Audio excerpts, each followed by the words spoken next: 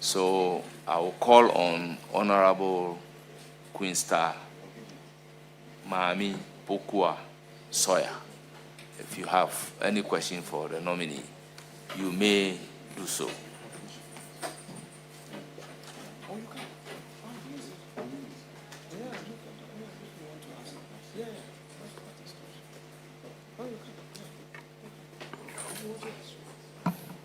You're welcome, our leader, Honorable Ayariga.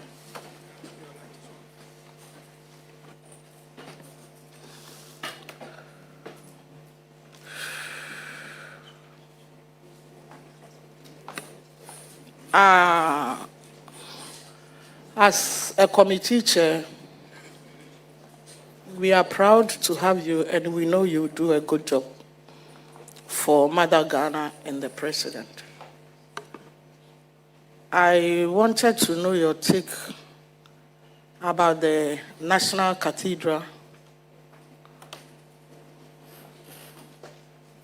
the building and the ideas behind the construction of the National Cathedral by the former administration. Thank you. Yes, Honorable Nominee. Thank you very much. I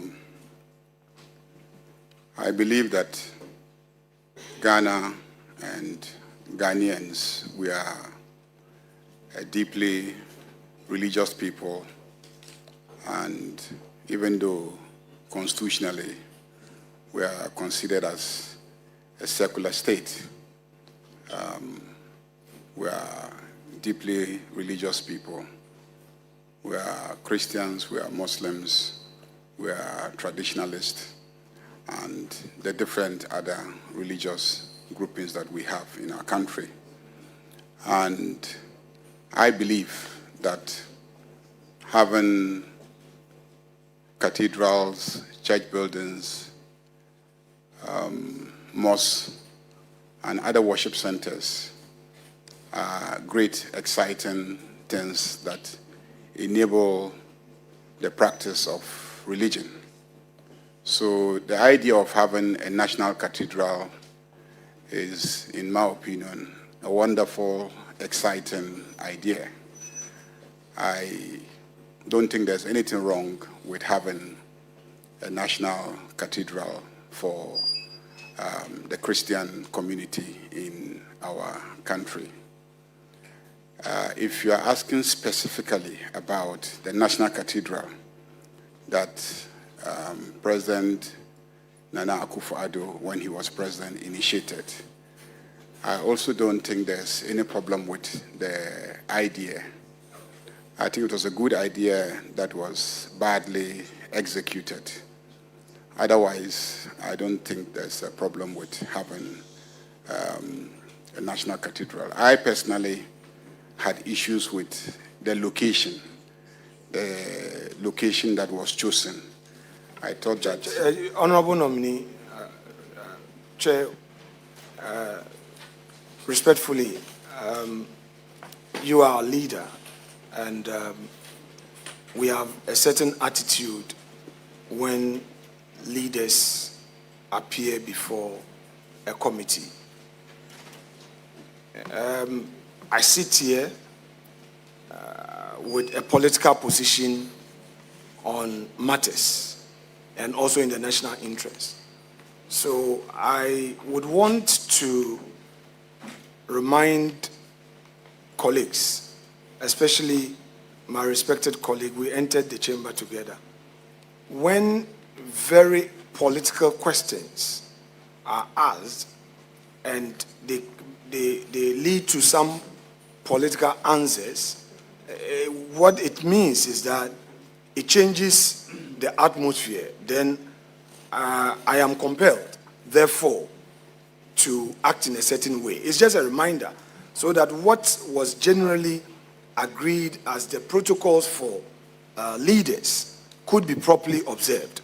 Because I cannot sit here whilst an answer is given which seeks to run down my government that served this country And we know that there was an audit report that cleared those people, that there was no wrongdoing by Ken Oforiatta or anybody, and then somebody would deliberately drop National Cathedral, which may lead to political answers, then I am compelled to now discuss the audit report and all that. So, Chair, I will plead with members, if we all had a gentleman's agreement, let's act in good faith. Else, I have to trigger the necessary political tools available to me. I'm saying this as you know, in all good faith, in all fairness to all of you. Honorable Minority Leader and Honorable Ranking Member, I have listened to the nominee and I have not heard the nominee accusing anybody in any manner whatsoever. Honorable members, let's observe the rules. We interrupt where the need be. Nominee, you may continue, but be brief in your answers. Yeah, so I said, personally, I think it's a good idea. The only issue I had, and I said personally, not politically, I had issues with the location. I thought that the location would rather just increase the traffic congestion in that neighborhood. And I also felt that it wasn't the best idea that, given the availability of a lot of land by the ocean, that we hadn't elected to use those lands that were free, and then we pulled down bungalows. The second issue is also that I believe that we should have mobilized a lot of private and philanthropical support for the construction. And that also, I think, was a shortfalling of the entire project. But if I am approved by this House and I become the minister responsible for chieftaincy affairs, I will engage the leadership of the Christian community in this country. And I want to assure you that if they remain committed to the construction of a national cathedral, I will engage the president, and if it is the wish of the president, I will wholeheartedly support and mobilize for the project to be continued and, God willing, completed. Very well. Any further question? Yeah, I am a bit particular about this. I wanted to ask about what you would do about the relationship between our MMDCs, some of them, and between them and their members of parliament. That is not quite stable. Thank you. Yeah, for so many years now, we've had situations where some MMDCs and some members of parliament have had difficulty working together. I have, by God's grace, risen to the level of leading this House, and I understand how distracting it can be for a member of parliament to be sitting in Accra working and to have a DCE or MMCE back in the district undermining the member of parliament. For any group that is in government, it is not a good thing, whichever way you look at it. Because if you undermine each other, you are threatening the very viability of the political group. You are destroying your chances of winning or retaining power. And so for those in government, it is not a good idea. And for those who are in a position where the DCE is in one party, the MP is in another party, it is not in the spirit of the Constitution that you should not be working together. The MP has his rights, he has his common fund, and he's entitled to use his common fund within the framework of what the Constitution and the common fund legislation allows, and the formula that we approved in this House. And so I will use my knowledge and experience to try and then build a better working relationship between members of parliament. MP has issues with their members of parliament. I'll use my, any MP has issues with their DCEs. I'll use my good office to try and make sure that I resolve the issue so that we can have smooth operation and running of assemblies at the local level.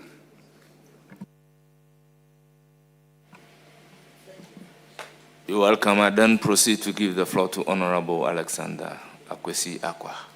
Thank you very much, Mr. Chair. Congratulations, Leader.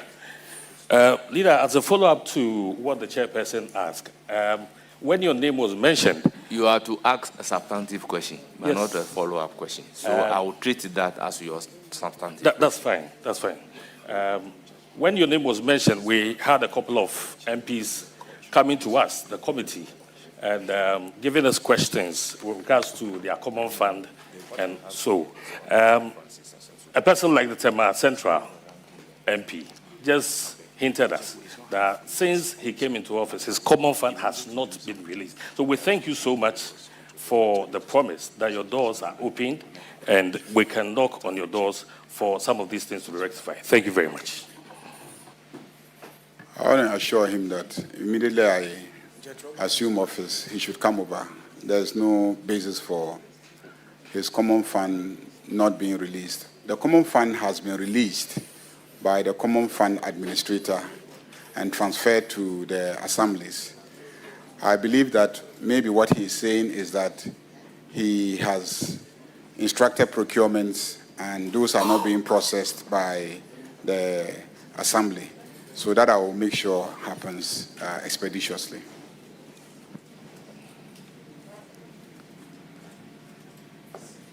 Yes, any further question? Very well. I will then give the floor to Honorable Charles Agbebe. Thank you very much, Chairman.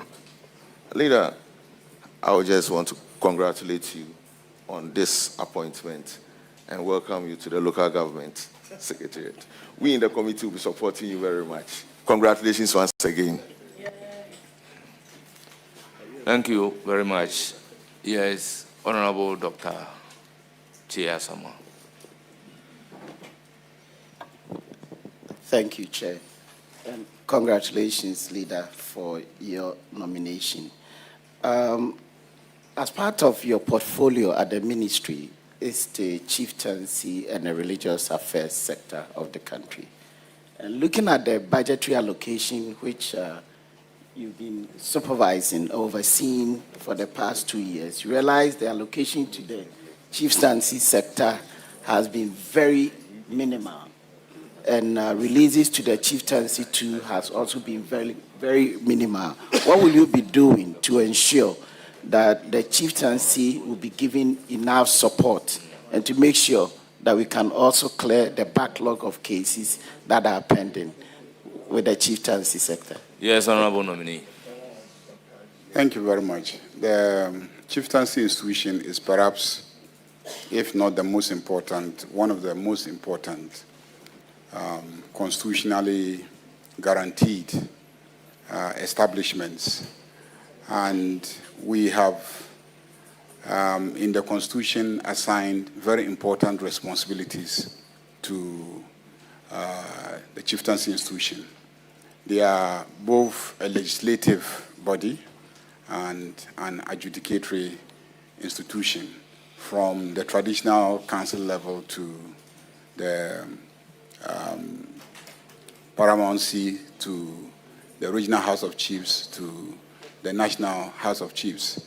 And so if we resource them adequately, I believe that this country will do far, far better than we are performing now. What I can assure you is that I will try and get the Minister of Finance to make adequate budgetary provision for the chieftaincy institution. But I believe also that there's a huge potential for revenue mobilization within the local government setup itself. There are so many fees, levies, charges, rates that we are supposed to be collecting that we are not collecting. If we collected those ones, there will be enough resources to support all sectors that are performing critical roles at the local level. And chiefs do perform a very, very critical role at the local and regional levels up to the National House of Chiefs level. And so I will explore, one, getting government increase allocation. Two, I will also explore getting the local government authorities to mobilize the revenues that are supposed to be collected at the local level and support the traditional authorities because they really do help them in the governance of the spaces that the assemblies are responsible for. Any further question? Thank you. I will then proceed to give the floor to Honorable Patrick Yabwama. Thank you, Chairman. To congratulate the nominee, I don't have any questions for him. Thank Very you. well. Honorable Patrick, why are you Aliklim. disappointing me? Honorable My friend, I expect you Aliklim to ask me Akurugu, questions. You have the floor. Please, I've not given you the floor, Honorable Zuera. Honorable Aliklim Akurugu, you have the floor. Thank you, Mr. Chair. I have no questions. I wish you all the best. Thank you. I will then move to Honorable Mahama Shaibu. Leader, congratulations. We wish you all the best. Thank you. Thank you. Honorable Anodomfre, you have the floor. Speaker, Chair, I see my leader beaming with smiles. I will only wish him well. And I also hope he will come to Parliament as he should to answer all the necessary questions. Leader, I wish you well. Thank you very much. Except that I'll also miss you at business statement presentations. Honorable Haji Aladi.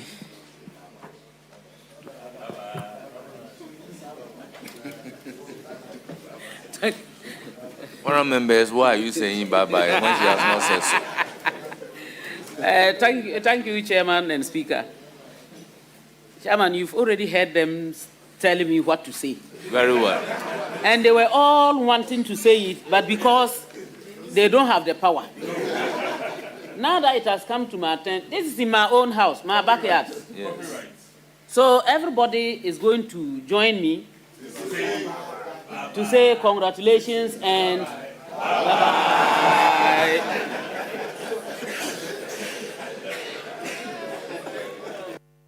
As Honorable Roxanne Nelson Kwame Eche Dapamapo. Speaker, thank you very much. Let me wish my boss the very best and to humbly add that he will be sitting in a composite capacity. He will still be assisting us in the House. I thank you. Honorable Patricia Apiaje, Deputy Ranking. Thank you very much. Honorable Chair, Honorable Leader, Minister Designate, I don't think I have any doubt about your competency, your academic achievement, and your eligibility. All that I want to wish you is the best of luck in your new position as the Minister for Local Government, Chieftaincy, and Sanitation. And I also want to let you know that since you are departing from this leadership role, I've already filed the court's, not a motion. I filed the court with the, yes, divorce papers. So I just want you to know that I've done so. Thank you very much. I will be the presiding judge. That divorce will not be granted. Yes, Honorable James Agaga, you have the floor. Thank you very much, Honorable Chair. The nominee is my elder brother, my senior at the bar, and the outgoing majority leader. In the course of his tenure as the majority leader, he chalked so many successes. And like the Chief Whip said, he would continue to sit in the composite capacity. And I believe in context, sitting in the composite capacity would mean that even us, the Minister for Local Government, we shall continue to tap into his vast experience and wisdom to manage the affairs of the House. Honorable Mahama Ayariga, congratulations. Thank you, Leader. I will proceed to give the floor to Honorable Kwaku Riket Hagan. Thank you very much, Chair. Leader, I'm going to miss you. Leader. And I have worked with you for many years since I got into this house. I have worked with you quite closely in the last year and a half to two. This house knows you. I know you. Ghana knows you. I think no one has any doubt in his mind about your competence and the good job that you do in your new ministry. I wish you all the best. God bless you. Thank you. Thank you. It's now the turn of the ranking member, Minority Leader.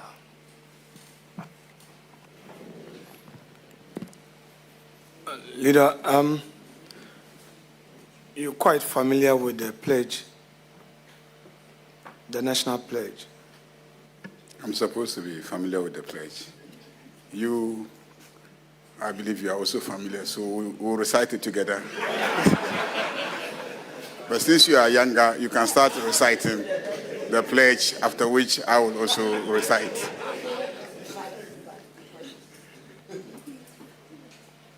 You are on oath. All right, so you would want us to give us, you want to give us the benefit of the pledge? I think that I am one of those who believe that the values captured in our national pledge and our national anthem should be the defining value of every Ghanaian. And so we should not forget it.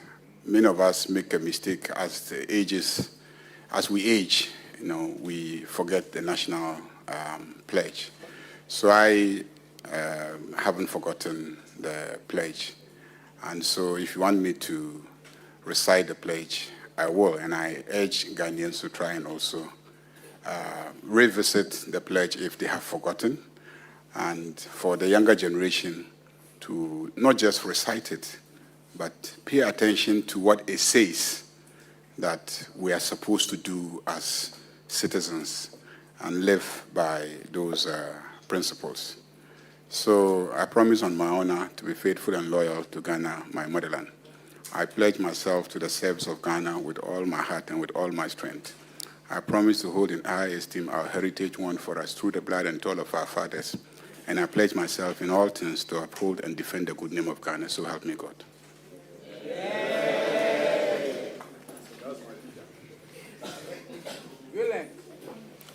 Why the speed?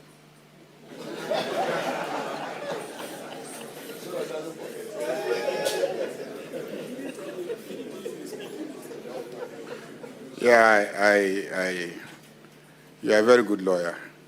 If you want me to move slow, you should have said, recite it slowly. If you wanted me to recite at, medium speed, you should have said, recite at medium speed. If you wanted me to recite at high speed, but you left the option open.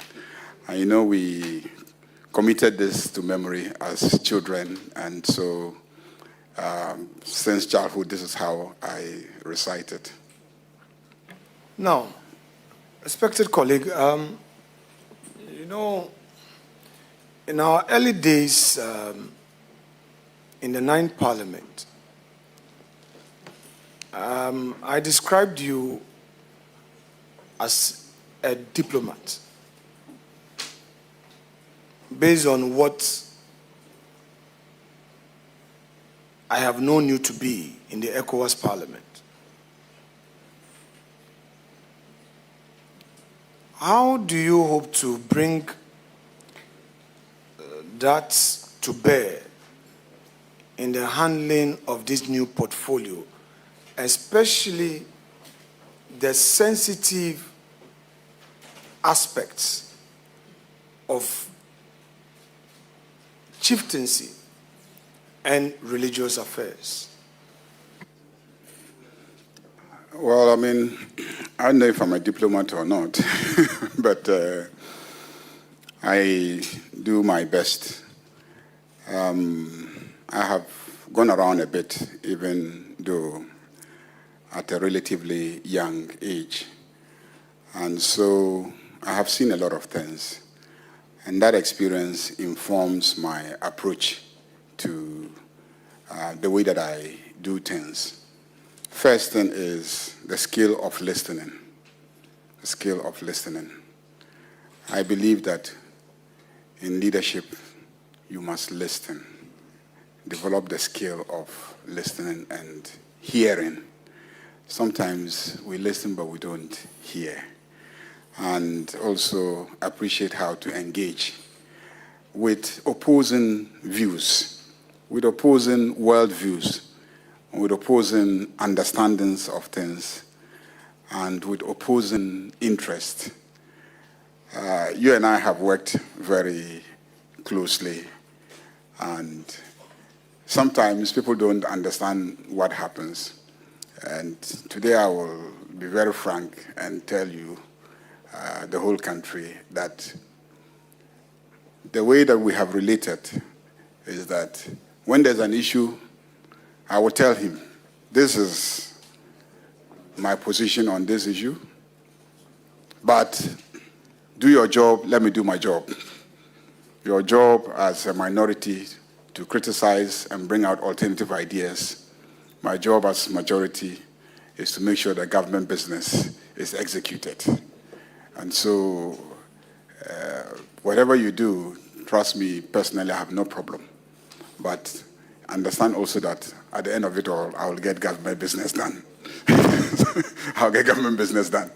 So if you are forthright in your dealings with people and they know how you work and you know how they work, you will be able to minimize friction. So chieftaincy is one very sensitive area. I think that the first thing everybody has to understand is that no minister of state has the authority under our constitution to interfere or meddle in chieftaincy matters. It's not the business of a minister to meddle in chieftaincy matters, to interfere in chieftaincy matters. The Chieftaincy Act and the Constitution impose obligations on ministers who are acting on behalf of the President to provide support services to the institution, namely the National House of Chiefs, the Regional Houses of Chiefs, and the traditional councils. That's what the minister is supposed to do, but not to meddle in specific chieftaincy matters. When there is a matter that is actually a chieftaincy matter, it is only the Regional and National House of Chiefs and the Supreme Court that have jurisdiction. Yours is just to provide a facilitating, role if it is needed by either the National House of Chiefs or the Regional House of Chiefs by way of supporting them, as mentioned earlier on, resources so that they can adjudicate the cases expeditiously and dispose of them. But as minister, you have no mandate to go interfering in chieftaincy matters. And that's exactly how I will approach the work. Thank you. Leader, I have with me a petition dated the 15th of August, 2026, from the Mamprogu Traditional Council with reference number MTC/P27/52/442. I received it at 10:41 a.m. on the 20th of August 2026. In this petition, the petitioners contend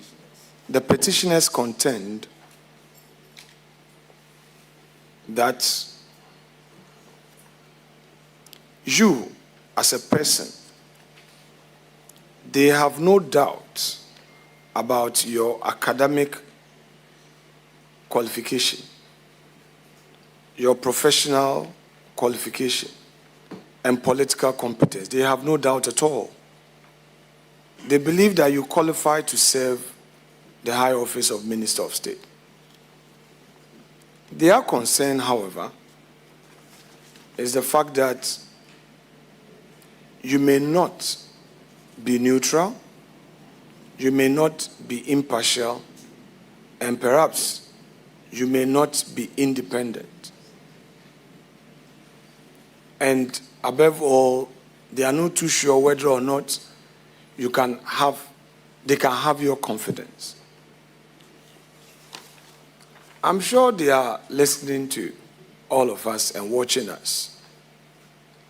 Can they have some assurances from you that should this house pass you, you are going to be a father for all, irrespective of any prejudice they may have formed against your person?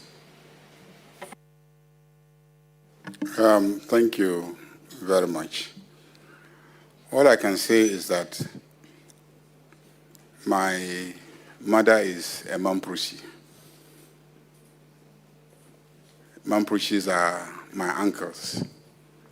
They are partly responsible for my upbringing and training. If I fail in this new job, then it means that there is a defect in the way they have trained me. And I believe that they have trained me well, and I'll vindicate them by living up to their expectations. That I can promise them. I can promise my grandfather, the Nairi, that in my capacity as Minister for Chieftaincy Affairs, I will definitely live up to his expectations. Thank you.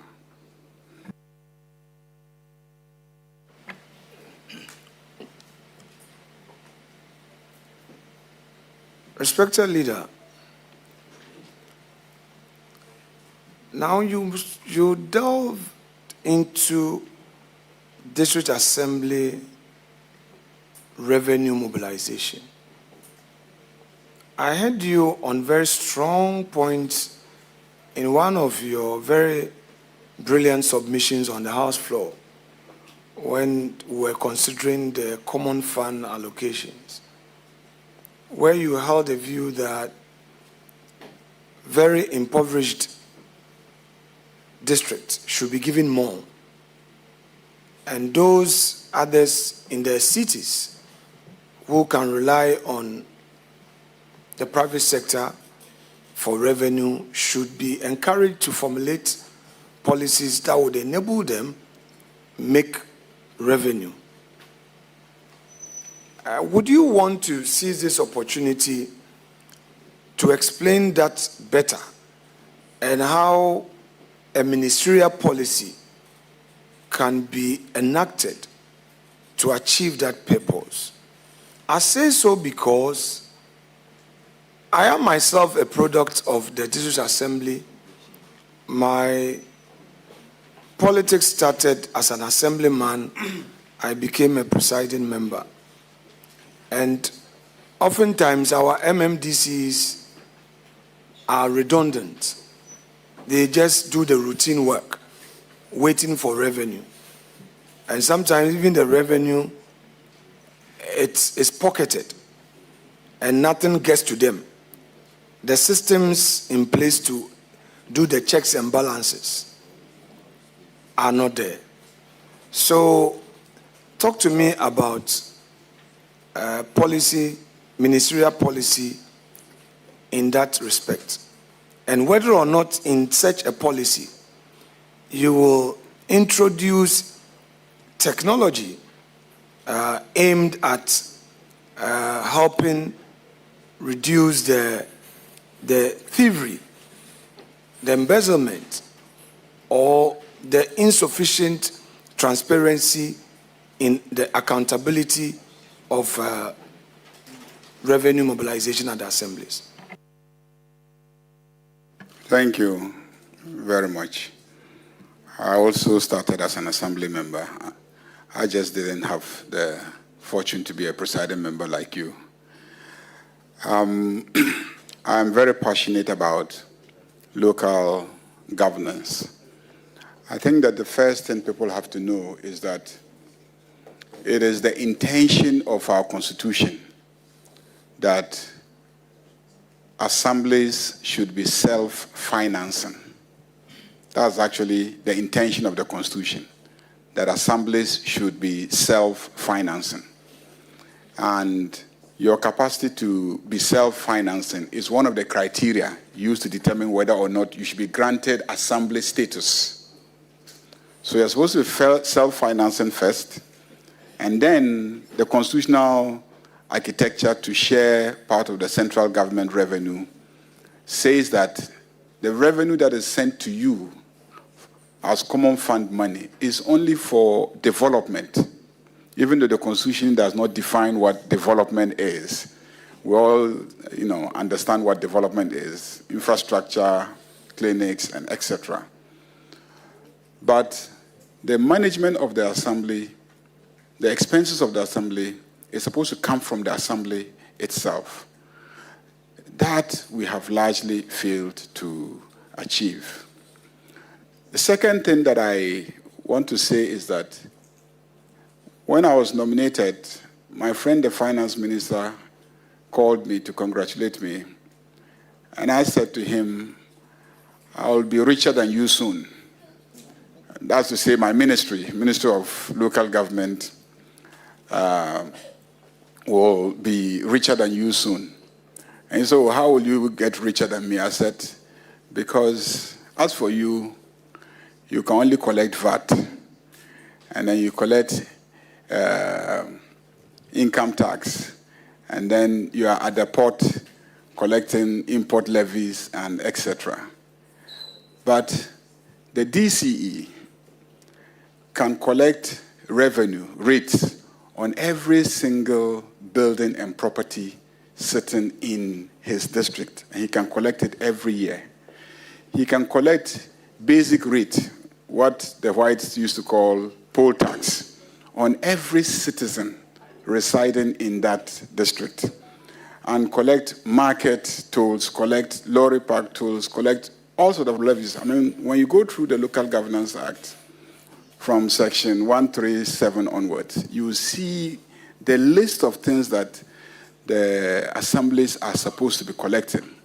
The last time I sat with some experts to do some basic analysis, from property rates alone, I believe that the assemblies could be collecting close to 20 billion Ghana cedis annually. Just property rates alone, at very, very conservative figures. And so the potential exists. I was having a conversation with some civil servants a few days ago, and I was telling them that I cannot understand why the district in which Ghana Airport Company is located will ever be a poor district.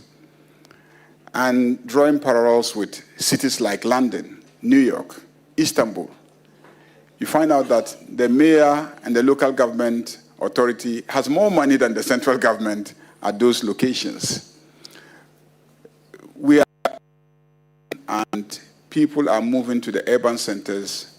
The agglomeration has huge economic potentials for assemblies. What they are not doing is just not identifying and collecting. So like you indicated, the first major thing I will do as minister is to put in place an infrastructure for us to immediately identify all properties across the country that are supposed to be paying rates to the assemblies. What we have now is we have the street naming and addressing, house numbering program. But what that does is it simply gives you the location of a property and a particular address. But it doesn't tell you the nature of the property, the value of the property for the purposes of levying rates. And so we will embark on a major exercise of identifying all properties, having them properly described, and having them properly valued so that the assemblies can levy the appropriate rates. And to deal with the problem of people taking the money and pocketing it, we will also try as much as possible to ensure that everything is digital. And so it will be difficult for you to divert the resources. And we want to ensure that we try to understand why at the local level it is not being collected. When you ask the DC to go to the chief's house and collect property rates, I'm sure he will think that you are, passing a death sentence on him. You may not easily have a DCE insisting that his constituency chairman should pay property rates. And secondly, when you leave it to them to collect, they may also end up leaving it in the hands of, party foot soldiers, families, nephews, and etc.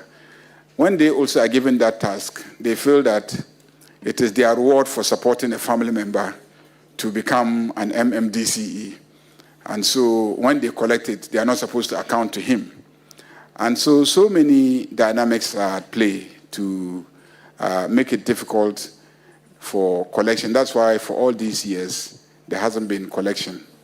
And I also believe that in a lot of cases, the tax experts will tell you that some taxes are just not worth collecting because they're just not significant.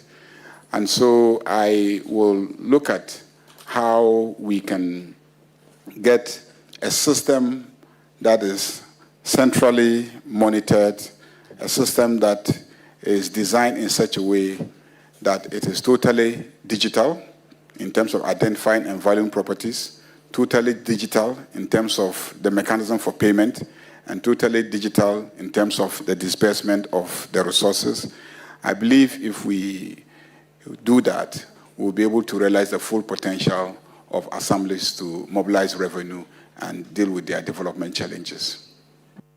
Very well. Leader, I have a follow-up on this, but this Galamsey menace is a serious problem. I had a rare privilege of discussing some governance issues with one prominent religious leader in our country who is part of your entourage. I don't have his permission to mention his name. He expressed deep concerns about Galamsey. And he was worried about we, the political actors, how we behave, our attitude towards natural resources and general well-being of our people. how do you hope to get your MMDCs to help fight Galamsey activities in their various districts and municipalities? I have a long-standing relationship with small-scale mining. If you recall, in my previous life, I was Minister for Environment, Science, and Technology. And so in that capacity, I was very concerned about small-scale mining activities. I think there's also an issue of nomenclature. What we call Galamsey is simply either artisanal mining or small-scale mining activity. That's what we call Galamsey. When we determine it as Galamsey, it gives it a negative connotation. What are the underlying causes? The underlying causes really are that a lot of these young people who want to mine legally have difficulty obtaining the requisite permits to carry out the mining activity. And because they don't have the requisite permits to carry out the mining activity, they also consider themselves as illegal actors. And because they are illegal actors, all the relevant or required investments to mine properly, safely, and reclaim, they don't do it because they know that they have no right or title and it will be unsafe to make those investments. Otherwise, many of them actually have the resources to make the investment. I will want us as a country to rethink and say, how about if in every district we identify the actors and where they are carrying out the actions and find a way of ensuring, of course, not in water bodies, not pulling down existing cocoa farms and etc. But how about if we strengthen the regime of small-scale artisanal mining and make sure that at the local level, the MMDCs pay close attention to small-scale artisanal mining as an economic activity, Why would we be interested in Newmont coming to carry out large-scale mining here, and yet in areas where the defined ore is not worth large-scale mining, but there's still some gold, we don't also now try to structure, the artisans and the young people to carry out small-scale mining activity legitimately. So I will approach the job with that attitude that let's engage, let's ensure that they are doing it legally, let's invest in EPA and have a lot of personnel at the EPA, let's invest in Minerals Commission and have a lot of mining engineers who are in every district, who identify every single space where a mining activity is taking place, who make sure that mining is conducted in a way that is consistent with all the environmental regulations, and who also ensure that whoever carries out the mine, at the end of it, will reclaim the area and plant and make sure that they invest in restoring the area to what it was before they came. And if we did that, we'll minimize the friction, and then we would actually benefit. Because I say this now, we're actually benefiting as a country from the activities of small-scale and artisanal miners. And I think that whilst we are benefiting, we should also be investing in them, which is investing in personnel to support them, investing in infrastructure to support them, investing in monitoring them.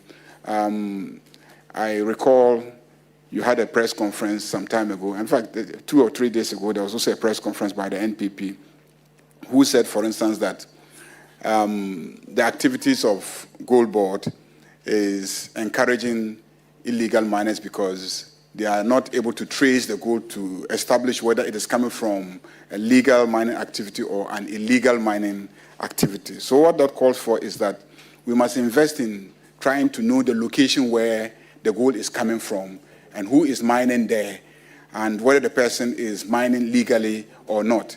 And in most cases, how do we ensure that they are mining legally? Because as a country, I don't think we are totally against mining. I think we are against mining in ways that destroy the environment, pollute the water bodies, and endanger the lives of all of us as Ghanaians. Yes, so I think your last phrase is what carries the entire burden. Irresponsible mining, activities that destroy water bodies and our forests. So I would want you, as part of the research, to get the MMDCs to rather focus on that bit. I think that would be reassuring to the country, if we do that. So once you are giving your word on that, I won't belabor. My last point, then we can call it off. The Constitution talks about the local government concept, and it de-emphasizes the partisanship nature of it. There are calls for a full-blown partisan political system at the local government level. In advanced democracies that we copy the example, their entire political structure is partisan. Even in the United States, even at the prosecutorial level, people contest for it. You know that this attorney general of a particular state is a Republican or a Democrat. I mean, they have allowed it. Now, we are a bit concerned about what we have heard recently in circles of government, that the constitutional amendment that is to be expected, there's a proposal for the president alone to have the mandate to nominate people to contest. We hold the view that if it is an open contest, then it should be anybody contesting. If we don't even want to make it partisan, the president should have no hand in who contests for mayor or DCE.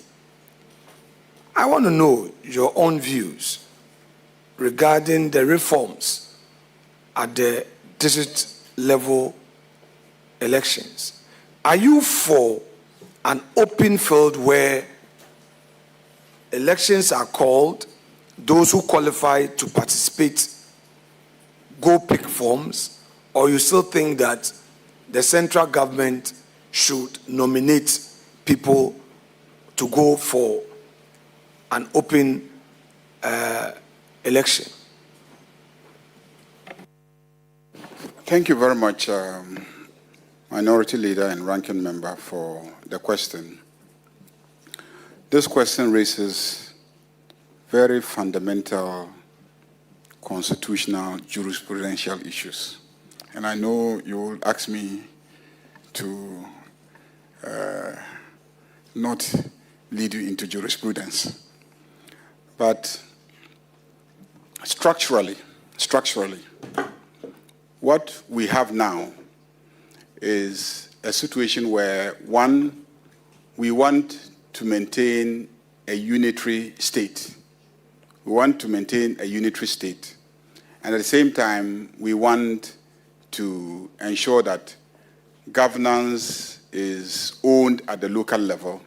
There's local participation, there's trust, and because of that, the locals are contributing towards their own governance and development. So these are the core objectives. Now, for those who say, let's have free-range elections at the local level, this is what will happen. we will be electing 2 people who will have executive powers. When you elect a DCE of a given geographical space, he would have executive powers, and then you now elect assembly members who will have legislative powers. Then at the national level, you elect a president who has executive powers, and then you elect members of parliament who have legislative powers. So some of the concern expressed by those who are designing the architecture is if you elect a president and then the president doesn't have control over who is also exercising executive powers in a particular given location, are you likely to be triggering conflict between the person elected by the whole country to exercise executive authority and the person elected in a district to also exercise executive authority? Who becomes accountable? That is a structural issue. Most people don't understand the architectures of other jurisdictions. So, for instance, let's take the United States. In the United States, you will say, oh, but we have the federal government and we have the state government. They have succeeded in doing that because what they have done is to, within the executive functions, to establish spheres of control. So the federal government is in charge of defense.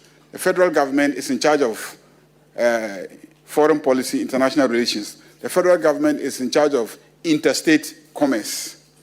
Okay? So you have defined specific areas of executive power that is reserved to the federal government. Every other power is left to the state. So when you elect a state governor, he knows his territory. He doesn't interfere in the territory of the federal government. That's why you will watch movies. For those of you who have lived in the US, you will see that you have the state having its own police force. New York police, Los Angeles police. You never hear federal government police.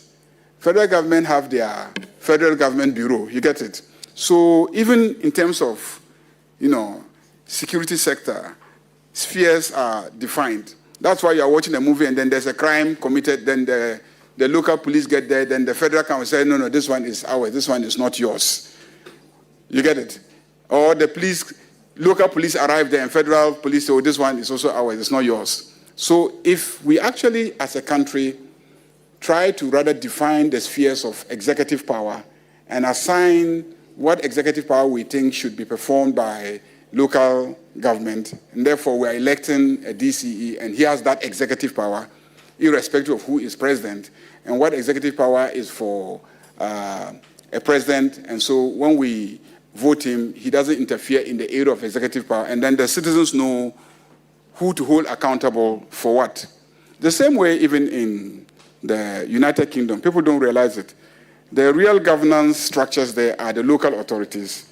Then, of course, you now have the Prime Minister, and they focus on some other areas. But if you go to London, you have London Metropolitan Police. You get the situation. I don't recall seeing any other rival authority. So that's the first fundamental issue that needs to be addressed. Otherwise, you might just be superimposing structures on others and ultimately end up creating conflict. And if you address that, you'll be addressing the other concern that others have, which is basically that a president wants to have a DCE that is reliable in terms of the execution of his own mandate. But if we have defined the spheres of influence, you can't be telling that you want a DCE that is reliable, because your sphere of influence is there, and then the DCE's sphere of influence is also there. So there are deep fundamental structural issues that we need to think through. Now, this proposal that was presented and which government looked at and recalibrated it and gave a position paper tries to meet each side halfway. So we want a situation where the president is able to work with the person who is the DCE, okay, because he nominates him. But we also want to make sure that that person is accountable to the entire population of voters in his district. As it is now, the system we have is that the president is comfortable because he has nominated that person, but the person is approved by elected assembly member, which is a college. So it is easy for him to make sure that he stays in power as long as he satisfies that small number of elected assembly members. And the entire population is complaining because they are not satisfied. But he and his assemblymen, they are happy because he's able to manage his assemblymen in such a way that they don't trigger a vote of, no confidence in him. So it is a midway approach where the president can nominate, but it's no longer just the assembly members who are going to be doing the approval of the nomination.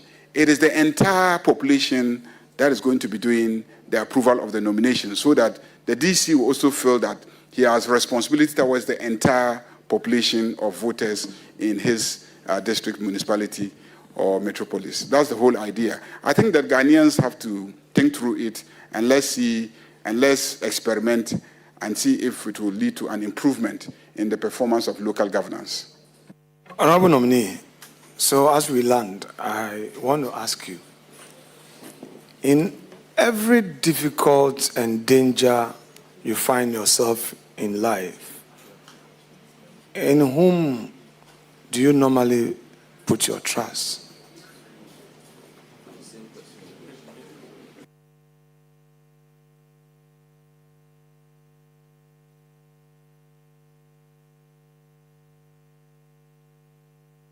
Yes, honorable nominee. You want me to ask you? Recently, when I got married in my lovely wife. Now, finally, as you exit, you opted to make some disclosure. And I was happy with the disclosure you made regarding the politics we play on the floor. Sometimes we, all of us as political actors, we suffer that unfortunate perception people have about the politics we do. Sometimes they don't know that it's a role play.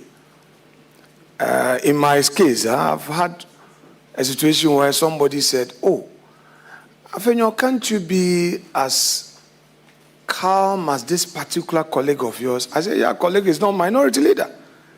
If he gets into that hot seat where he has to consult every party elder till 5 a.m. and he sleeps for 1 hour and has to carry the burden on his shoulders, he won't be calm again." Anyway, I want to ask you, for those who don't know you and I, if somebody asks you to describe Afenyo Markin as your opposite number, Ayariga, what would you say? I'm done. I would say he's a troublesome boy.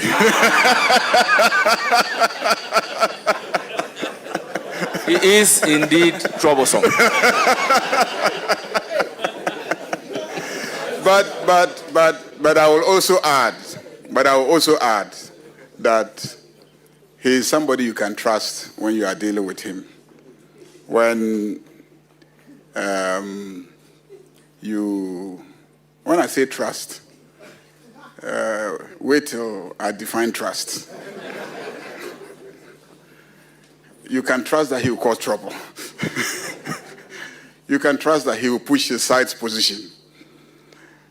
of course, and at all times, even I would say, I know this will be difficult for you, but you have to play your role. You are a minority. You have to play your role. And people call me, why do you allow Afem Akin to do all the things that he's doing? I'm like, he's just playing his role. He's just playing his role. So let him play it. I'll play mine. When he finishes doing all the things that he's doing, I'll cause the vote. And then the decision will be taken the way I want it. So that has been it. But, you know, in addition, working with you in the last 1.5 years, you know, I've come to know you as a person of integrity and honesty. And I want to thank you for the forthrightness with which you have dealt with me as the majority leader.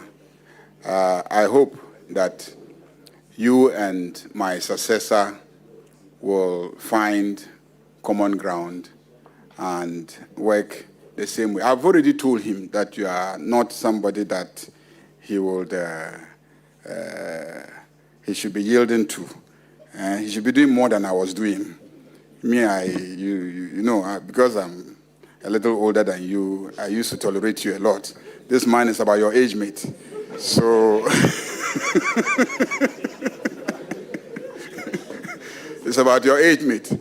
I've actually told the president to increase the number of fire tenders in this area. So you might see 2 or more fire tenders being brought and parked in front of the Chamber of Parliament House, because I also know what he will do to you. I could tolerate you, listen to you the whole day, and just get up and say 1 or 2 things, and then have us vote. This man, he would like to reply to everything that you will say. So also be ready. But I want to say that I enjoyed my time working with you as the minority leader. And I just want to encourage you that so many things will be thrown at you, but from what I've come to know of you, I know that you are very resilient. You never give up. Even when you are lying down, you'll be shouting. When I get up, you will see me, oh, you're lying down. You're on the ground.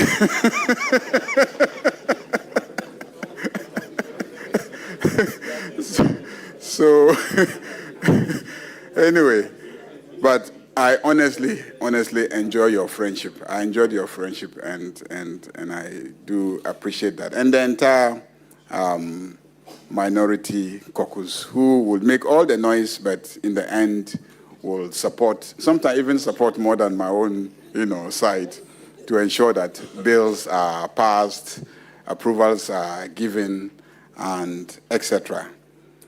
I may ask for permission from you to go to the Ministry of Local Government with Honorable Patricia Apiaje. So the reason is that she was the mayor of Kumasi. Oh, please, it's not about our other relationship that I want to carry you there. It is because of your expertise as a former mayor of Kumasi and a former deputy regional minister. I'm sure many of you don't know, but I was partly responsible for she being made mayor of Kumasi. She was a deputy regional minister for Ashanti. And then the office of mayor of Kumasi became vacant. And then President Kufuor asked her to act as the mayor and at the same time as the deputy regional minister. And you know that in Ashanti region, the mayor of Kumasi is a very weighty position. I was then the ranking member for Constitutional, Legal, and Parliamentary Affairs. So every morning I organized a press conference to bash President Kufuor for not appointing a substantive mayor. So one early morning he got tired of my press conferences and announced her as the mayor of Kumasi. So I'll be carrying her to the local government ministry to learn from her experience. I thank you very much, Chairman. On that note, your request is approved. Yes, Chair, I know that you are always in a hurry to dispossess me of this woman. you cannot take her away. Honorable Ayariga, somewhere I read that rising to eminence by merit, you live respected and die regretted. I entertain no doubt that your industry has earned you this high office, and that has equally earned you that respect. We'll be there to support you, but you know my job. I've lost a lot of friends because of this job, but I know that God will be by my side. So when my questions start coming, get ready. I cannot afford to continue with this 87. Definitely, I must also make it 150 in the minimum. In the minimum, 150 in the next election. So I have to do my job. Okay? So all the best, my brother. Thank you so much.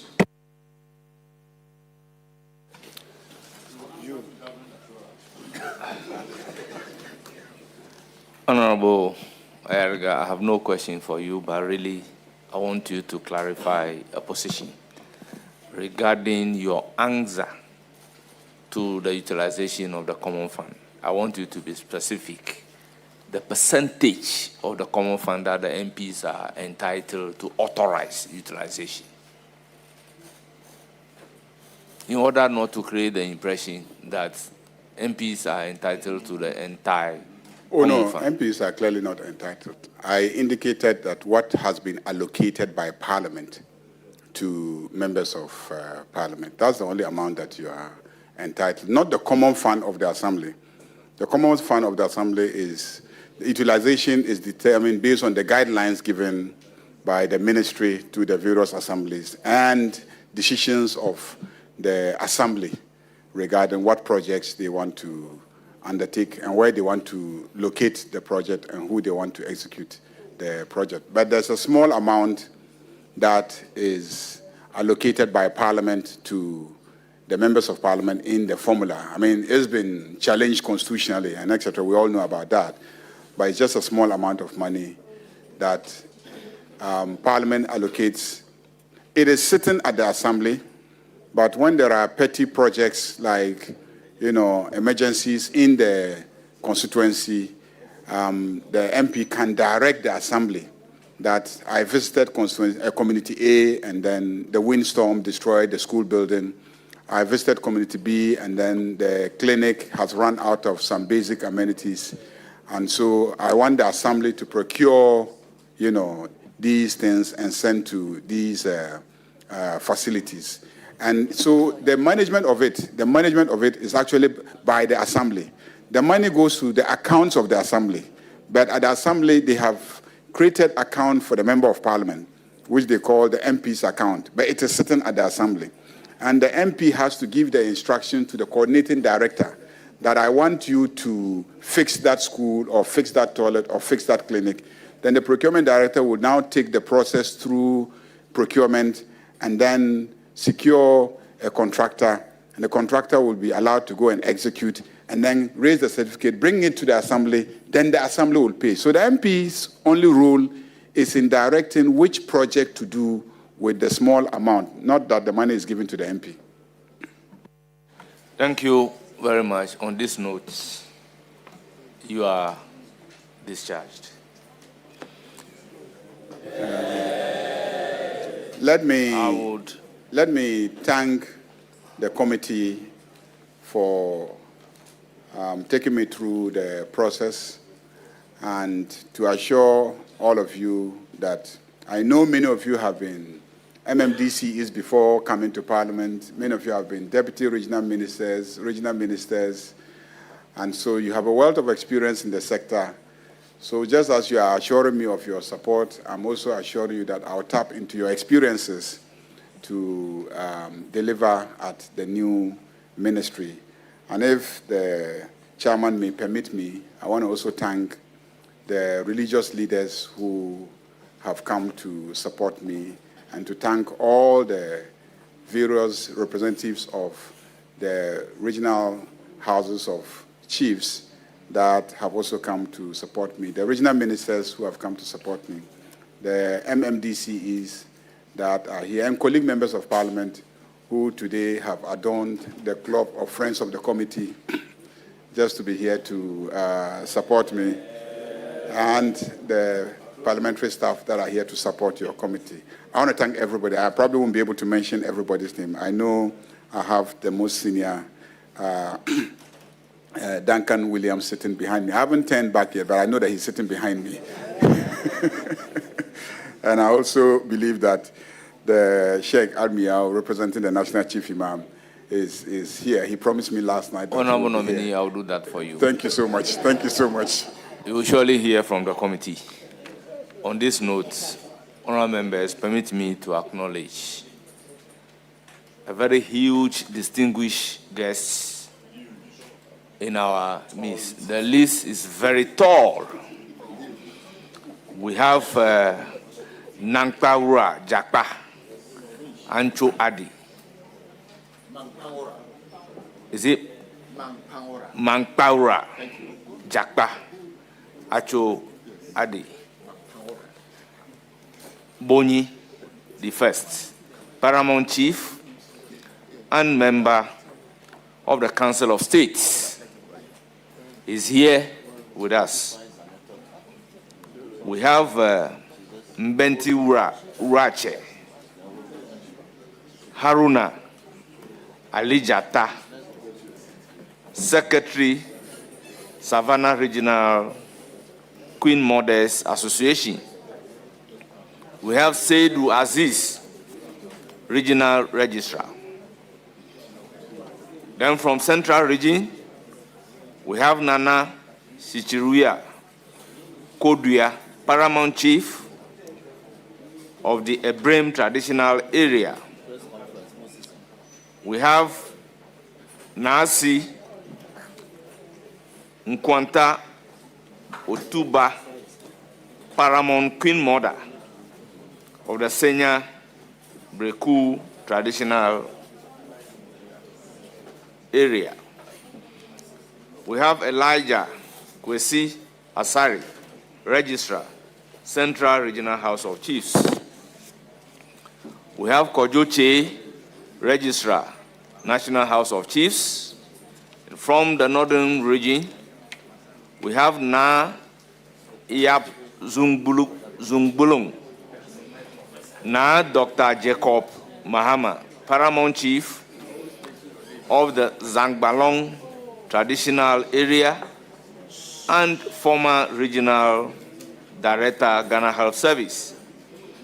Then we have Na Bapri Pansu Na Alhaji Seidu, Paramount Chief of the Pansu Traditional Area, former Member of Parliament and former District Chief Executive for Wulensi. We have M.A. Gariba, Registrar, Northern Regional House of Chiefs. Then from the Volta region, we have Togwitenge Gligui Jokoto, Paramount Chief of the Amugo Wago Traditional Area. We have Mamaga Nokua Wuo, Paramount Queen Mother of Ziopui. We have Muhammad Ikilu, Registrar, Volta Regional House of Chiefs. Then from Ahafo, we have Nana Owusu Konto, Mehame Hini, and we have Nana Efia Sawa, Gwasu Hima. Then from Upper West Region, we have Kuro Basungro, Paramount Chief Funsi. We have Pongna Chana, Abdul Razak, Paramount Queen Mother Singh. We have Ben Obiri Asamoah, Registrar, Upper West Regional House of Chiefs. And from Bono region, we have Osajifo Anye Ampem, Amuampong, Wenchi Hini. We have Nana Ya Ansua Droboma Hima. We have David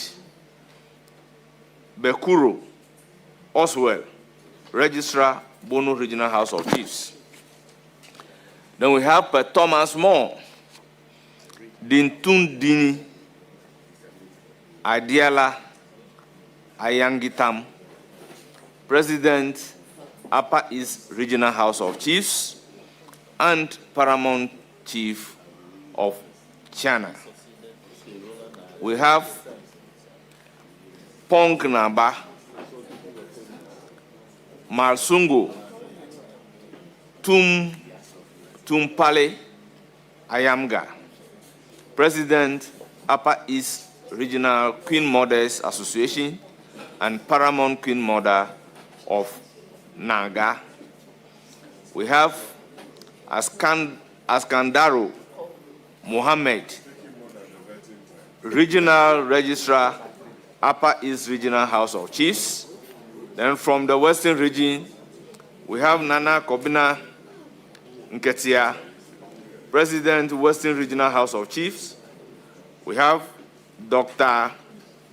Kapori Abutu, Registrar, Western Regional House of Chiefs. We have Dr. Kabori Abutu, Registrar, Western Regional House of Chiefs.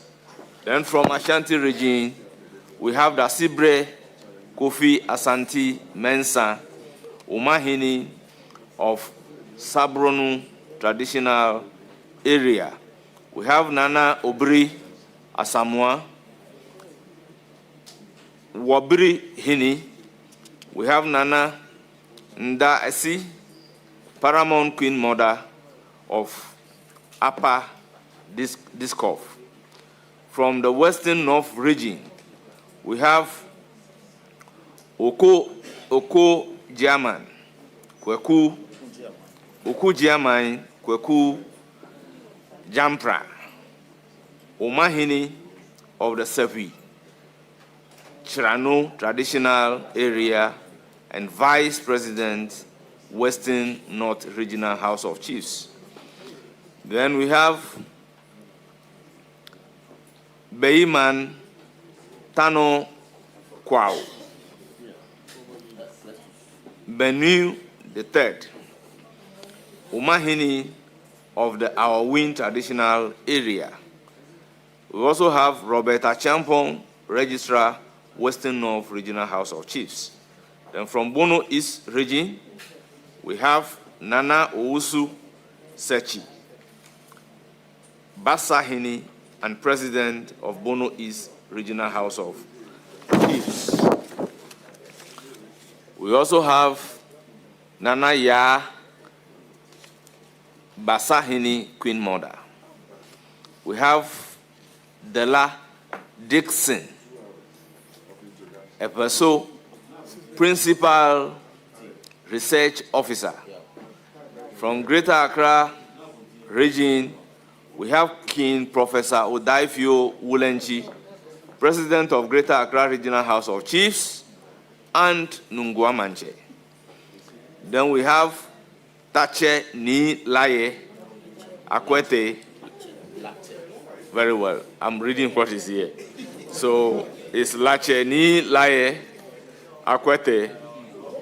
We have Cantamanso Manche, and former Regional Minister for Greater Accra and Volta region. We have Nana Dubako, Duba, Ningo, Queen Mother. Then from Eastern region, we have Nana Osei Nyako, Paramount Chief of Bosu, Traditional Area. We have Dasibre Akwomo Ekwamo Ahajapon, Ekwamo Ajapon, Paramount Chief of Kwowu Traditional Area. We have Ama Konedo Kusi, Registrar, Eastern Regional House of Chiefs. From the Oti region, we have Nana Akoto Masachi, Paramount Chief of Lolobi Traditional Area. Then we have Nana Efua Intriwa, Paramount Queen Mother, Pai, Katanga Traditional Area. We have Divine Mause Peli, Registrar of Oti Regional House of Chiefs. From the Northeast region, we have Ahmed Ibrahim, Registrar, Northeast Regional House of Chiefs. Then from Boku Naba's delegation, we have Naba Alas Budi, Cletus Abugri, Timpani Naba. We have Naba Danjur John Tiga Pikura Dan. We have Naba Noini Alaji Apam Nuhu, Upper East Community Chief in the Central Region. We have Chief Alaji Faisal Mahama Abugri Naba Bila Tiwuni, Greater Accra Kusasi Community Chief. We have Honorable Cletus Avoka, former member of Parliament and now a member of the Council of State. Then we have Faisal Eduri, that's family members. We have Faisal Eduri Abdullahi Ayariga. We also have William Ni Aye Okai. Then Osman Abdullahi Ayariga, Chief Executive of NYA. We have Zinab Abdullahi Ayariga, Suman Abdul Wahab, brother. And then we have Ophelia Atoklo, Deputy Chief, Ghana Community Exchange and Upper East Deputy Regional Secretary. We have Dr. Musa Imoro, Director of Finance, Ghana Education Service. We have Indigo Mohammed Awin Dago, Constituency Chairman of Boku. We have Dr. Hassan Ayariga. We also have Honorable Azunab Isaac, MCE of Boku. We have Honorable James Ayamwigo, DCE, Boku West. Honorable John Abuga, DCE, Garu. Honorable Martin Areku, DCE, Binduri. Honorable Stephen Abeke Akurugu, DCE, Paga. Honorable Roland Atanga Ayu, MCE, Bolga. Then Christian Council, we have Archbishop Duncan Williams. We also have Archbishop Isaac Nunu, Council of World Bishop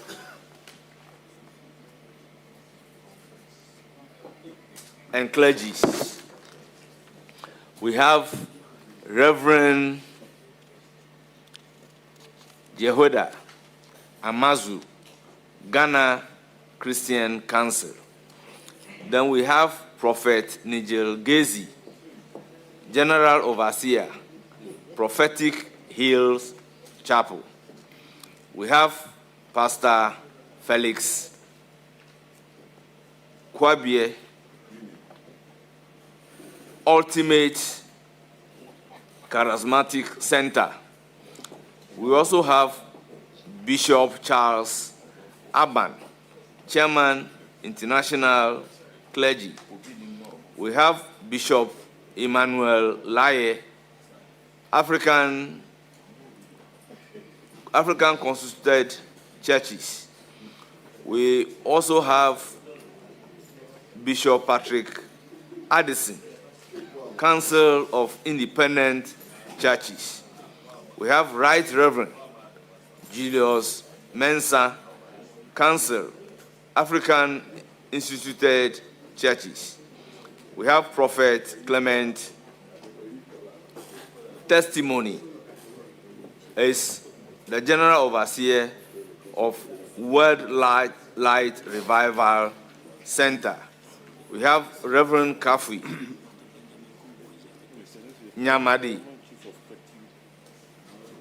Independent Community. We also have we have Okojimai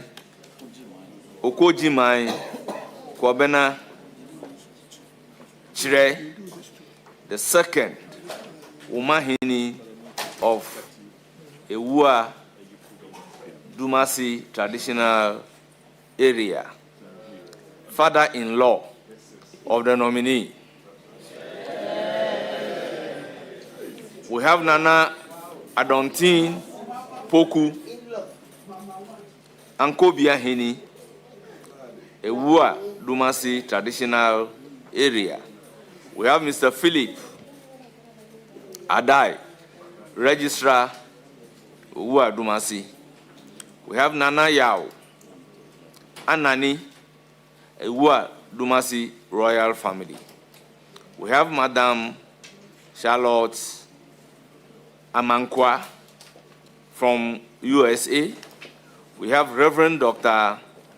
Prince Ajay, Royal House Chapel International, lecturer at the University of Ghana, Economic Department. We have Reverend Bright Nutako, Perez Chapel International. We have Pastor Martina Ajay, Royal House Chapel International. We have Mr. Samuel Anya, Ethel Tigo. We have Mr. Charles Nana Yadong. We also have Sheikh Aremi Yao Shaibu, spokesperson, Chief Imam. Then regional ministers, we have the Volta Regional Minister, Honorable James Gunu. We have Upper East Regional Minister. We have Bono Regional Minister. We have Western Regional Minister. We also have Alaji Bonap, NDC Chairman, Upper East. Honorable members, on your behalf,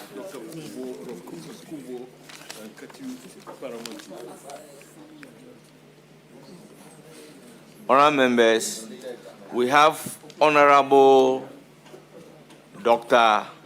Benjamin Kumbo, former member of Parliament and former majority leader of the August House.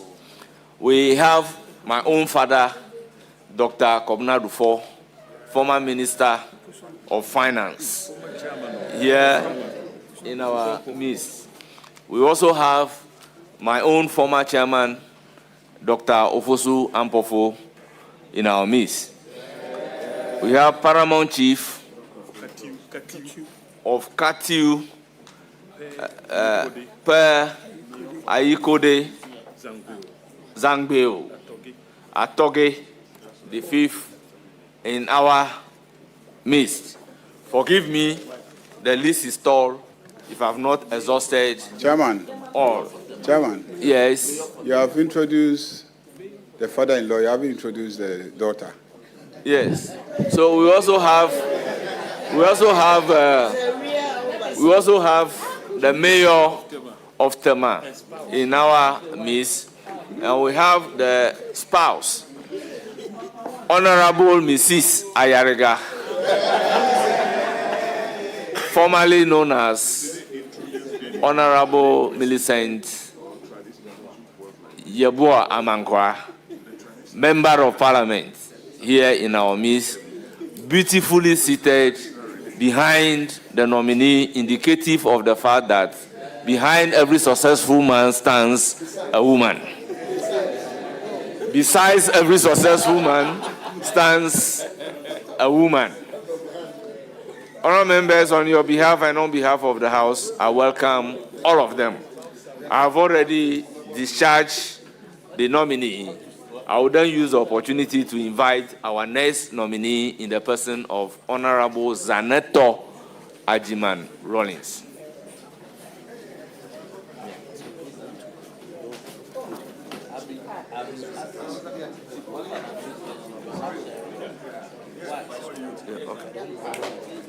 Okay. So you can take the list. Take the list. Bring me Zanetor's list.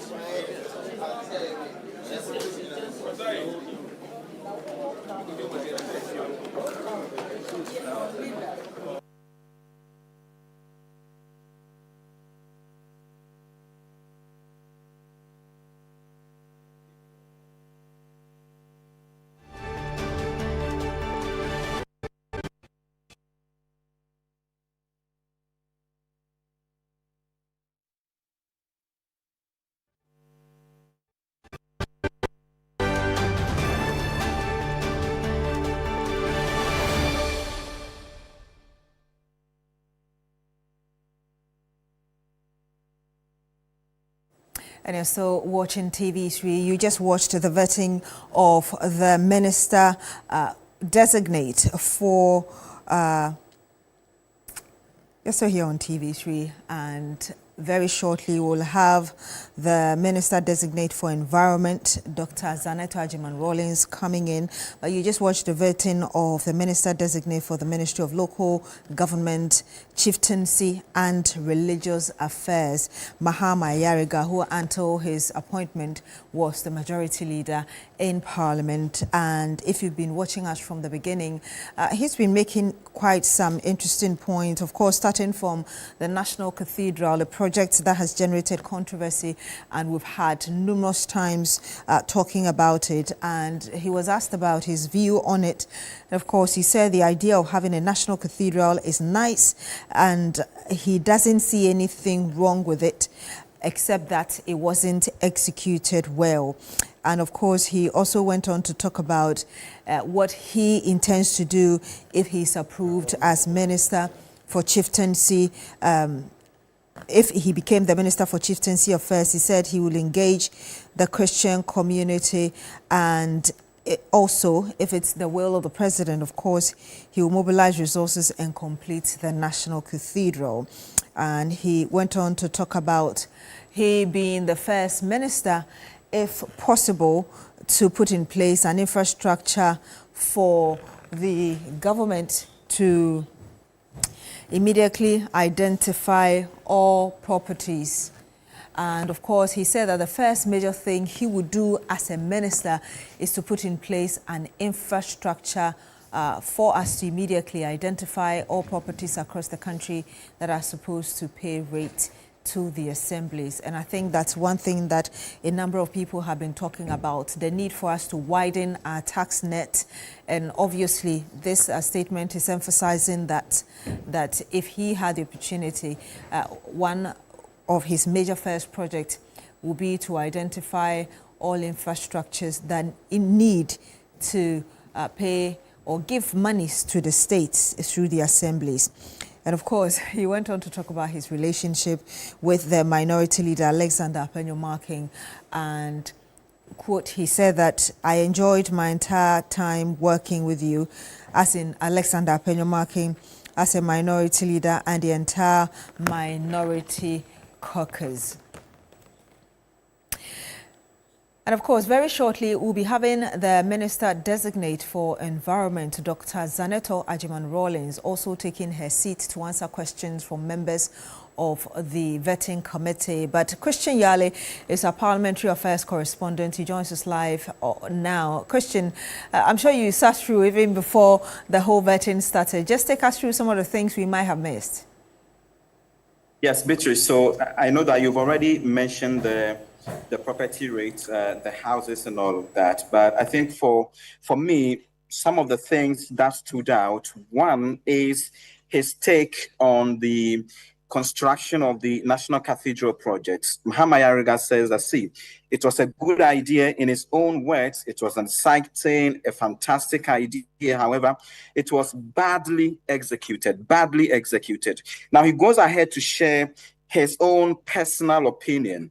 His personal opinion here is that, see, there are other prime locations, other important locations, other equally suitable locations around the beachfront that could have been used for the execution of that project. Because when you look at the location where they decided to site the project, it would have created and caused heavy vehicular traffic and would have brought a whole lot of chaos around that area. So that is one thing. However, he says that should the House approve him, he would engage the Christian community.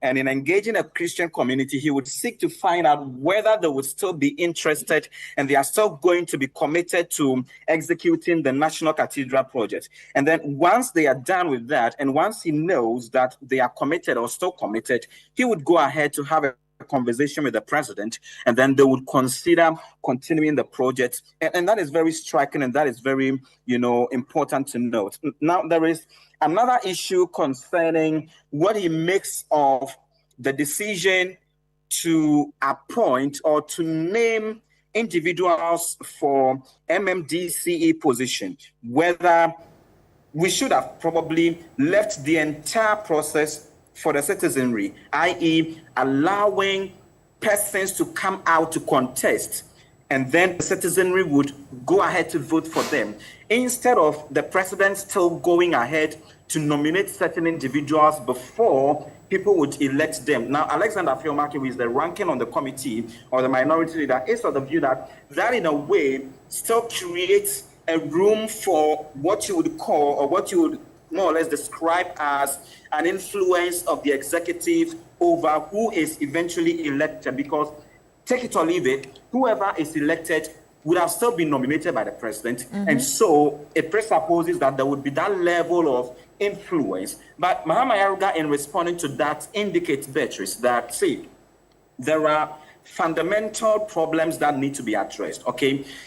i.e., or one of which would be to look at the issue of defining the executive role or the executive powers and what influence or to what extent the president can have an influence on who he nominates or does not nominate. And so he thinks that those fundamental issues are there that should be considered. Now, he goes ahead to cite other examples in other jurisdictions, but he's of the view that this particular measure by the Constitutional Review Committee, which has been, adopted by President, goes a long way to meet each of the two halves halfway, okay? Each side halfway, i.e. President will nominate, however, constituents would have to decide who is their preferred candidate. Now, there were some lighter moments during the process, especially a part where the minority leader asked him whether he is very conversant with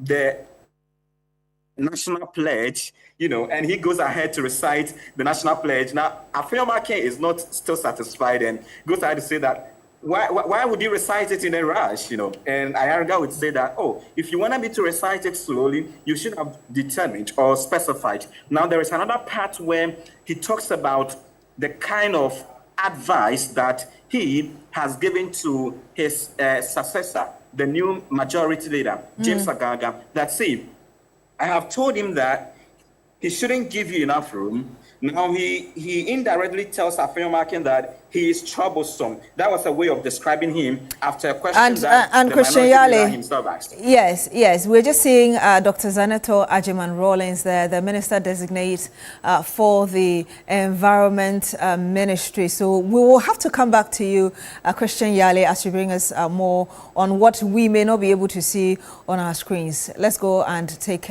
what's going to happen with Dr. Zanetor Rawlings now. I'm the Member of Parliament for the good people of Ekuapem South. Thank you, Chair.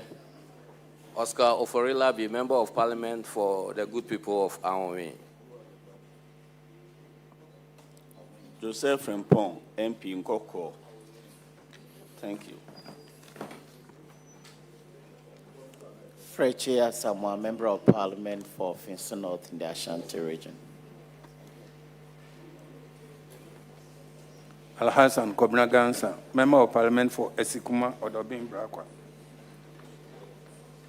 Good morning. Thank you, Chair. My name is Hamza Adam, Member of Parliament for Kumongo Constituency, ranking Committee on Environment, Science and Technology.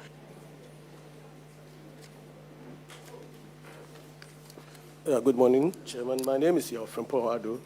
I'm a Member of Parliament for the Mansui Dubia Constituency and the Chairman of the Environment, Science and Technology Committee. And former Deputy Minister.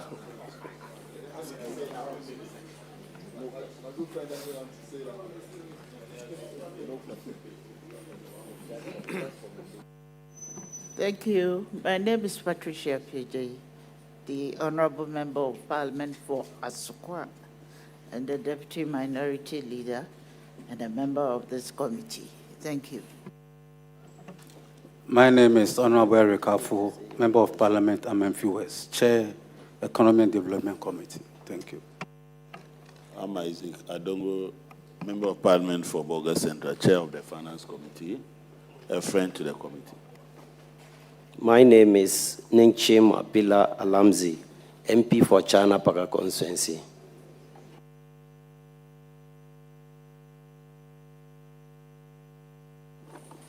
My name is Helena John Tuse, MP for Karachi West Constituency, Chairperson for Gender, Children and Social Welfare Committee. I'm Cletus Sedu Dapla, MP for Jirapa. My name is Dr. Mark Kate Nawani. I serve at the pressure of NABDANS, and I'm the Chairman of the Health Committee, the Parliament of the Republic of Ghana.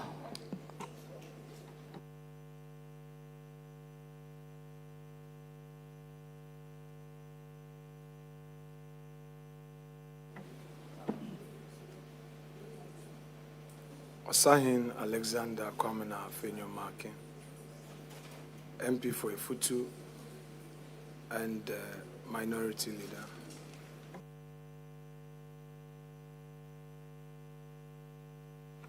Clerk of the committee, can they administer the oath? Oh, no. We have introduced ourselves already. Those who are not here.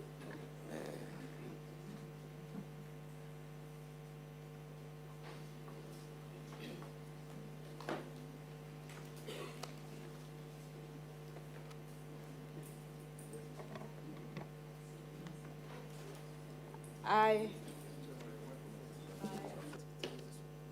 The cross or the Bible?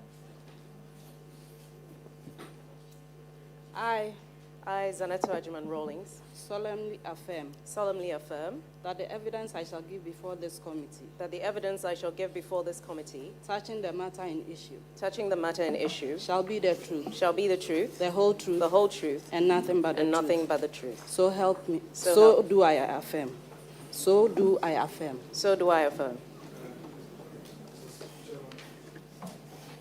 Chairman, Clerk, there's a little problem. Nominee, please be seated. It's not about you. Madam Clerk, please, let's do it again and properly. First of all, you may have to inquire from the nominee based on her own faith and her intention on what she would want to take the oath. Is it by affirmation, by the cross, the Holy Quran, or the Bible? The nominee was holding a Bible and you were administering affirmation. That is not the right way. So please, privately off the record, you must first inquire from her on what she would want to take the oath. When done, then you proceed. So please, kindly take it again, because this cannot be taken as a proper oath taking. Honorable Clerk of the Committee, once the nominee is holding the Bible, it's indicative of the fact that he wants to swear by the Bible. So go by the right. So swear the nominee in by the Bible. Oh, no. Let's find out from her.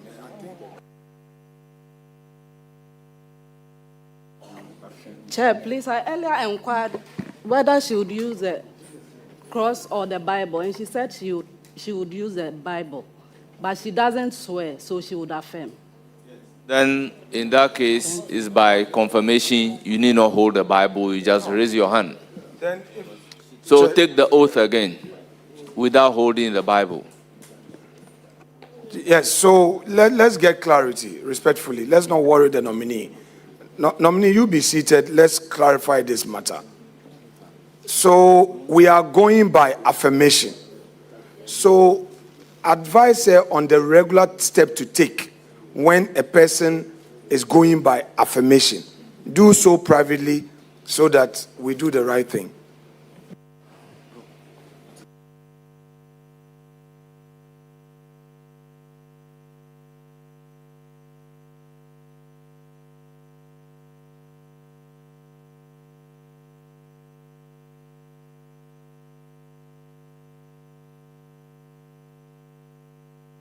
Yes, go ahead now and administer the oath again.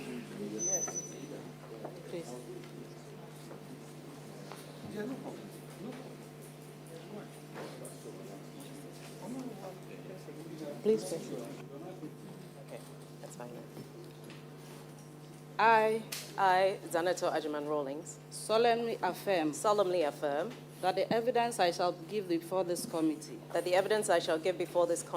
touching the matter in issue shall be the truth, the whole truth, and nothing but the truth. So do I affirm. Thank you very much. May I proceed to humbly ask you to give us your brief background.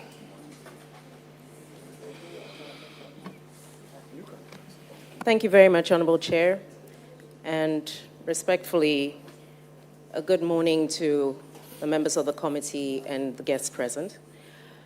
My name is Zanetor Agyeman-Rawlings. I was born on the 1st of June, 1978 in Accra, to the parents who are both deceased, His Excellency Flight Lieutenant Jerry Rawlings and Nana Kunedu Agyeman-Rawlings of blessed memory.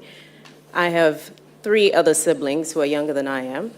I went to kindergarten in Accra, which was Tiny Tots. Primary school was Northridge Lyceum for 6 years. I subsequently then attended Achimota JSS for 3 years. I was part of the pioneering group for the new system, the JSS. And then I went to Wesley Girls High School for 3 years.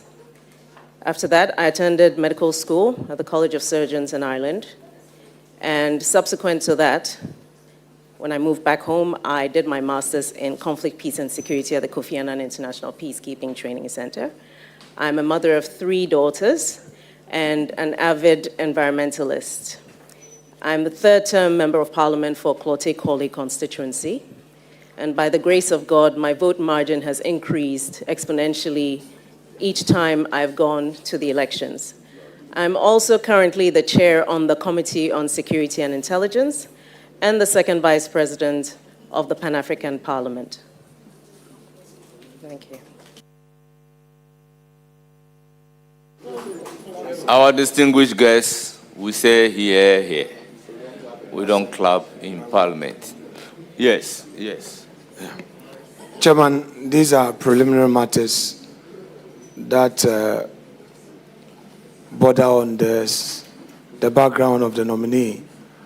Honorable nominee, being a second vice president of the Pan-African Parliament, may I inquire from you whether or not you've resigned your position, proud to come in here for the vetting?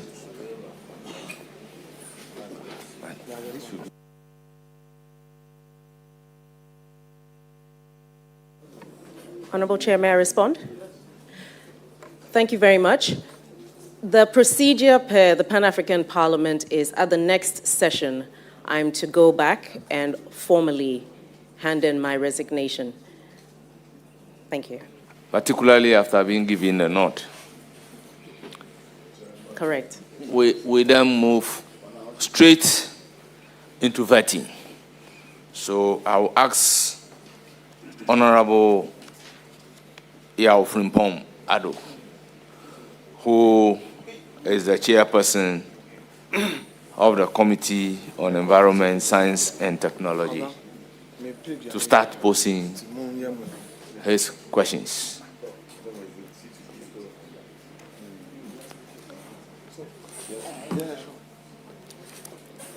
Thank you, Chairman. Honorable nominee, congratulations for getting the nod to lead our ministry, the Environment, Science and Technology Ministry. That has been orphaned for 1 year now. You know, the environment is all about mobilization of adequate resources. See, the climate change, this phenomenon called climate change, is all about mobilization of resources to prosecute the agenda of the ministry. And it's all about this, the Paris Agreement. So we are talking about the NDCs. What is your opinion about these NDCs? Yes, Honorable Nominee. I believe you're not referring to the party I belong to. The nationally determined contributions represent the commitments that countries that are party to the Paris Agreement make with regards to offsetting the carbon footprint globally. It's Ghana's contribution, or Ghana's commitment, was to remove about 64 metric tons of carbon dioxide equivalent. And this is supposed to be over a period of about 10 years, ending in 2030. To date, we have so far managed to offset about 43 of that, thereabouts. We still have quite a long way to go, but I think it's a work in progress. The nationally determined contributions are not, the Paris Agreement is not a binding one, and so it really relies on the voluntary contributions of the country. But normally, based on the commitments that we make, we're expected to actually deliver on them. Yes. So, Honorable Nominee, what you just opened your knowledge about the NDCs. What are the key elements in Ghana's current NDC 3? The key elements in this NDC 3? Yes, Honorable Nominee. Thank you very much, Mr. Chair. The main issues are to reduce emissions, and then to also promote and establish green technology. And then finally, to also look at how we can perhaps trade in carbon credits in order to contribute our quota towards the global emissions. Yes. Yeah, Chairman, thank you. Still on the NDCs. What? It's a follow-up to this same NDC thing. No, you are not entitled to 2 follow-ups, so ask a substantive question. Okay. All right. So, Honorable Nominee, there is this, you see, from your committee, going around the various agencies, we observed a very disturbing phenomenon. That is high attrition rate among the trained personnel of GAEC, the MPA, Nuclear Regulatory Authority, the other scientific institutions under you, especially CSIR. There's high rate of attrition. And when you meet them, they don't seem to have solutions to it. Every solution must come from your outfit. How confident are you that you are going to reverse this phenomenon that has been with us for a long time? Yes, Honorable Nominee. Thank you very much, Mr. Chair. I think that to start with, the attrition rate that we see is not just within the agencies of the ministry. I think we're having a serious brain drain. And for me, I believe that we need to look at how we improve conditions of service of our scientists.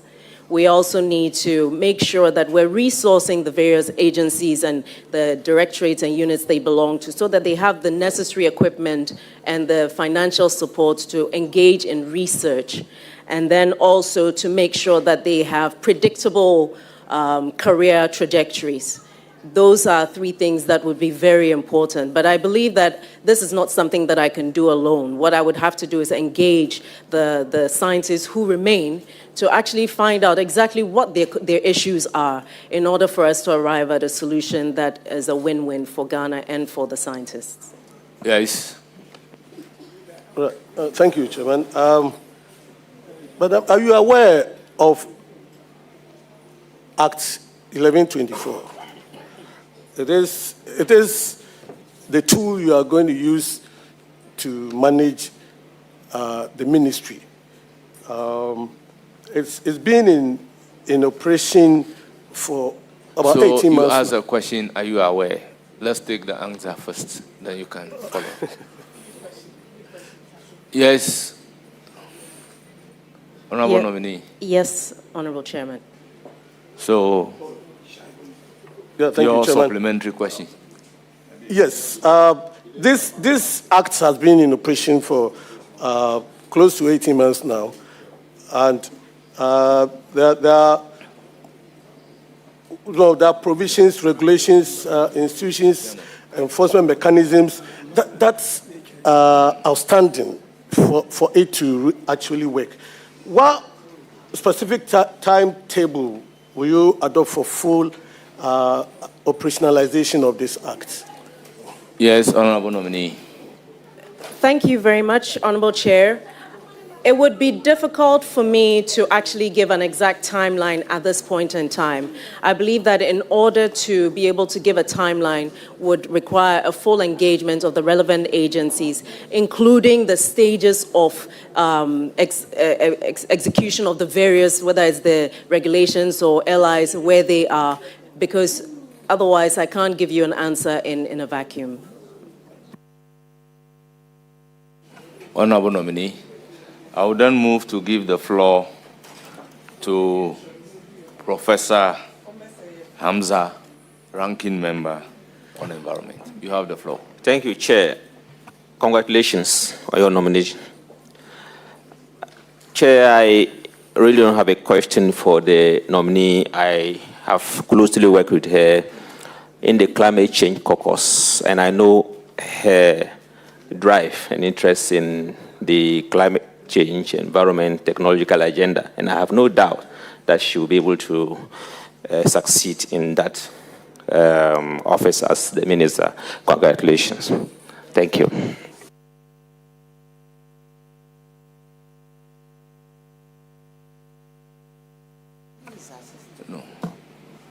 Thank you. Thank you very much.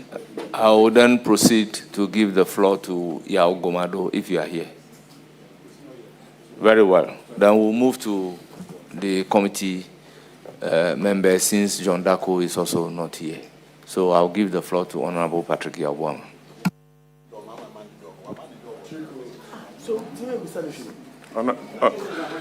Honorable members, can we have order? Honorable Adongo, you are Honorable members, let there be order because we have a tall day. I don't want to walk anybody out of the committee. So, Eric Afu, will you remain silent? You have been named and shaped. Thank you, Chairman. Let me use the opportunity to congratulate our colleague and my very good friend for a nomination, and I believe subsequent approval by the House. And congratulations, Zanetor, Dr. Rawlings. I'm happy your late parents would have been very happy to be seated behind you this day, not to remind you, but that the good Lord knows best, and I wish you the very best. I'm sure you got some briefing from the EPA before coming here. And at the heart of the fight against illegal mining activities, the EPA plays a very central role. And if you go through the legislation setting up the EPA, especially under Section 18 and the regulation LI 250, they play a very critical role. The DCEs, fortunately, we vetted the local government minister who supervises the DCEs. They receive monthly reports on areas within the district where illegal mining activities take place. The MAINCOM files reports to them, the EPA files reports to them. I want to find out from you how you are going to coordinate well with the Minister for Local Government, the Natural Resources Minister, and your good self, to eradicate or to fight this very serious canker in this country that we are all glossing over. And we all know the repercussions on the environment and our health needs as a country. Thank you very much. Yes, Honorable Nominee. Thank you very much, Honorable Chair. The fight against illegal mining and the subsequent damage it does to the environment and human life are an all of government and all of society imperative. And I do believe that the easiest way to address it is to have effective coordination between the ministries, departments, and agencies. And as you rightly pointed out, all of these activities are happening within the local governance space. And we have the decentralized EPA and all these agencies at that level as well. The regular reporting improves on transparency. It also helps us to track to what extent that to what extent interventions are making an impact. I believe that to start with, what I would want to do would be to sit with, should I get the approval from this committee and from the House, would be to sit with the relevant ministers of the coordinating, of the relevant ministers of the various ministries that have an interest in the Galamsey fight, which would range from the lands as well as the local government, to ensure that we're all on the same page to avoid the silo effect. So that's what I would start with in order to have a proper briefing in collaboration with the EPA. Thank you. Yes. That's about it. That will be all. Congratulations. Well, I'll proceed That's to about give, it. to give the floor to Honorable Eliplima Kurugu. Thank you, Mr. Chair. Congratulations, my sister. I have no doubt you would excel in your new ministry. I wish you all the best. Thank you. Honorable Shaibu Mahama. No, I definitely don't have a question. See, you're a very lucky woman, from Antwerp to Jalakope,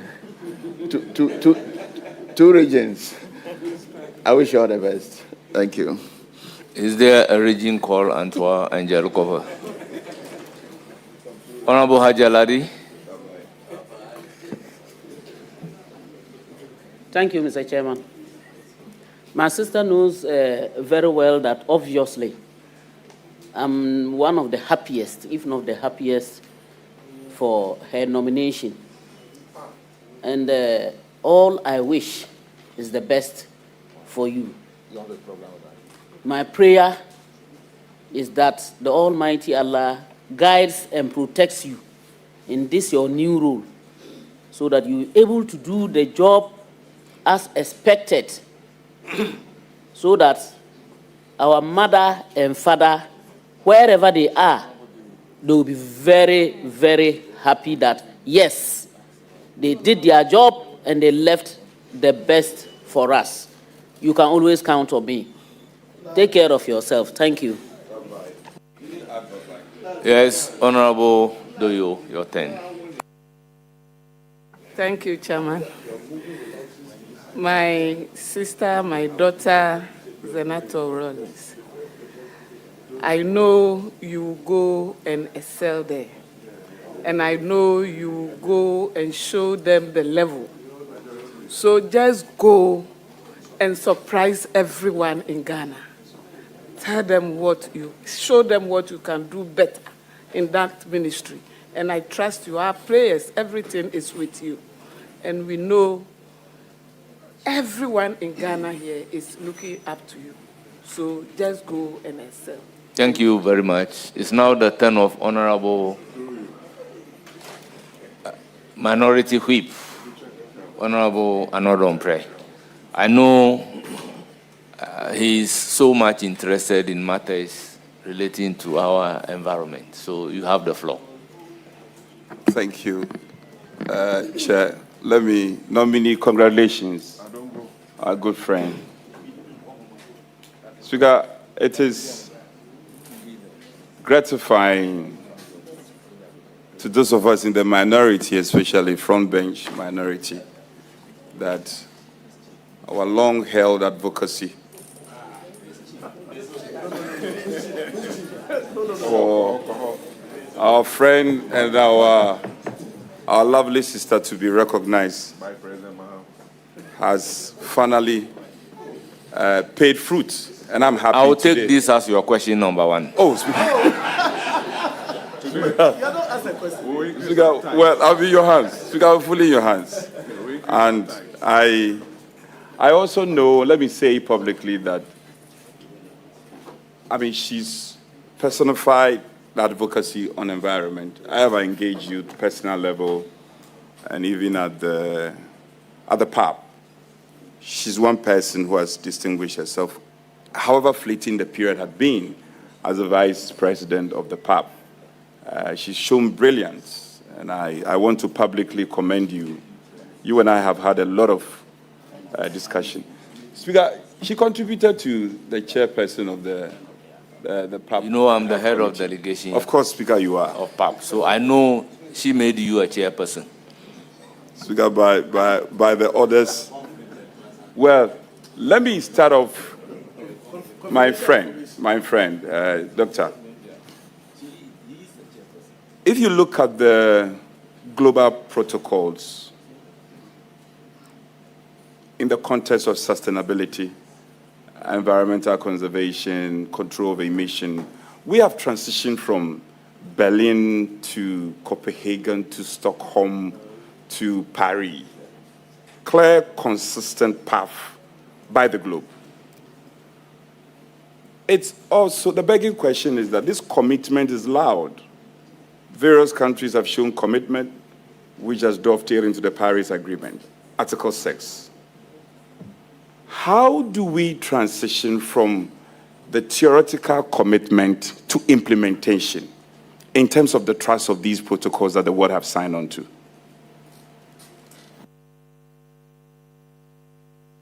Yes, Honorable Nominee. Thank you, Honorable Chair. I believe that we have already transitioned to the practicalization of Article 6 under the Paris Agreement. We have already signed agreements with countries such as Switzerland and Sweden on a bilateral exchange of carbon dioxide equivalents.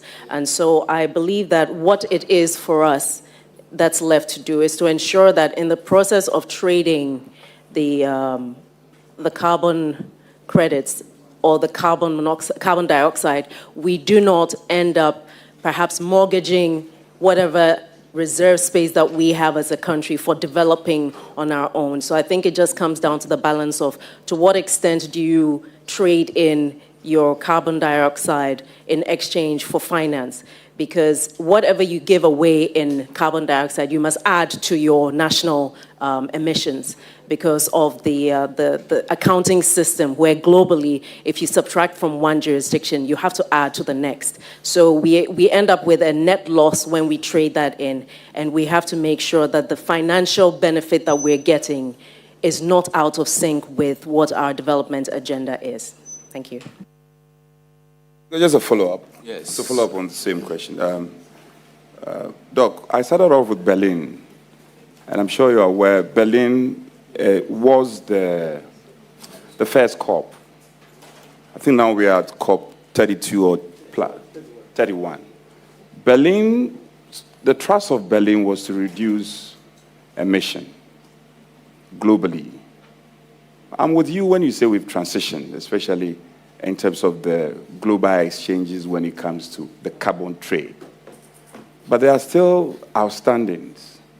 And that's where I was trying to tease your mind and to revert your mind to. But you seem to be focusing on what we have achieved and clearly leaving out what is outstanding. But that is just by the way.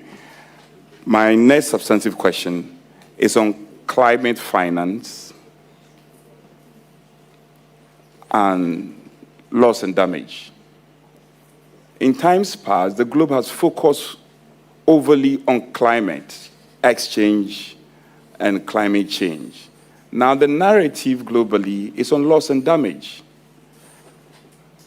The developed world had promised, continuously been promising some 100 billion to the developing world, which remains as a mirage. Now, Africa, or the developing part of the world, when there is a South-South cooperation, we stand to benefit some $300 billion. How will Ghana buy into this concept of climate finance? And what do you intend to be remembered of as the Minister of Environment who left a good print in terms of government and Africa's ability to buy into this concept, and not just buy into it, where we will not just be spectators, but we will practically benefit from this concept? Yes, Honorable Nominee. Thank you, Honorable Chair. I believe that Ghana has already taken advantage of climate finance. We have some of these World Bank grants that have come in as part of this trade that is around carbon. What I think that we can do better is, yes, you're right, under the agreement, the developed countries were meant to provide a fund that was to support the climate vulnerable countries, of which Ghana is one. However, that has not been forthcoming. I think, like you mentioned, South-South cooperation is key. As a country, we need to look at strategic partners who perhaps share similar problems but may have different advantages, and then perhaps leverage on that. And then also, I think that looking at how we can leverage on that using the African Continental Free Trade Agreement might be useful in terms of how we leverage on climate finance and green technology. Doc, I believe you've been briefed on the argument and the narrative on plastic waste. And I know how passionate you are when it comes to this matter. What briefing have you received so far from the ministry's officials? And do you see your way clear? Is there clarity in terms of functions that should be staged for Ghana to come atop the threat of plastic waste? Yes, Honorable Nominee. Thank you very much, Honorable Chair. I believe that there's a policy on plastic waste that we have as a country, and that is supposed to encompass how we plan to address this. The briefing that I did receive is one of the key things that is to happen within the next 6 months is the ban on polystyrene, and at some point also single-use plastic, because I was actually very concerned about that as well. What I believe can be done in addition to this is to channel some funding towards the CSIR, the Council for Scientific and Industrial Research, so that they can actually look into biological alternatives, for example, hemp, for example, cassava. We have a lot of plant produce that can be used to make plastic alternatives which can break down and don't actually persevere in the environment. Yes. Doc, Doc, the landfill waste, I concede as a developing country, we still haven't been able to enhance reclamation and recycle of our waste. Now, the danger we are facing, for instance, at various landfill sites, is a production of latchet. Latchet, the liquid that comes out of the landfill site. We have a situation in Sawam, in Sumia, for instance. This latchet leaks into water tables in surrounding areas, and it poses huge health hazard. All over Ghana, Accra, many parts of Accra, we have this landfill site, many parts of Eastern region. We should be moving towards recycling of this waste. And waste, as environmentalists will tell you, is a resource, depending on how we use it. What briefing have you received from the ministry, and what is your thinking going into this ministry, how these concerns should be dealt with? Yes, Honorable Minister. Thank you very much, Honorable Chair. I believe that once again, with regards to the issue around plastic waste, it's an all-of-government, all-of-society approach. And the Environmental Protection Agency has a key role to play around the issue of hazardous waste, around the issue of toxic chemicals leaching into our water bodies, especially groundwater.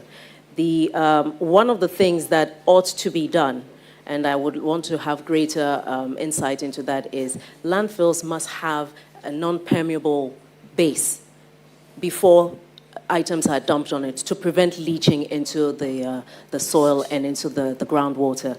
This is something that has to be looked at as an absolute necessity. I do know that that is what's practiced at the collection point for the e-waste, but I believe it needs to be extended. We need to also create a culture of segregation of waste in order to be able to know what's going where. If we're looking at the creation of compost, then from the household level, from the schools, from the very basic units of our communities, we should start the issue of segregation of waste.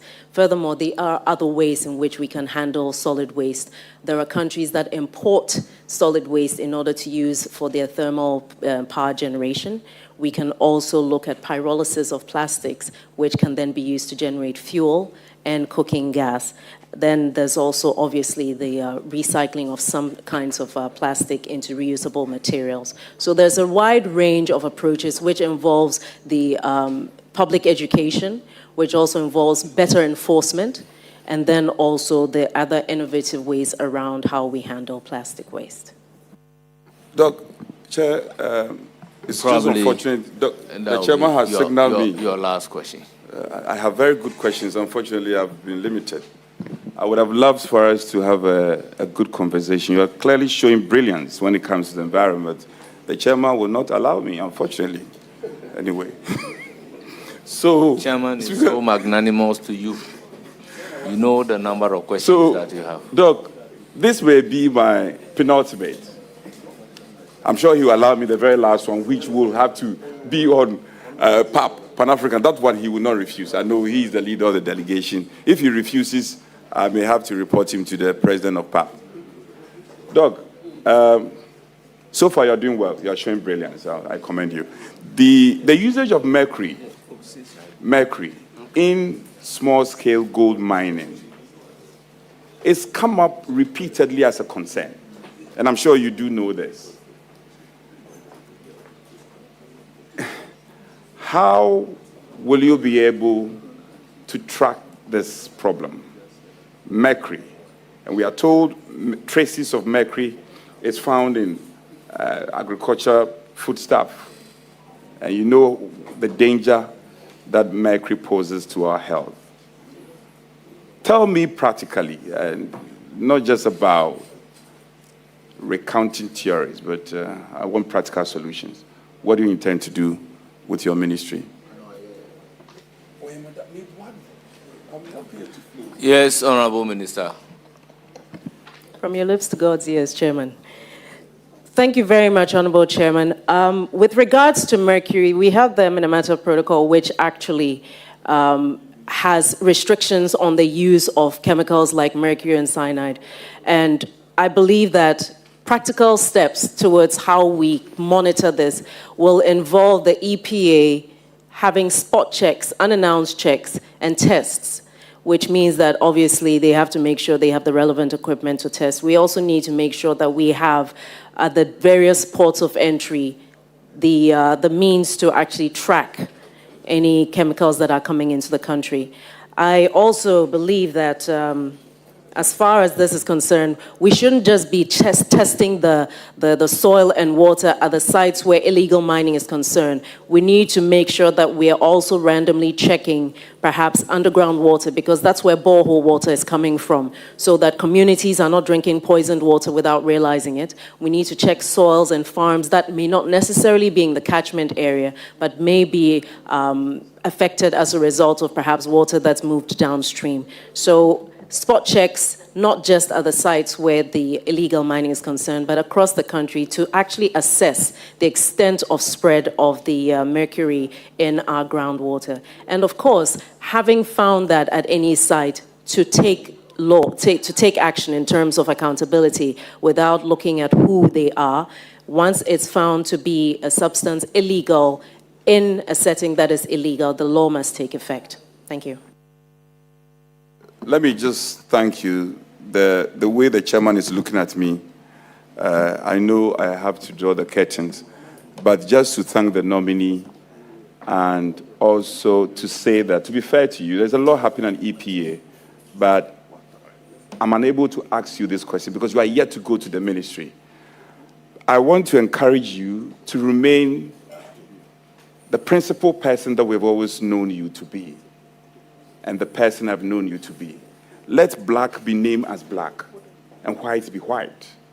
And I'm sure that when you do that, some of us will be more willing to divulge information, to approach you, and for you to be remembered. Finally, to assure you that we'll be available pro bono. If there is anything on the environment that we should help you, we will want to help you to succeed. So when the history is being written, it will be said that once upon a time, a certain Dr. Zanetor Rawlings occupied, and she left a living legacy.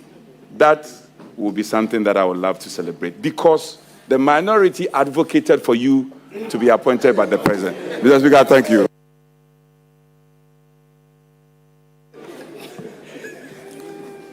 Honorable James Agalga, you have the floor. Chair, thank you very much. Honorable Senator Agyeman-Rawlings is very disciplined. In fact, when she first arrived in Parliament, I worked very closely with her. She was a friend to the Defense and Interior Committee and actually assisted us very well. Subsequently, she was made a full-blown member and elevated to the position of deputy ranking of that same committee. I was ranking. And so we worked very closely. And therefore, I am in the best position to bear testimony to the competence of Honorable Rawlings than any other person in this house. Yes. Yes. Yes. No. Aside that, when the Committee for Security and Intelligence was created under the new standing orders, Mr. Chairman, she again acquitted herself. Leader, the floor is given to you to ask questions. So it's either you have a question for the nominee or you don't have a question for the nominee. So, Mr. Speaker, I would urge all of us, with your permission, that our marching orders for Honorable Rawlings is to proceed to the ministry and excel once again. Thank you very much, Honorable Rawlings. Congratulations. Yes. Well, he's urging the members to vote in her favor. So, Ranking, you have the floor. Ranking, you have the floor. Thank you very much. Honorable Dr.Zanetor Agyeman-Rawlings, congratulations. I am very proud of you as a woman, but I am highly disappointed in a way for your leaving your position at the top. I had a lot of expectations, but I have not hidden my disappointment from anybody at all. But what I would like to know is to, if you don't mind, to let me know what actually informed you to accept this position instead of the PAP position. Thank you. Yes, Honorable Nominee. Thank you very much, Honorable Chair. My first duty is service to my country. I was sent to PAP as part of the delegation from Ghana. And as prestigious and as challenging as the position of second vice president of PAP is, I was called to serve my country. And given the very central role that issues around the environment currently play, not just in Ghana, not just across the continent, but globally, I felt duty-bound to actually come. And furthermore, I believe that the vision that His Excellency, the President, has with regards to the environment is something that truly aligns with my beliefs, and I felt that it was an obligation to serve. Thank you. Thank you very much. I know how disciplined and how committed you are to your country. And one of the things that I want us to look at is about artificial intelligence and humanity issues. We have our challenges, we have our chances, and we have our controls. What is your view about this issue? And how would you want to situate it under any development of a technology of a kind? Thank you. Yes, Honorable. Thank you, Honorable Chair. Artificial intelligence is a double-edged sword, and as useful as it is, and as useful as it can be, we have to ensure as a country that we put in the necessary safeguards with regards to the technology, with regards to the human capacity, with regards to the legislative framework to ensure that as we roll it out, because we're already using AI in some form. However, the most crucial aspect is to ensure that we have the proper oversight, human oversight of artificial intelligence as we use it, whether it's to perhaps set, maybe AI bots to observe changes in the soil, or whether it's to observe movement around illegal mining sites, whether it's to monitor the afforestation projects, or whether it's simply to just help to track some of the things that the various agencies are doing in order to provide a transparent transparent dashboard for the public to see what is being done. So I believe that as positive as it is, as it can be, we have to be very careful that it doesn't run away from us in terms of the safeguards and oversight. Thank you. Follow up, please, Mr. Yes. I just want to ask you this simple question. Do you think legislation can solve some of the challenges that we have been faced by the introduction of artificial intelligence? Thank you. Yes, Honorable Nominee. Thank you, Honorable Chair. As I mentioned earlier, building the human capacity as well as the necessary software and hardware around that would be key. Legislation on its own is only as good as the execution, the implementation, the enforcement as we have around that. And the human capacity is key. I believe that that is really essential if we're to get a handle on how AI is used within our jurisdiction. Thank you. Thank you, Mr. Chair. I think one other issue that I'm very passionate about, I don't know how well you've been briefed at the ministry, but it is known that as a country, we spend so much money importing spare parts into the country. So much foreign currency, which puts us in a very bad trade debt in trading. I don't know if you have been well briefed. There has been an attempt during the era of President Nana Dankwa Akufo-Addo to come up with a CNC machinery to ensure that we can have our own spare parts. Spare parts can be produced in our country to solve all these foreign exchange challenges. Have you been briefed, and what is your position in trying to ensure that? I know the machines are available. I know the building has been constructed to a level that can be. What is your view about the continuation of this project? Thank you. Yes, Honorable Nominee. Thank you, Honorable.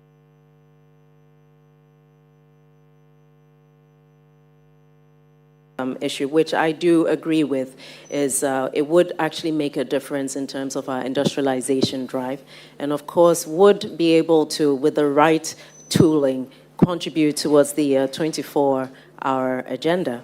Honorable Chair, I believe that with regards to this, what's left really is for me to have a full detailed briefing of what exactly is outstanding in terms of monetary commitments. And then subsequently, once I understand exactly what the issues are, to be able to have a conversation with the Honorable Finance Minister around the release of funds for the support of this completion of the project, which would actually contribute towards jobs and also create a local industry, which could probably help not just Ghana, but the sub-region as far as the provision of some of these types of equipment are concerned. So it really, to get a full assessment, to be able to speak to that in full, I could come back to the House with a report once I've done that. Thank you. Yes. Thank you, Honorable Chair. Honorable Nominee, I must say that you are somebody that I expect to lift the female flag of Ghana very high. And it is my prayer that you really excel in this position which you have taken, because it is a very, very challenging ministry. And to have an impact in that ministry, we need a disciplined person like you to manage the ministry. And having been in Parliament, you will also ensure the enforcement of policies that will be required to undertake the various ministry. One thing that I want us to look at is the policy on the ban of plastics. I know you've given us some answers on it, but we have a timeline of 6 months. You know, the indications you gave about what could be done to ensure the implementation of this policy, some of them require a long-term approach or long-term solution to these issues. My simple question is that, how do you look at the policy? Whether the implementation has been done rightly? If not, what would you propose should be undertaken to ensure full and successful implementation of this policy. Yes, Honorable Nominee. Thank you, Honorable Chair. I believe that the EPA just, I think a couple of days ago, was actually in Kumasi raising awareness to the general public on the impending ban on styrofoam. Honorable Speaker, I believe that the dangers around the use of polyethylene are crossed over, and it has to be done. I think if, not to belittle the issue, but I remember as children, when you wanted to go for Antina's rice, you took your own pots to go and buy the rice. And I'm not sure at which point putting plastic within plastic within plastic became the norm. And I think it comes down to a change in behavior. Obviously, behavior change is something that can take time, but it can be incentivized, or it can be, you can put penalties in place. It comes down to how we enforce and the seriousness with which we seek to address this. I stand by the fact that the timeline has to be maintained. It's long overdue. So in whatever way that I can support the relevant agencies, in whatever way we can raise public awareness to the fact that citizens do have a responsibility under the Constitution to also contribute towards the protection of the environment. It's not just about what the government does. And then obviously making sure that the necessary support comes from the Parliament.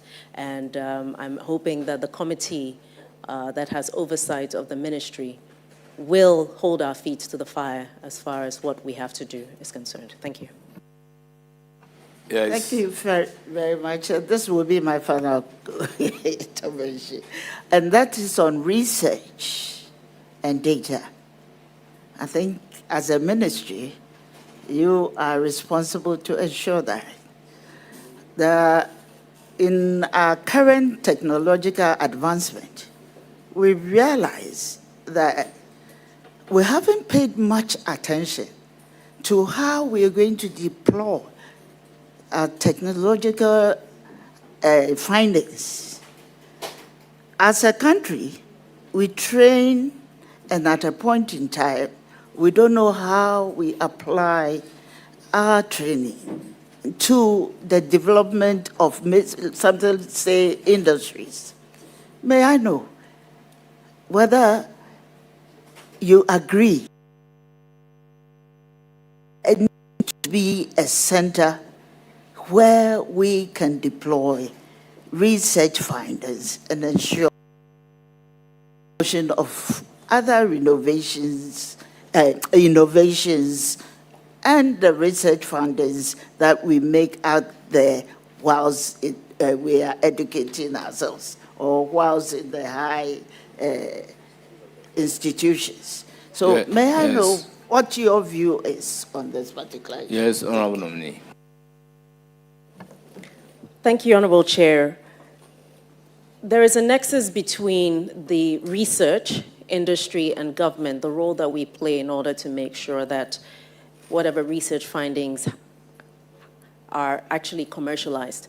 The CSIR already has in place the necessary framework that looks at the commercialization of innovations, as well as how to engage in private partnerships. What I would be looking to do is to understand what we currently have as far as innovations are concerned and how we can speed up the process of engaging private partners and looking at the commercialization of some of these innovations. I think key to that as well is also the protection of intellectual property, to reassure scientists of the fact that when they actually put in their very best, they're recognized and their work is also protected. Thank you. Honourable members, it's now the turn of Honourable Riketiga.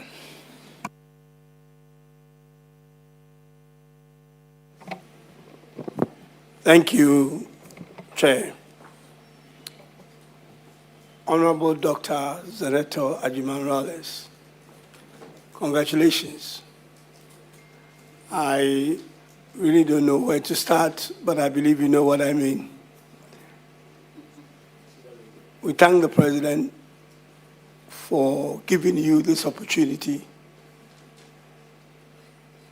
and a much bigger platform. You're already on a big platform, but you are now, if approved, will be on a much bigger platform. to continue to demonstrate your intellect, your competence, and what we know, as I say, can-do attitude and getting things done. God bless you. Thank you. Thank you very much. Honorable members, in the absence of the minority leader, I will proceed to discharge the nominee. You are accordingly discharged. You hear from the committee. Thank you, Honorable Chair. I will then proceed to acknowledge your guests. We have Honorable Huesel. Two, we have Honorable Jim Tamaklo, who is also my uncle as well as your uncle. We have Lovelace. We have Benjamin Nikwe Kote. We have Auntie Frimpoma. We have Kimati Agyeman-Rawlings. We have Madam Judy Nkansa. We have Nana Poku Agyeman. We have Mr. Ato Gezi. We have Auntie Amaki. We have Mr. Kenneth Wugan. We have Shelley Chikata. Atiesa. We have Alex Kojo Atiesa. We have Colonel Agbotui. We have Squadron Leader Sinsin Dagbe, retired. We have Naval Lieutenant KK Anyawe, retired. We have Dr. Mavis Ureku Ahinkra. We have James Gunu, Voter Regional Minister. We have Mr. Robbie Robertson. We have Cromwell Goka. We have Nana Kobi Prempre. We have Maoli Alomanu. We have Salim El Mawas. We have Charles Bain. We also have Alhaji Masaud, John Blagoji, Lydia Agbotui, Gossen Agbotui, Juliet Kramer, General Kusi, Dr. Kumbo, Hajia Hamdatu Ibrahim Hussein. We also have Eugene Eshen Elliott. We have Dr. Ben Anyagri. We have Regina Aholu. We have Kwame Boachi Agyeman. We have Mark Dabre Mafo. We have Dr. Mayrid Zieka. We also have Mr. Krujison. We have Walter Ewua. We also have Nana Jensi Amwako. We have Sisi Kwenu. We also have Alberta Achia Akosa. We have Bevlo Latte. We have Akresi Sapong. We have Yao Ampofo Ankra. We have Alasan Soini. We have Queen Mothers from Ashanti and Volta region. Honourable members, on your behalf and on behalf, we have Mayor of Tema, and then the spouse of the majority Chief Whip. We have Dr. Kobena Dufour.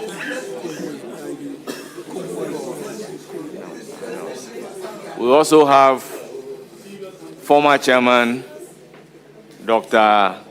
Ampofo.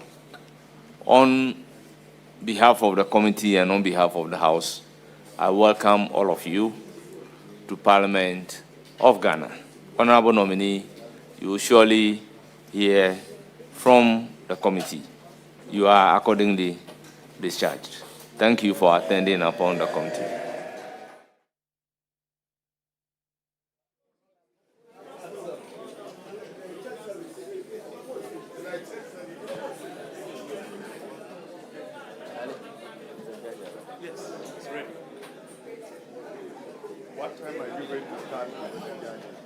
We're live here on TV3. This is News Central. And the last, what can I say, 2 hours? Yes, 2 hours we've been in Parliament where there's been the vetting of the outgone now majority leader, Mahama Ayariga, for the position of local government minister, also in charge of religious affairs as well. And chieftaincy.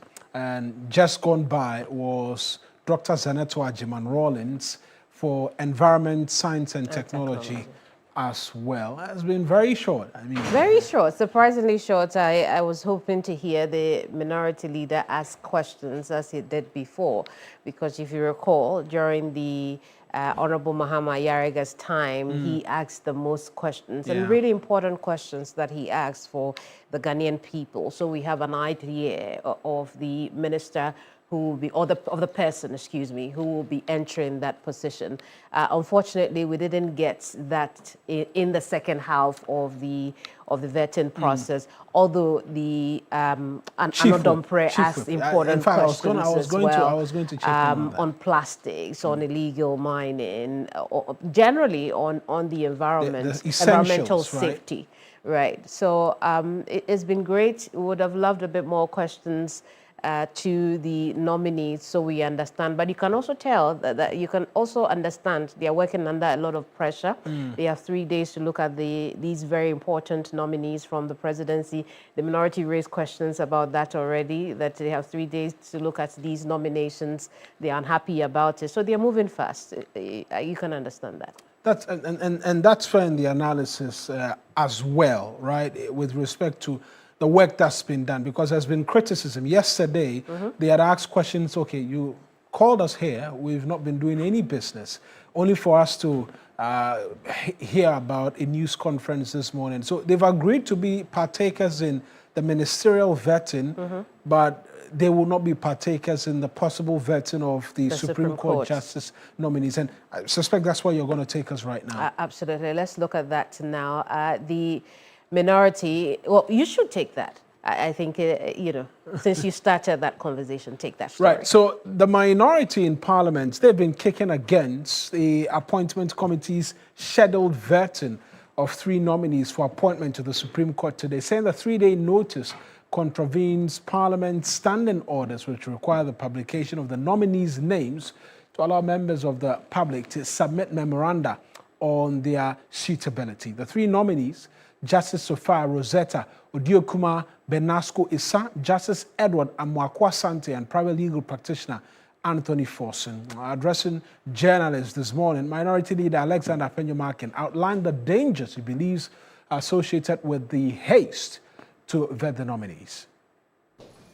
The majority now wants all 5 nominees vetted, reported on, and approved before the House rises. We say no. And we say it with the Constitution and our own standing orders in our hands. We say no because the people of Ghana must participate in the process. We say no because as minority, we are here to fight for the interests of the Ghanaian people. Our stance is not a partisan stand. It is a stand for the people of Ghana.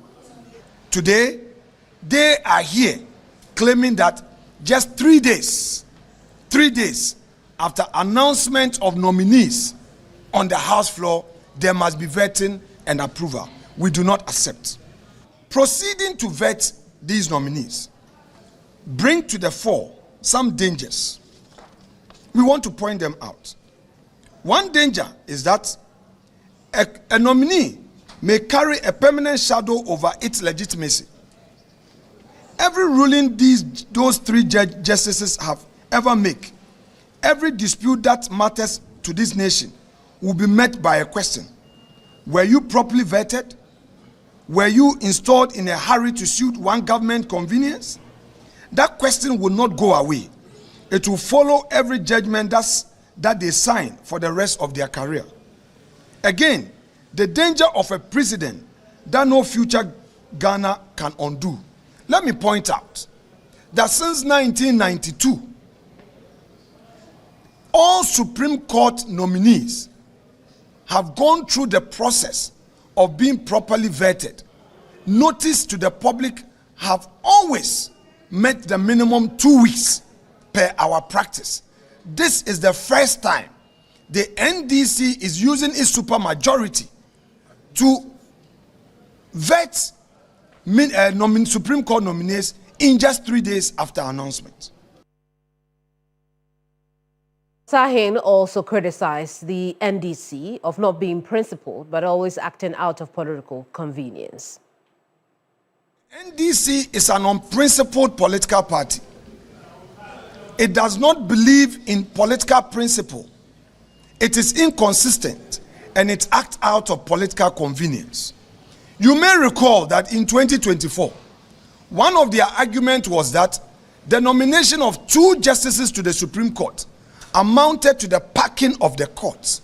But since they came, if we add these 3 nominees to the already 7 they have nominated, which Parliament approved, it makes it 10. Does that also amount to the packing of the courts? We want the Ghanaian people to judge that our friends are never consistent, they are never principled, they only act out of political convenience, confuse the people of Ghana. We will not follow that path. We are principled. We believe that at the Supreme Court, the president has the mandate to nominate and go through the process of Judicial Council and Council of State. So we will not stampede the process, but we must point out that our friends don't believe in any principle. The minority leader ended his address by calling on President Mahama to call the majority to order and ensure a thorough scrutiny of the nominees before any decision is taken on them. Nothing should be done to impede or stampede any committee in the performance of its functions. Mr. President, you have been a member of Parliament before. You have served on committees on Parliament. This is what your members are doing here. They are trying to use their supermajority to stampede the Committee of Parliament in the performance of its duties. Please call them to order. Again, as provided for under Article 1033, committees are charged with the responsibility of investigation and inquiry into the activities of MDAs, and in this case, into the performance of nominees to establish their qualification, eligibility, and suitability to occupy the office or position assigned to them respectively. This must be thorough, and it requires a thorough job. Mr. President, again, we plead with you, kindly engage your caucus. It is your nomination. Everything they do today stands for or against your legacy. We are not against the nominees. We are not against the decision by you to nominate justices to the Supreme Court. Although we are against the decision on the basis of your own principle. But we believe if the right thing is done, all of us can work together as Democrats, engage and get the right thing done. This is why in the wisdom of our framers of the Constitution, these provisions were in the Constitution to allow Parliament in its wisdom to deal with all these things. On that veteran, the Minister Designate for Local Government Decentralization, Religious Affairs and Chieftaincy, Mahama Ayariga, says he saw no fundamental problem with the concept of a national cathedral, but had issues with the manner it was implemented. During his appearance before Parliament's Appointment Committee, Mahama Ayariga pledged to explore ways of mobilizing funds for the construction of the National Cathedral if approved by Parliament. The idea of having a national cathedral is, in my opinion, a wonderful, exciting idea. I don't think there's anything wrong with having a national cathedral for the Christian community in our country. If you are asking specifically about the national cathedral that President Nana Akufo-Addo, when he was president, initiated, I also don't think there's any problem with the idea. I think it was a good idea that was badly executed. Otherwise, I don't think there's a problem with having a national cathedral. I personally had issues with the location. I thought that the location would rather just increase the traffic congestion in that neighborhood.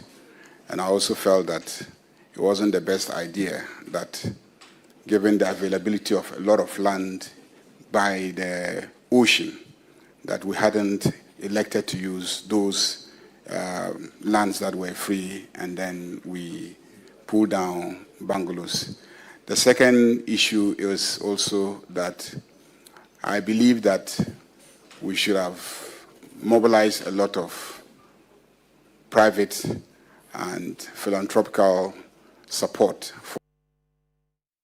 Still live with us here on TV3 News Center. We're going to take you back to Parliament because remember the arguments put forth by the Minority Leader, Alexander Afenyo-Markin, in relation to their opposition to the vetting of the justices' nominees. That argument is being raised in the vetting committee sitting right now. Let's take you there. What is the rush? End quote. We have a lot of time. So let's take our time and not embarrass these judges. Let's do a decent job. We ask for documents. We ask for the writings and publications of one of the nominees. Then the other, who is the Court of Appeal judge, we ask for her judgment. You know how we always do it, so that we can study and do a decent job. And they wanted to even fix a date. Then the Majority Chief Whip advised the two leaders to go and confer on the date. Chair, end quote. He goes further. We had these discussions nicely, and then we all dispersed yesterday, only to see during midnight WhatsApp exchanges that we were being someone as a committee to come and vet this book. Because of that, some didn't even go through their CVs. Now let me go to Honorable Ama Kofi-Boa, who was a deputy minority leader and a member of the committee. This is what he had to say. Quote, I was saying that first of all, why do we have a media here? The point has been made that the appointment committee met. We discussed these matters. We all agree that these appointments are important. These are lifetime appointments. And once they sit in the Supreme Court, there's no opportunity for any Ghanaian to try to revoke the appointment. These nominees are going to replace Supreme Court judges that are not going on retirement, some of them till November. So it was clear that we have time to make sure that, as our standing practice of this House, we published this nomination by the President in National Daily and get memoranda from the public so that we can totally, the people of Ghana must be part of this process. It's a serious process. We all agreed. I mean, let the point be made. Nobody has anything against, but we must do the right thing. End quote.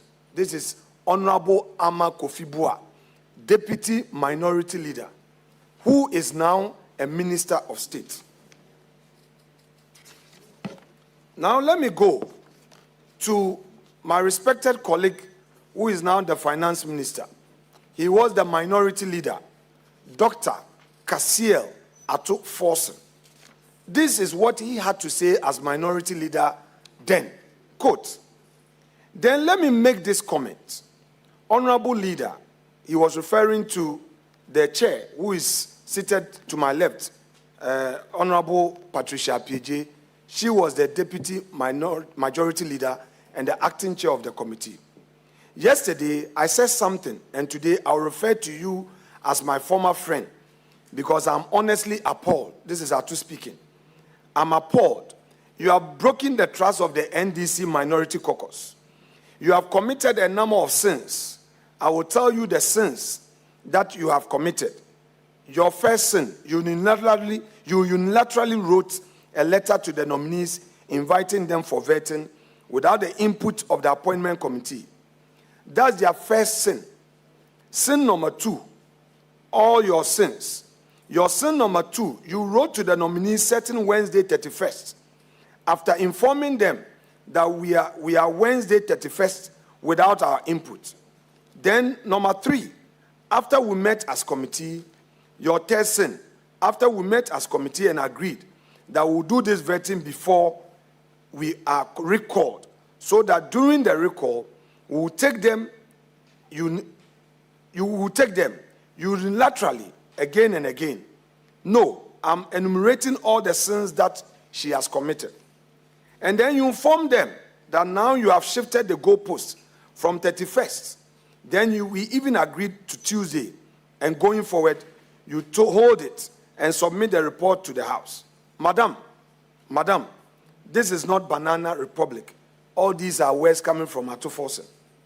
This is the Republic of Ghana. This is the Black Star of Africa. This is Kwame Nkrumah's Republic of Ghana. Please don't destroy our democracy. This is coming from the NDC.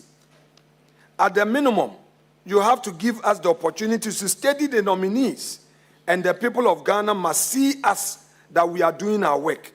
We cannot joke with this democracy. These are some of the things that we do, and the democracy elsewhere, they lose them. We will protect this democracy at all costs. You are putting somebody into constitutional office until the age of 70. All what we are asking is that advertise for a minimum of 14 days. Invite memoranda. So far, you have advertised for 4 days. Even the advert, you didn't tell us you were advertising for this. Advertise for 14 days. Give us opportunity to review the CVs. Today, you have called a meeting. Me, today, I have not even read anything. I will end it here. Chairman, to reiterate ground 2 of our submission, these are the words of your party in opposition. You insisted that Supreme Court nominees should at least have that 14 days minimum notice in the dailies. You told us that back in the day, on that fateful day, what you did was to stop the vetting. We are not going to be physical. We are going to be decent and put across our case to the nation. My colleague here who was chairing the committee was heckled. We reasoned with you. I was the majority leader. And I called Dr. Atu Forsen aside, pleaded with him. Much as I tried, he said no. And on behalf of the government, I yielded to the prayer of the minority. So we called off the vetting. We apologized to the nominees. And we re-advertised for the 14 days before we finally did the vetting. So what has changed? You are saying that we must protect the democracy. We yielded to you because common sense required that we had to listen to you and not to insist that we are in government. We stopped. You said there must be 14 days. These were the words of the minority leader speaking for and on behalf of the NDC. These nominations came to the House on Monday. Referral was made to the committee on Monday. We had Tuesday. We had yesterday. And today we are to do vetting. We have Supreme Court judges and the respected Chief Justice right here. In all fairness, would they themselves feel right that Parliament is subjecting itself to these? Are we here to embarrass the nominees or carry a certain conduct and back with their political narrative My colleagues in majority, no. Let's reason together. Let's be seen as having a principled political stand. Let's be seen as acting consistent with our political views. We yielded to you. We didn't allow ego to take over our conscience. So we yielded and asked the nominees to go back home. And at the right time, after advert, we did it. So if you want to follow that precedent, please suspend today's sitting. And let's properly put out the advert as you requested back then when you were in opposition. And let's allow 14 days. After all, the court is on vacation. 14 days, we can come back and do the work, receive memoranda, get our report ready even before Parliament resumes in October. Early enough for before the new legal year. We cannot continue to do this. I'm done with ground 2. Now let me go to ground 3. Ground 3. Order 21711 has been misapplied. It is our contention that Order 21711 requires this committee to report to Parliament within 3 days after the conclusion of its proceedings. That is a clock triggered by conclusion, a fact within the committee's own determination, not a clock that runs from the date of the referral or that compels conclusion by any particular date. No provision of the standing orders convert Order 21711 into a general instruction that vetting itself must be completed within 3 days or within the life of any particular sitting. Order 2674, by contrast, allows a committee up to 3 months to report on a matter referred to it. We submit, therefore, as minority, that Order 21711 cannot, on any proper construction, be read to shorten that general period to 3 days for 3 simultaneous Supreme Court nominations. Our next ground, that the composition safeguards in Order 2172 and 3 cannot be honored on this timetable. Chairman, we submit that Order 2172 requires the chairperson, ranking member, and 2 other members of the relevant subject matter committee to join this committee for each nominee considered. For the 3 judicial nominees, that is the committee responsible for constitutional, legal, and parliamentary affairs. For the 2 ministerial nominees, it is, in each case, the relevant sector committee. Order 2173 caps the resulting membership at 15. We therefore submit that properly reconstituting this committee 3 separate times for 3 distinct subject areas whilst respecting the 15-member ceiling and the 1/3 quorum requirement in Order 2651 cannot be done with the rigor these orders contemplate inside 3 days without either breaching the cap, diluting the co-opted membership actual participation, or reducing what should be substantive scrutiny to a formality. Any of those 3 outcomes will render the resulting recommendation procedurally unsound. We further submit that the public participation safeguard in Order 21710 would be rendered nugatory or odious by your conduct of proceeding to vet these nominees today. And on that point, it's our submission that Order 21710 requires the publication of nominees' names in the newspapers of national circulation for the specific purpose of inviting memoranda and representation from the public. Chairman, I rely on Dr. Atuforson's verbatim submission of 30th July to support this submission without reiterating that point.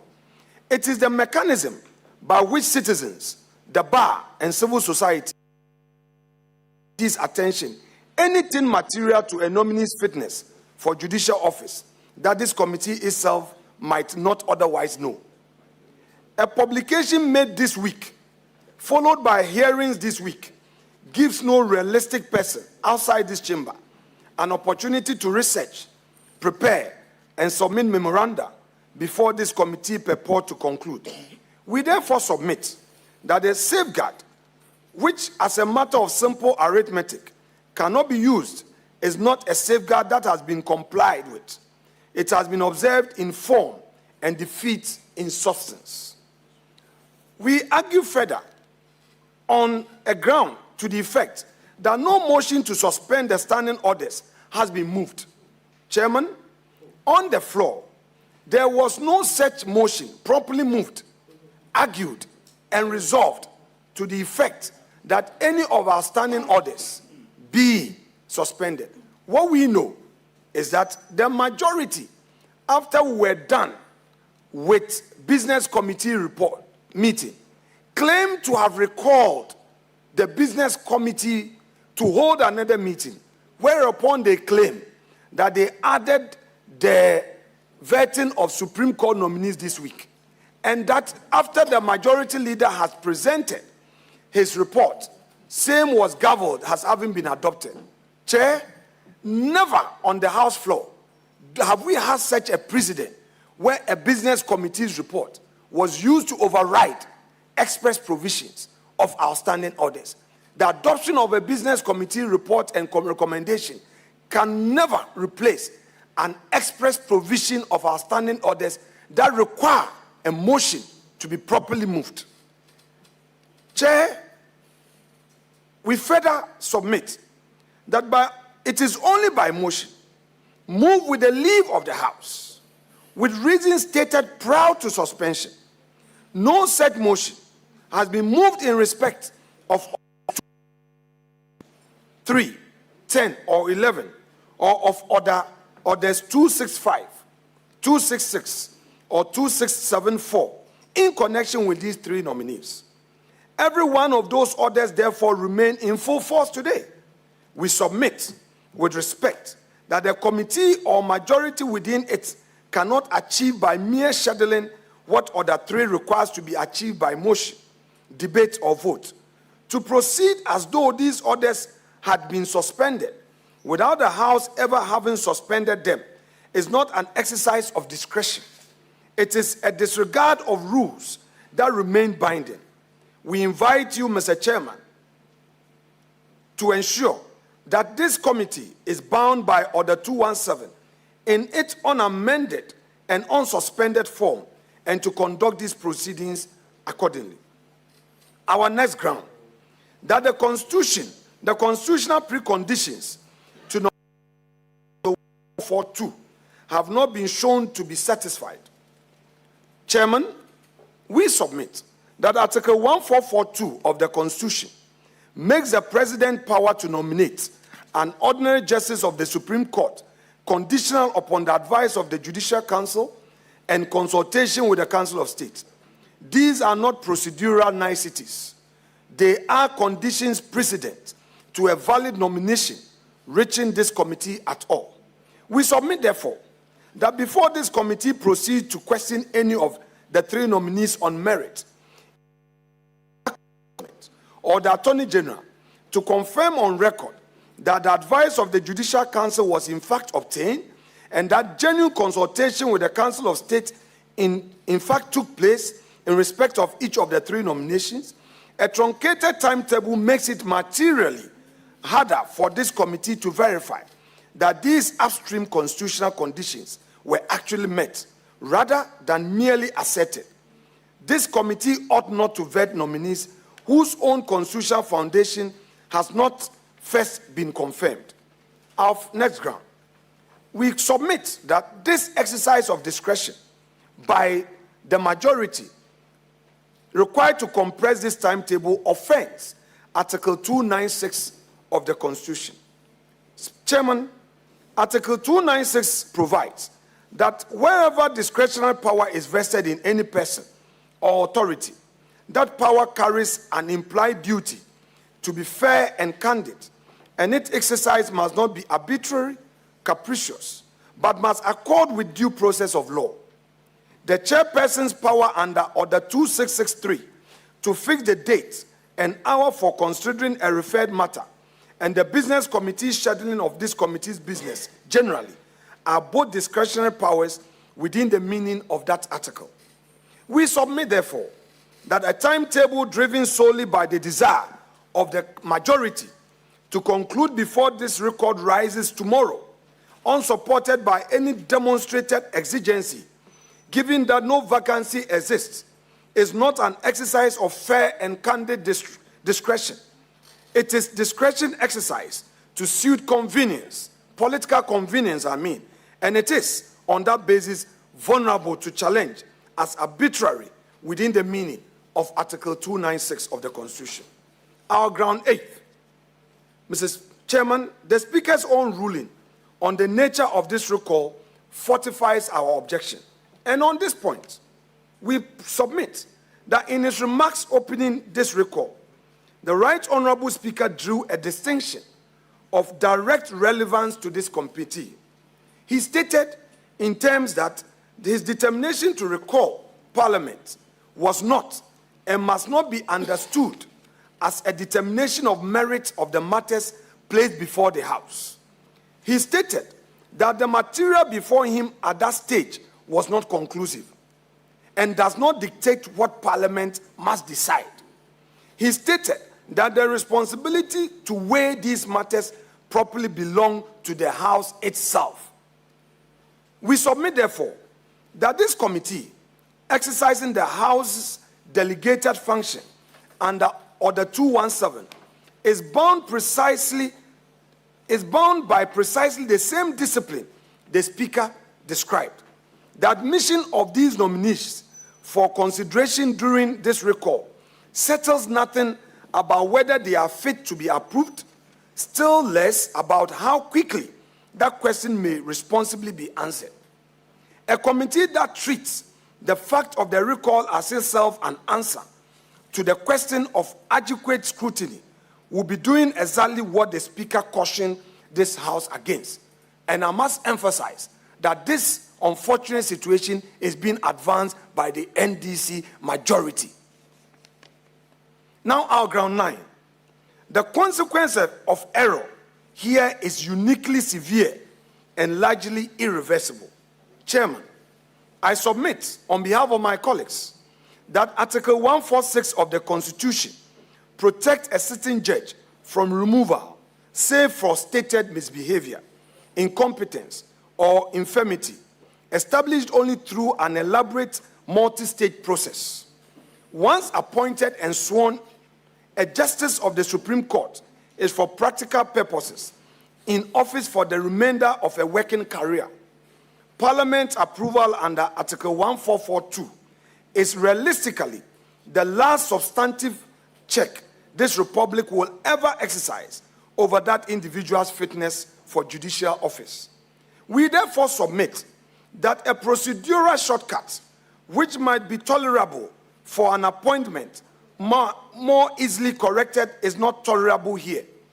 The gravity and near permanence of office being filled is itself a reason, independent of every ground above, why this committee should decline to allow itself to be rushed. The majority must not use its super majority in terms of numbers to stampede this process. Democracy requires that they sit and reason with us and not muzzle its weight and powers and frustrate the views of the minority.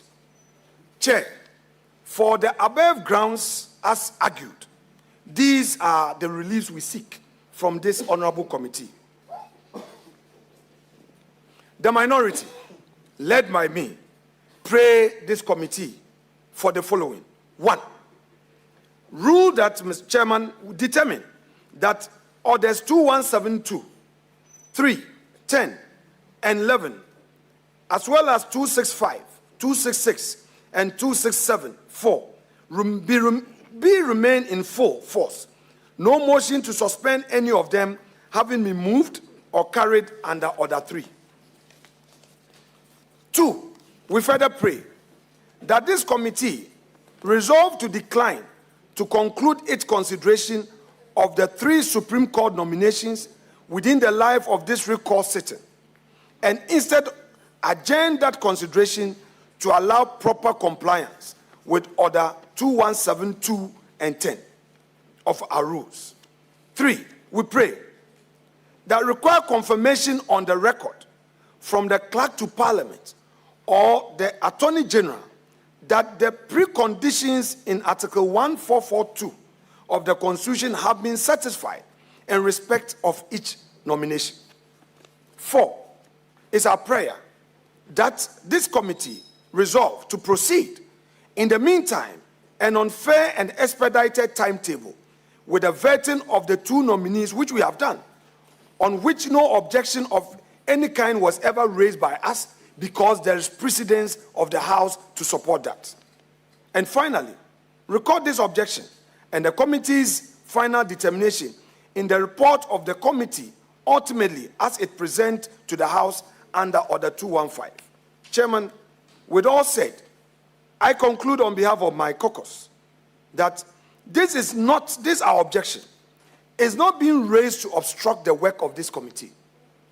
Neither is same being raised to embarrass any of the nominees before us. As we have already said, they are men and a lady who have worked all their life in service of our nation and even the sub-region. The president has the power and mandate to nominate them. We are not opposed to that nomination, save that when it was Akufo-Addo's time and he brought 3 Supreme Court nominees, your side argued that it amounted to the packing of the court. So as we speak today, you have nominated 7, Parliament has passed them, and these 3 added to it make it 10. So what has changed? Where is your principle? Now, the numbers to the Supreme Court are far more than it would have been if Akufo-Addo's 3 additional nominees had been approved by Parliament. So where is your principle of the packing of the court? Where is your principle? You have none. We so submit. A committee that vests a justice of the Supreme Court in 3 days, in the absence of any actual vacancy, in the face of standing orders that remain fully in force, and were never suspended, does not strengthen Parliament's constitutional role. Rather, it empties that role of its content. We ask that this objection be decided in our favor. The proceedings should not go further, and whatever the course this committee takes must know that it has gravity to order Article 144, Article 146, and Article 296 of the Constitution, as well as Order 217 of our own standing orders. The people of Ghana demand it. This is not a partisan demand because we are MPP minority. This is a demand from the people of Ghana. This is a demand that democracy requires of us. And Chair, we submit respectfully that this committee be resolved, that all these concerns be taken into consideration. We suspend the hearing and do the advert and come back and do the vetting.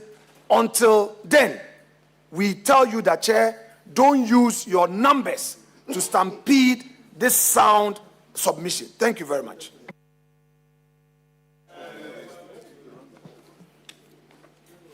Honorable members, our distinguished guests, I have sat and listened carefully to the objection raised by the minority leader. And it gives me much interest as how a lecture in metaphysics will give to a newborn baby. I said so because, honorable members, following a request by His Excellency, the President of the Republic of Ghana, to recall Parliament to deal with specific items, a request that was contained in a letter emanating from the President dated 11th August 2026. 3 items were the basis of the President's request for a recall of Parliament. 1, the Banks and Special Deposit Taking Institution Act Amendment Bill 2026. 2, 2 nominations for appointment as Ministers of State for referral to the Appointment Committee, vetting, and consideration by Parliament. 3, 3 nominations for appointment as Justices of the Supreme Court for referral to the Appointment Committee, vetting, and consideration by the House. So clearly, the request was not only limited to the referral of the nomination of 2 ministerial nominees, vetting, and consideration by Parliament. It includes the referral of the 3 judges nominees, referral, and vetting by the committee. Based on these requests, Parliament was duly recalled to sit from Monday 24th to Friday 28th of August 2026. Honourable members, distinguished guests, accordingly, these referrals were made. And again, the referrals were not limited to that of the 2 ministerial nominees. It extends and operates to include the 3 judges nominees. Following the referral, there was a meeting held yesterday. The meeting was consequent upon the chairperson of the committee having a preliminary meeting with the minority leader to consider the request of His Excellency the President. We suppose to have the vetting on Wednesday, but it will interest you to know that at the instance of the minority leader, today, Thursday, 9 o'clock has been scheduled to conduct the vetting. We had a preliminary meeting yesterday, dealt with certain issues and concluded them. For me, that was the end. What was the issue raised and considered? I will go straight to the one that is relevant to the objection raised by the minority leader and how we dealt with the issue. The issue was to the effect that we should only consider our colleague ministerial nominees, 2 of them, but we should not consider the 3 judges. Based on the fact that there was no publication, and therefore we should not proceed to do the vetting of the judges. The committee resolved that the referral includes the 3 judges nominees. We cannot therefore discriminate in favor of our colleague nominees and against the 3 judges nominees. Therefore, we must take decision to vet all of them together. This was the decision of the committee. The further reason of the committee was to the effect that on Monday, when the business statement was presented, part of the business statement requested from the House to use Standing Order 3 to suspend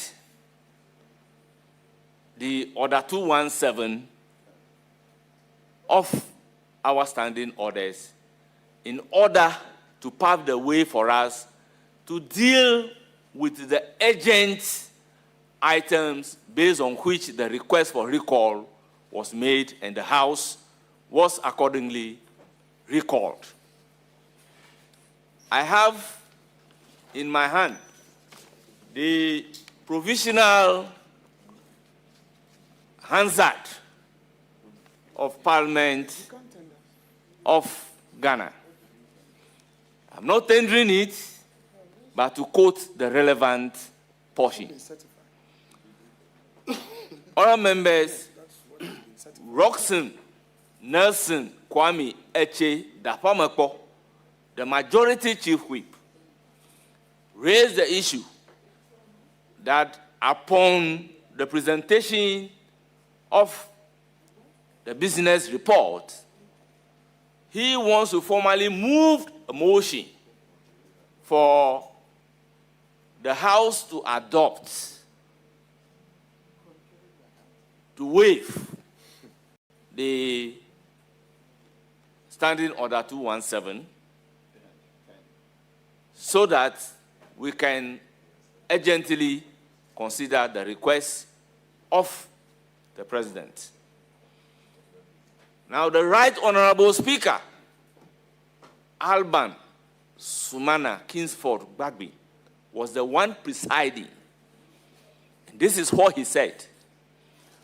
Once the request for waiver based on Standing Order 3 of the House was part of the Business Committee's report presented to the House, and the House having adopted the report of the Business Committee, there is no need acceding to the request of the majority chief whip to move a motion to waive the Standing Order 3.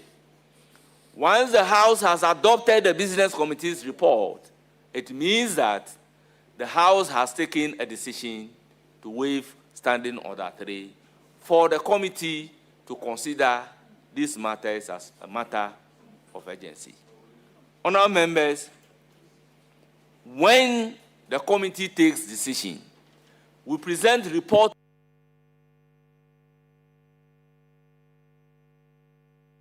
The plenary has the right to vary the decision of the committee. If the House takes decision, no committee can vary the decision of the House. If you are aggrieved by the decision of the House, the method available for you to reverse that decision is contained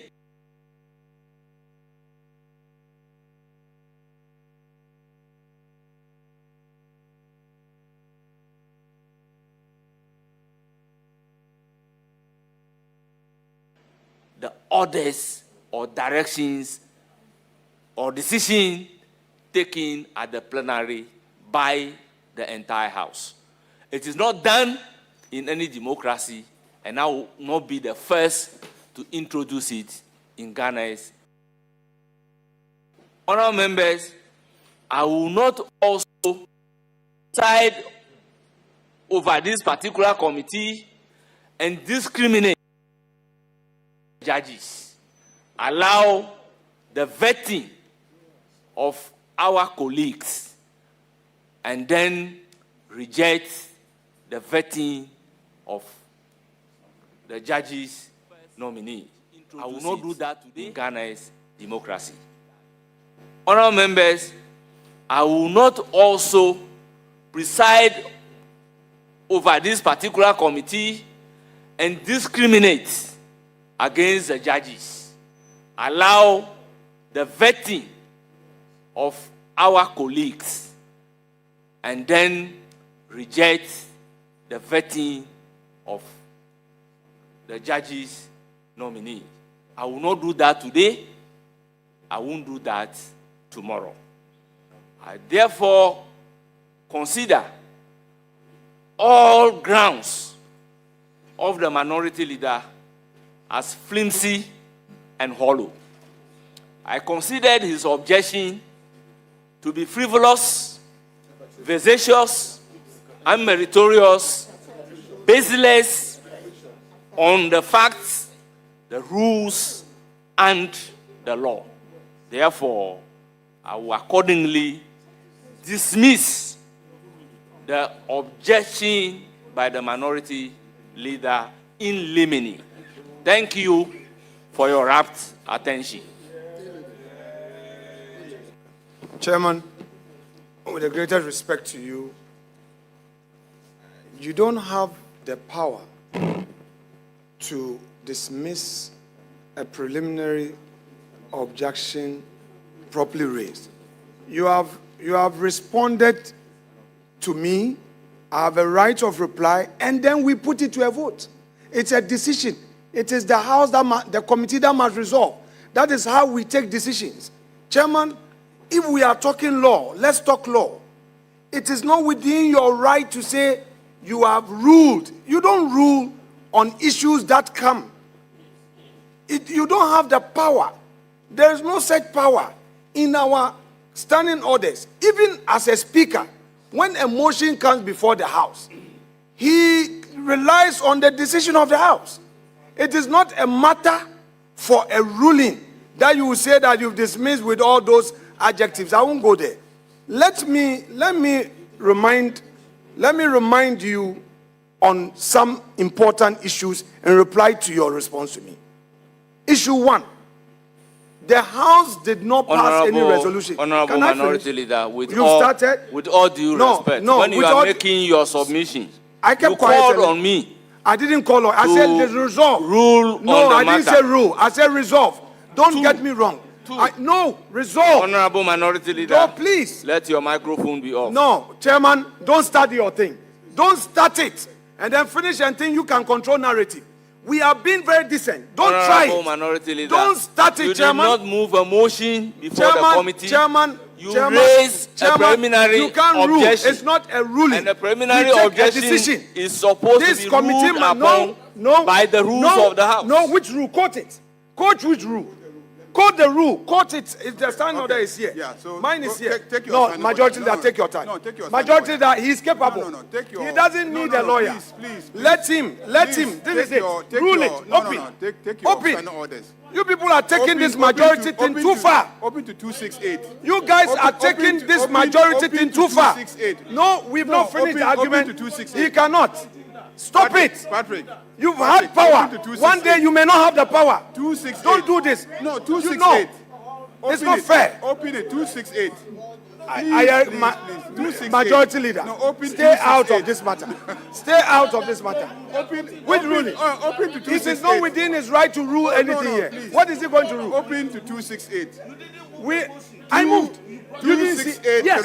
A motion. No. A motion was moved, registering our preliminary objection. A motion was moved. We had a meeting with the clerk and him in his office. You were there. We all agreed that the nominee for the Supreme Court should be done in October. Clerk, he was there. We all agreed that let's do the nominees. So what changed? What changed? Why are you always frustrating everybody? Why are you taking the majority too far? And when we talk, we become victims. Why? Please. Why? He can't rule. Please. We have to argue. It's a motion that we raised and stated our grounds. Listen to others. The preliminary objection was grounded on our motion. Don't do it. You listen. He did. You listen. You were my mate. You were my mate. I was called before you. I was called before you.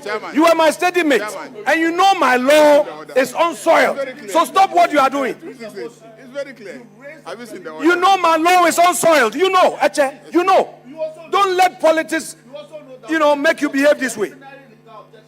I've raised. He cannot rule. He can't rule. Rule on what? It's a motion. He should tell me where he can rule. We have to take a decision and vote. Another person, please. It's not fair. We have a right of reply. Let us reply. He shouldn't rush. Why are we doing this to ourselves? Why are we doing this to ourselves? It's not fair. Your own position in 2024, Ayariga, you were there. You said 14 days. Why 3 days? Honorable Why? Minority Leader. And when we react, you start shouting and threatening us. Honorable. And you start to threaten us. What's going on in this country? What is going on in this country? Under a reset. What's going on in this country? In today Ghana, you can't talk. You can't talk. They will threaten you, frustrate you. That's what you are doing. That is what you are doing. Maintain your own principle. Maintain your own principle. You act out of political convenience. Where is your principle? Ayariga is here. He said 14 days on the 30th of July, 2024. What has changed? Your preliminary objection must be ruled upon. That is different from you moving a motion for the House to take decision on the motion. So based on the fact that what I have heard and what everybody, member of the committee, have heard clearly is a preliminary objection being raised on the grounds, which grounds are therefore considered frivolous, vexatious, unmeritorious, If you got it wrong, hollow, I'm straightening it. hollow. I'm sitting right here that you can't do. So I have done my ruling, and that is the ruling, and then we'll proceed to vet my Lord, Chairman, the please. Chairman, if you I'm judge nominee. Chairman, if you construed that to mean, if you construed that to mean an objection which you are going to rule, I am sitting right before you. You cannot say that the horses are bolted, there's an empty stable. Stop it. This is democracy. Don't do what you are doing. I just got up for a second. They were calling me. You deliberately discharged Zanetor. I kept quiet. I knew the traps you were setting. I knew what you were trying to do. Let's not do this ourselves. We are not helping democracy. If you construed our objection and the motion to be nothing like that, please, I'm right here. You can rule. Let us debate it. Let's vote. So let's debate it. Yes. So allow me to debate it. Sure, I'm happy that you will debate. Let's debate. He can't say he's ruling. Yes. You don't have the power to rule. Let's take it, and then you use your majority let's to vote against us. We'll be satisfied. So don't do what you're doing. Yeah, please.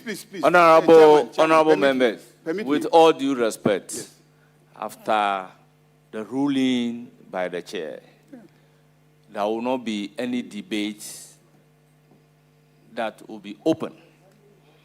Honorable members, let us not make the attempt to create a scene when there is none, or there should be none.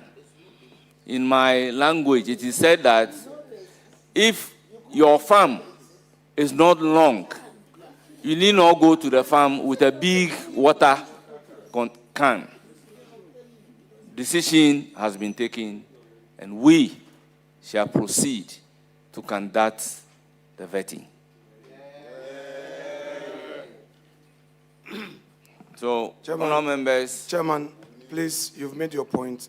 I've given you every opportunity. Yes, but can I make a point? Yes, can I make a point? This is a two-sided house. I'm your equal opposite number. Can I also have my bite? Well, I'm considering what you are doing to be an attempt to delay and derail the committee from doing its work. So we are proceeding to vet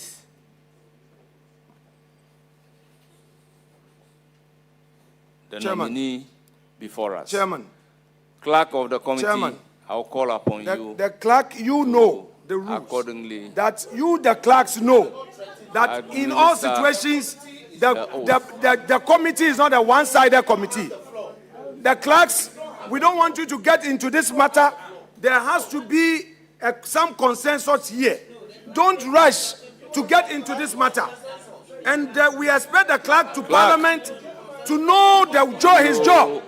Hereby no clerk directed should know to you cannot, administer that we have a the say. oath. The minority Please go must be ahead heard. What the majority is doing is wrong. Public servant, don't get into this. It is not your duty. It is not your duty. You, parliamentary service, it is not your, what you are doing is wrong. When we were in power, you never allowed this. Parliamentary service, don't do what you are doing. You are not a partisan institution. You are supposed to be neutral. The ranking is here. Don't do what you're doing. Don't do what you're doing. Don't do what you're doing. Parliamentary service staff, don't do what you're doing. We must be heard. It's not fair. It's not fair. It's not fair. You are taking things too far. Listen and let's cooperate. What you are doing is not fair. Cooperate and let's do the right thing. Let's do the right thing. Honorable Afenyo, please, Chairman, I beg you. I beg you. Please. Please. Oh, please. I beg, please. Afenyo, I beg you. You see, we are all acting pursuant to the standing orders. Indeed, during the deliberations, I was the one who instructed him to ask Speaker whether or not we needed to move a motion pursuant to Order 3, I think? Yes. For the suspension of the standing orders so that the waiver applies to all the nominees. And Speaker said clearly that he didn't think it was necessary to move a motion to suspend the relevant standing orders because the recall specifically indicates what the recall is for. And he, as Speaker, had given us clear instruction what he wanted us to do. And in any case, what we wanted to do had been captured in the business statement, which had been adopted by the House. On the basis of that, I asked him not to move the motion because Speaker had said it was unnecessary. You cannot come today and fault us on the basis of not moving the motion. You are questioning our professional capabilities. We did not move the motion because Speaker said it was unnecessary and that this recall is to consider the nominations, and because the recall is only for 5 days, we should have all the advertisements, you know, all those requirements waived, applied to everybody. I think that the leader, it will not be fair that you say that in the case of myself and Honorable Zanetor, because we are your colleagues in the House, you are willing to pat us on the back by, you know, waiving, and yet when it comes to the judges, you will not accept it. On what basis are you discriminating between us and the judges? If that's the case, I hand over back to you your approval so that we wait, and the same day that you are considering the judges, I will join them to be considered. That's what I will do, because it's not fair. We should treat each other fairly. Whether a member of a coordinated branch of government, the judiciary, or the executive, we need to treat everybody fairly. So I disagree with you. Secondly, on the authority of the chairperson of the committee, the chairperson is guided by the standing orders. And it says in Order 268, general functions of a chairperson of a committee. He sits here as chairperson of the appointments committee, not as first deputy speaker. And it says that 2683, the chairperson of a committee shall maintain order at a meeting of the committee and decide on each question of order. You have raised an issue of Order 3. Yes. No, order. No. To decide a question of order. A question of order is when somebody raises an objection on the basis of the order. Is that okay? That is one that is what we mean when we say a question of order. But the first part of order relates to you being, rowdy, disorderly. So it says that the chairperson of a committee shall maintain order. So the maintenance of order relates to making sure that we all conduct ourselves properly before the committee, such as you cannot be speaking when the chairman has not given authorization to speak. That is disorderly conduct. Now, the second issue of order, the second issue of order is procedural questions raised based on our standing orders.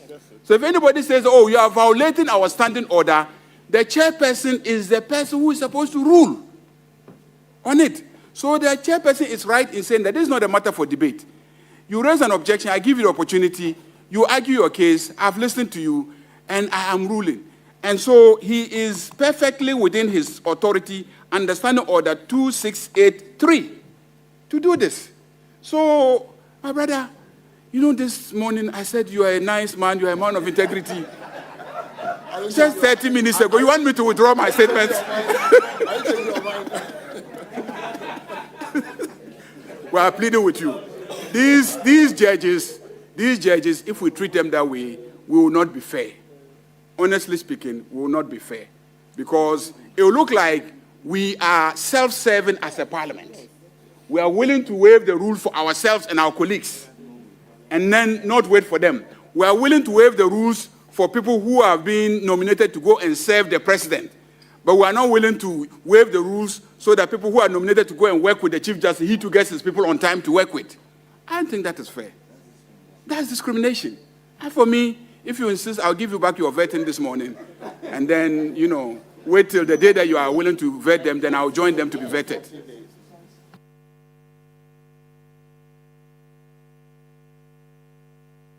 Honorable Minority Leader, you are pulling your microphone.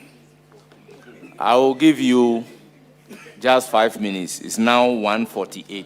Exactly 5 minutes. I will stop you. Chairman, that's not the way to treat your ranking. That's not the way to treat your ranking.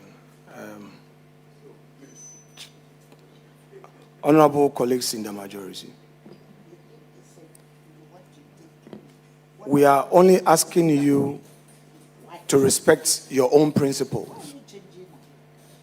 Your principles in 2024 and nothing more. This argument of discrimination that you have discovered is again serving your convenience. I told the majority leader that he has a principle called jurikashi. When he's in trouble, he used takashi and somersault it into jurisprudence. So I call it jurikashi. What you just did is jurikashi. You and I know that there is no set power given to the chair to make a ruling. You know it. Now you say there are some general powers. I kept quiet, please. Please. Please. You are not a member of this committee, so please become and let your seniors engage on an important matter. I have not mentioned a name. Please. Who in particular? No, but my colleagues are also there. Yes, but they shouldn't do that. Chairman, what is happening is unfair, it is improper, it lacks principle. All we want to say is that if you insist,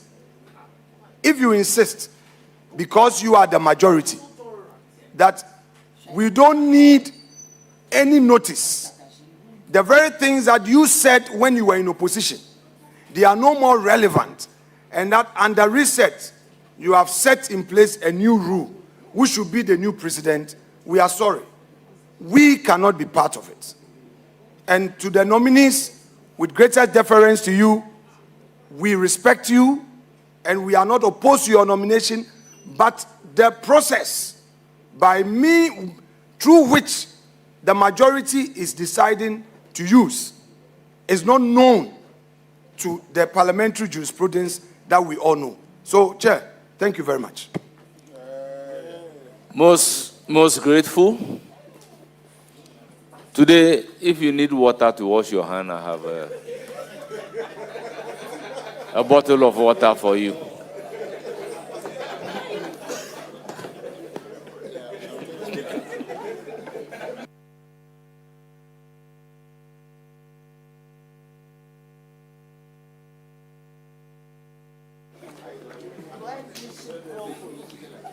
Honourable members, we are proceeding.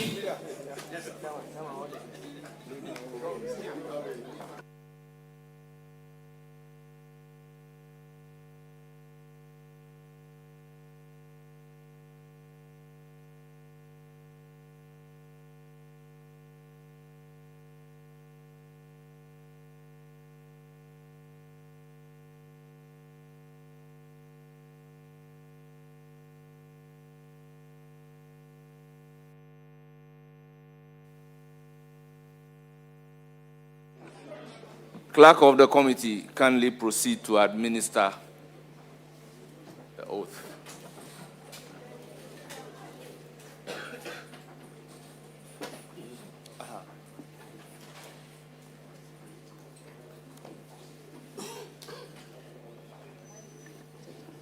Please.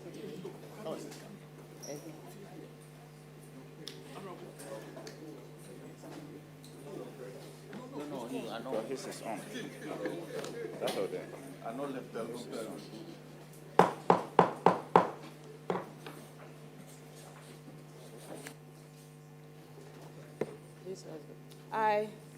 I, Justice Edward Agyeman-Rawlings, Swear by the Almighty God swear by the Almighty God that the evidence I shall give before this committee that the evidence I shall give before this committee touching the matter in issue shall be the truth, the whole truth, and nothing but the truth. and nothing but the truth. So help me. So help me God.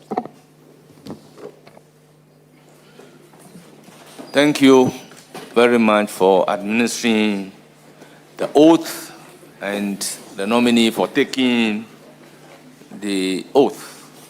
We'll go straight to vet, and before doing so, let me establish that we have a quorum to commence this business, and we also have a quorum to take decision at the end of the day.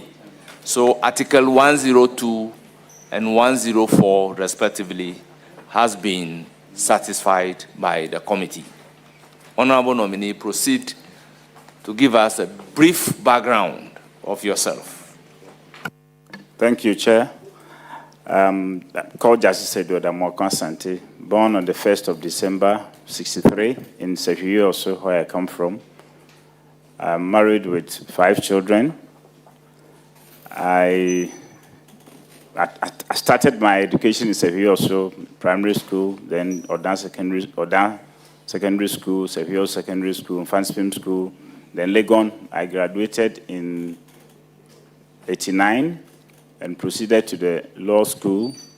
For my BL, I completed the law school in 91. I started practice with National Service Legal Aid Board, and then practiced for about 11 years. In 2002, I joined the bench as a circuit court judge. I was posted to Obuasi. I worked there for 5 years and got elevated to the High Court in 2008. Where I've been in High Court, I was posted to the Fast Track High Court in Accra. After 5 years, that was in 2013, I was transferred to Sekondi in the Western region as the supervising High Court judge. And after 5 years in 2018, I got appointed to the ECOWAS Court of Justice, where I worked. This is my 8th year, and the tenure has just ended. And I was the president of the court for 6 years. So now I am back. In 2020, I was recalled and elevated to the Court of Appeal as part of the elevation process because I was due to be promoted. Basically, this is a short resume of myself. Thank you. Thank you very much. We shall proceed to ask you questions. I will then give the floor to Honorable Elikplim Akurugu to start asking you questions. Please be brief in your answers. Thank you, Mr. Chair. Congratulations Thank you. I did a background on you, and I found it very interesting because you have an extensive regional and international judicial experience. I want to ask a question quickly.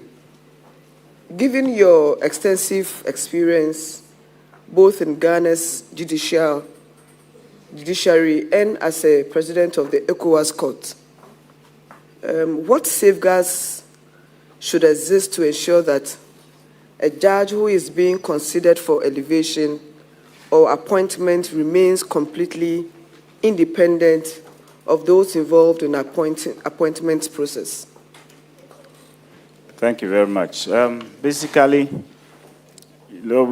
as a judge, when you are appointed, you swear an oath, which you go by. That is a very important thing, that you do fair, you be fair and equitable to all manner of persons who appear before you. Judges decide cases by facts before them. You apply the law to the facts and all that. Judges do not go mingling with the appointing authority just because they appointed you. Independence of mind is very important, and that is why I've gone to where I've gotten to. Independence of mind in the ECOWAS Court, as you know, we deal with presidents, heads of states who we meet, but therefore, and still when matters come before us, we'll deal with them as they are based on the facts, and therefore I think I have the independence of mind to be able to withstand all kinds of influences, if any, to do my job. Thank you very much. Any further question? Yes, I have a follow-up. So, accuse yourself from a case involving a person who had played a significant role in your own elevation if circumstances created a reasonable perception of conflict. I don't know what you mean by a person. Sorry. I don't know what you mean by a person who has played a role in my elevation. I know that I'm a judge of the Court of Appeal, and I qualify to be at the Supreme Court. I'm 35 years old as a lawyer. I've worked as a judge for over 20 years, and therefore I qualify by the Constitution. The Judicial Service has given its advice, Judicial Council its advice. Council of State have been consulted, and now I am here pending your approval. And therefore, that is all I know. I do not see whoever got involved in anything. The President knows, of course, in consultation, on the advice of the Judicial Council, knows I qualify. That's why I've been appointed. And therefore, I don't know who did that. In any case, if that is it, it's so clear. Talking about biases, maybe that's what you are talking about. It is clear that when the matter involves an individual whom you think you know very well, as a judge, if your conscience doesn't serve you well, you just recuse from it. But if it's a company that person is involved, or a general matter like on Article 2.1 and all that coming to the Supreme Court, if you give me the nod to have interpretation and all that done, and the person is even a person that I know, I have to deal with it because that's the calling of the job I'm doing. Thank you very much. That will all be, Chairman. Thank you very much, Honorable Lekle Makurugu. I will then move to Honorable Beat Zidi. And I affectionately call him Azidi. Thank you very much, Honorable Chairman. And let me use the opportunity to congratulate you for your elevation from the Court of Appeal to the Supreme Court. Indeed, I've gone through your CV, and it is quite a rich CV. You have risen through the ranks from the High Court to the Court of Appeal, and then to now going to the Supreme Court. I have a few questions for you, probably one or two. The first one is, Article 22 of the Constitution enjoins Parliament to enact legislation to regulate spousal property rights. My Lord, what has been the evolution of spousal property rights in the jurisprudence of Ghana to date? This question is very convoluted, but I will, however, allow my Lord to answer the question. Thank you very much, Honorable Chair. It actually has a checkered history. Back in the days, excuse me to say, women and children were considered as chattel of the man. And therefore, when the man and his wife and children did whatever property, upon his death, it went to the man's family and not to the wife and children. They even lived in the house subject to good behavior. As time went on around the early 60s, luckily for us, the case of Corte and Mate surfaced, and the court, in that particular case, that's what they said. But then subsequently, I think Abebrese and Carr, the court said that if the wife especially did substantial contribution towards the property, then you'll be given a part of the property. That's how it started. Then it has been on, so the court relied on contribution, substantial contribution and all that, until recently, though Parliament was given the authority by the Constitution to make laws on spousal property. Unfortunately, Parliament reneged, sadly to say. And the Supreme Court, in its activism, judicial activism, took it up in the cases of Arthur and Arthur, Mensah and Mensah, Quatson and Quatson, and subsequent ones that have come and have ruled that it should be on equitable basis. And therefore, currently, that's what we are applying. So each one can own his or her own property and can also earn joint property. That it should be contribution and all that. So it's equitable. So property acquired in the course of marriage is still based on contribution and the equitable share of the property. Thank you very much. Further question? Honorable Chairman, there will not be supplementary question, but I have a second substantive question. Please go ahead.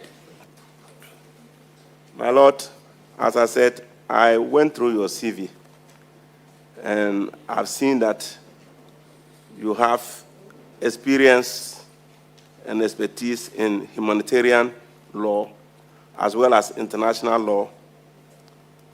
My Lord, what is the difference between the two? In other words, international law and humanitarian law, is there any difference between the two? And if there is, what are the differences? Thank you, my Lord. Yes, Honorable Nominee. Thank you very much. There's a world of difference between them. International IHL, international humanitarian law, we call it the law of war. It's basically laws that are made affecting victims and at wartime. So it could be the victims of war, soldiers, prisoners of war, people injured in course of war, destruction of war. So there are particular laws, set of laws, refugees and migration. That's international humanitarian law. So basically, the Red Cross and Red Crescent and those institutions are in support. So that is the international humanitarian law. So laws are even the kind of weapons to use in particular kinds of war, what to attack and not what to attack. You cannot just go and attack hospitals just because you are fighting a battle between for governance and all that. Schools and where people, civilians are. Exactly what's happening, unfortunately happening in Iran and those places. So that is, so it involves armed conflict. It can be internal armed conflict or international armed conflict. Then international human rights law is law as it affects individuals. No, you ask about international law. It's law as it affects international institutions or states, like the NGOs and UN agencies and states themselves. So that's the law that governs them. Mostly it's by treaty law, either bilateral treaties or multilateral treaties. That is international law, basically. So that's the difference between international humanitarian law and international law. Thank you very much. Any further question? No further questions. Thank you very much. Yes. It's now the turn of Honorable Haji Aladi.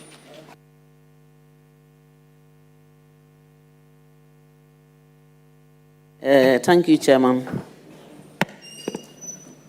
Because I'm not a lawyer, I do not know or have those words that they readily use. But as a P1 teacher, I will say congratulations and say that I wish you all the best in your endeavors. I met you first at ECOWAS and I have listened to you with all the lectures and what have you. So I want you to just tell me or tell this committee 3 achievements of yours at ECOWAS Parliament or when you were the chairman of the ECOWAS court. Thank you.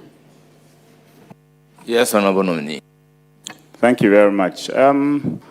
As the president, in fact, from the initial stages, I was made president of the court, and I've been we are 2, the longest serving presidents for 6 years, myself and the very first president, who was a Nigerian lady. When I entered the court, there was a lot of staff backlog, promotions backlog, over 50 or 60 of them. We had to make sure we did interviews and all that and because it brings stagnation and then frustration among the staff. So that staff issues were the first thing I did, and we promoted all of them to their levels. We made sure we recruited very efficient people. So now the research department of the ECOWAS court is one of the best in West Africa, in Africa actually. So judges don't find it difficult at all in writing the judgment because we are very good people to do the judgments for us. Then during the COVID, I had to improvise and do online hearing. Make sure we bought all the super highway IT equipment and all that we needed. And therefore, I can tell you that since COVID time, nobody travels to Abuja anymore to have their matter heard. You just do your documentation, you scan and email them to the court. When the court receives them, you also look at it. If it conforms to the rules, it is scanned and emailed to the other side. And then hearing is done online. So somebody in Senegal who has sued somebody in Niger, there's a serious, very good internet facility and everything in the court. So we just sit in the court, hear the matters, and deliver judgment without people buying tickets for themselves and for their lawyers to travel as it used to be. And therefore, we have saved the citizens lots and lots of money. Then, to add on to it, the final one is the electronic case management system, which was recently launched, though not during my tenure, but I started it. It is to the effect that now it's paperless. So you just file your processes, it goes to the court, they look at it, automatic stamping or filing on it, then it is also transmitted to the other side. So it's purely paperless. The president also just clicks a button and selects the panel. So all these things were done under my and then the judgments. When we went, we saw that the work rate was very low. And for the first time, we did 48 judgments in a year. That's about 2020. Then the following year, we did 68 judgments, which is record in the court, has never been done. So these are some of the achievements that I did there. Thank you. Any further question? Thank you, Chairman. Yes. Although the response to my next question might emanate from the one that you just responded, I would wish that you state it clearly for us all to know that at least there is a way forward, bringing you to the highest level in this country. And so I would want to find out from you if you would consider suggesting and following up so that AI can be infused into our court system in Ghana. Honorable Nominee. Thank you very much. AI is the way to go now. Now the world has gone AI. There's nothing anybody can do. We have had a little bit of training in the ECOWAS court, the judges and even the staff. And wherever we went, it is there. So basically, if the Chief Justice seeks my inclusion for it to be done, why not? Because at least I have some knowledge in it. It's a matter of trying to get people to do our own special setup for us. Even you, Parliament, you can do it. You have your own setup. The algorithm is built for you. So it's a tailor-made thing for you. And once it is done, for us, the judicial service, it will have to be included. The lawyers will also have to be using it. So it's a big whole system that can be done easily. And once it is done, it's going to bring efficiency into our system. So cases will be dealt with fast. Research and all that can be done on it. So hallucinations will be dealt with in the system. Once it is tailor-made, it is tailor-made for us. They know how to build the algorithm and all that to capture our system. So I don't think it's too much of a problem, except that it's all finances, as we say. So finance, once you are the ones who approve the budget for the judiciary, if you consider approving higher amounts for them, it can be done easily. Thank you very much. You have any more questions? No, please, Chairman. I wish you all the best. Thank you very much. I will then give the floor to Honorable Mahama Ayariga.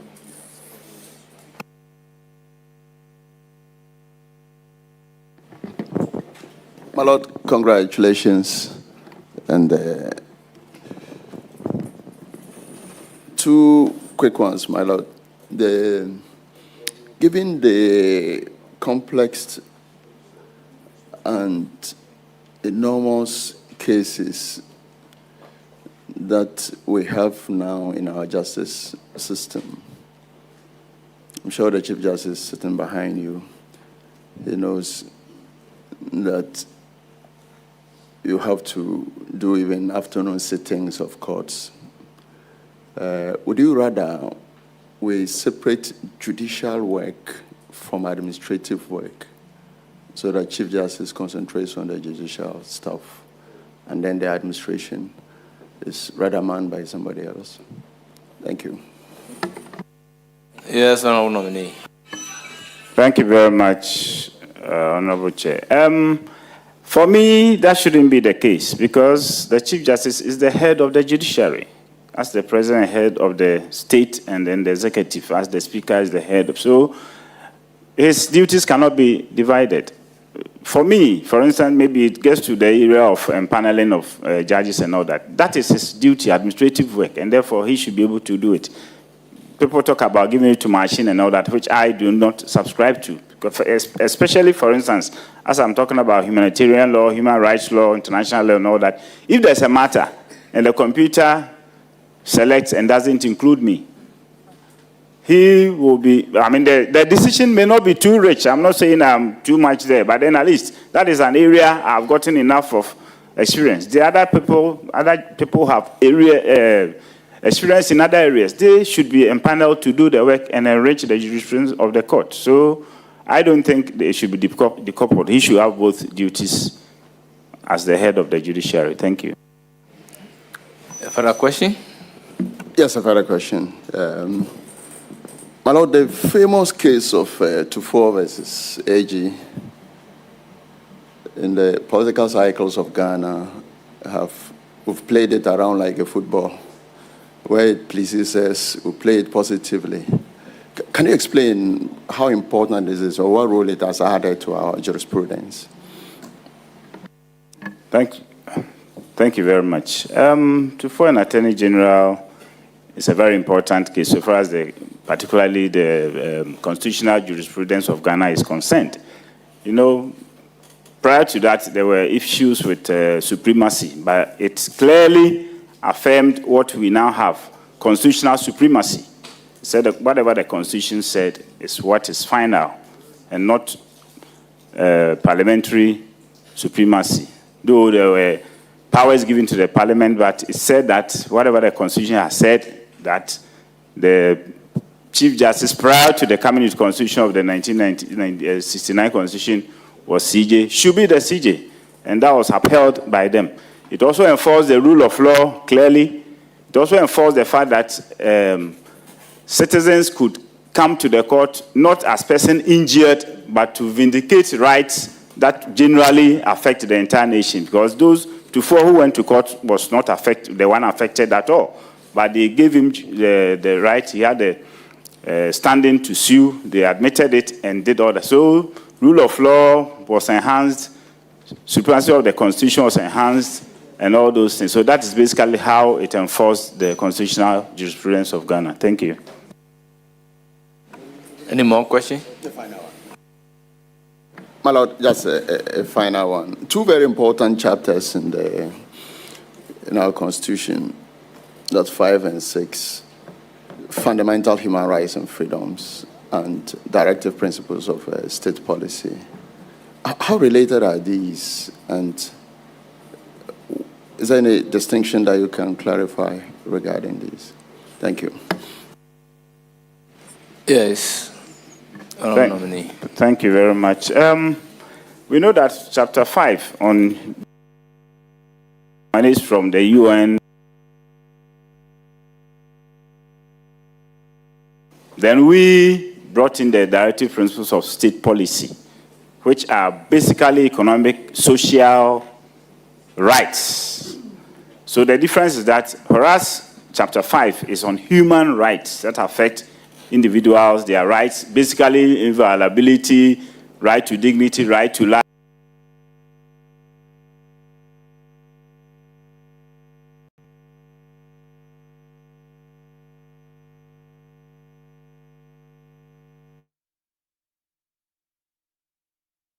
Individuals, their rights, basically inviolability, right to dignity, right to life, the right to be informed when you are arrested and all that.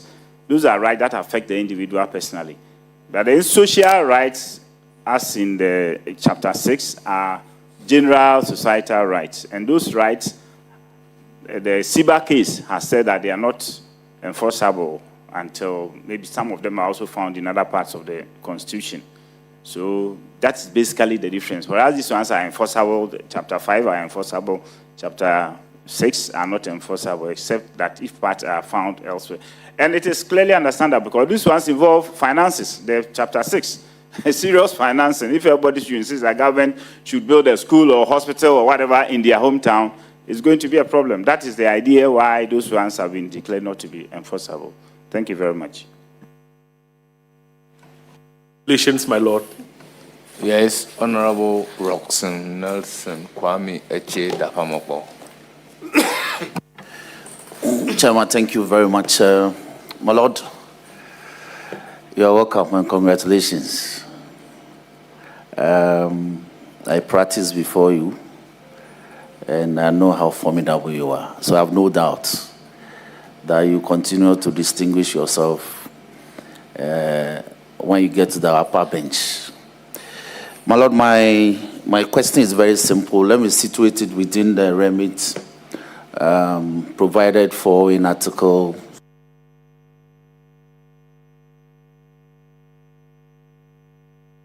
that you continue to distinguish yourself when you get to the upper bench, including lawyers forming associations. Associations, that's all. Freedom of association. Yes, Honorable Nominee. Thank you very much. Yes, the Constitution guarantees various types of...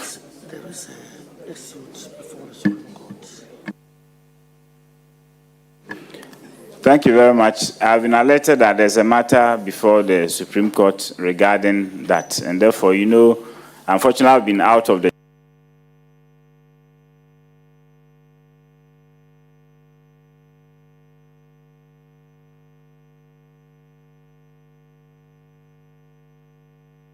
me, I don't want to. So please, no, forgive me. Chairman, Let it slide. No, hold on. It's about freedom of association as enshrined in the Constitution. I am not saying that say any other thing. I'm just asking you, what is your position of freedom of association? That's all. Yes, Honorable Roxanne Nelson Kwame Agyeman-Rawlings. There was an earlier decision regarding this in the case of Ward Brew versus Ghana Bar Association. Yes.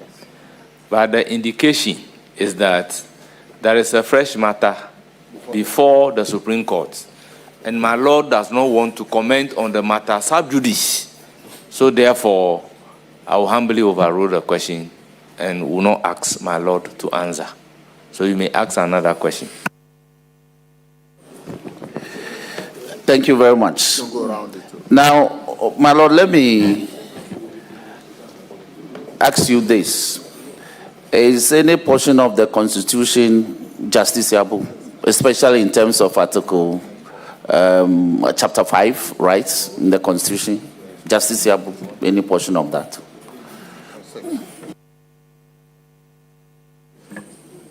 Thank you very much. Yes, chapter 5, you are talking about the human rights. Yes, right to bail and all that. I have always had the notion why suspects have not sued the police for keeping them for times on end after the 48 hours. These are things that people should be doing for us to know that the courts are able to confirm what is in the Constitution for those things to happen. So all those rights, for me, are justiciable. Yes. Thank you. So as a follow-up, will you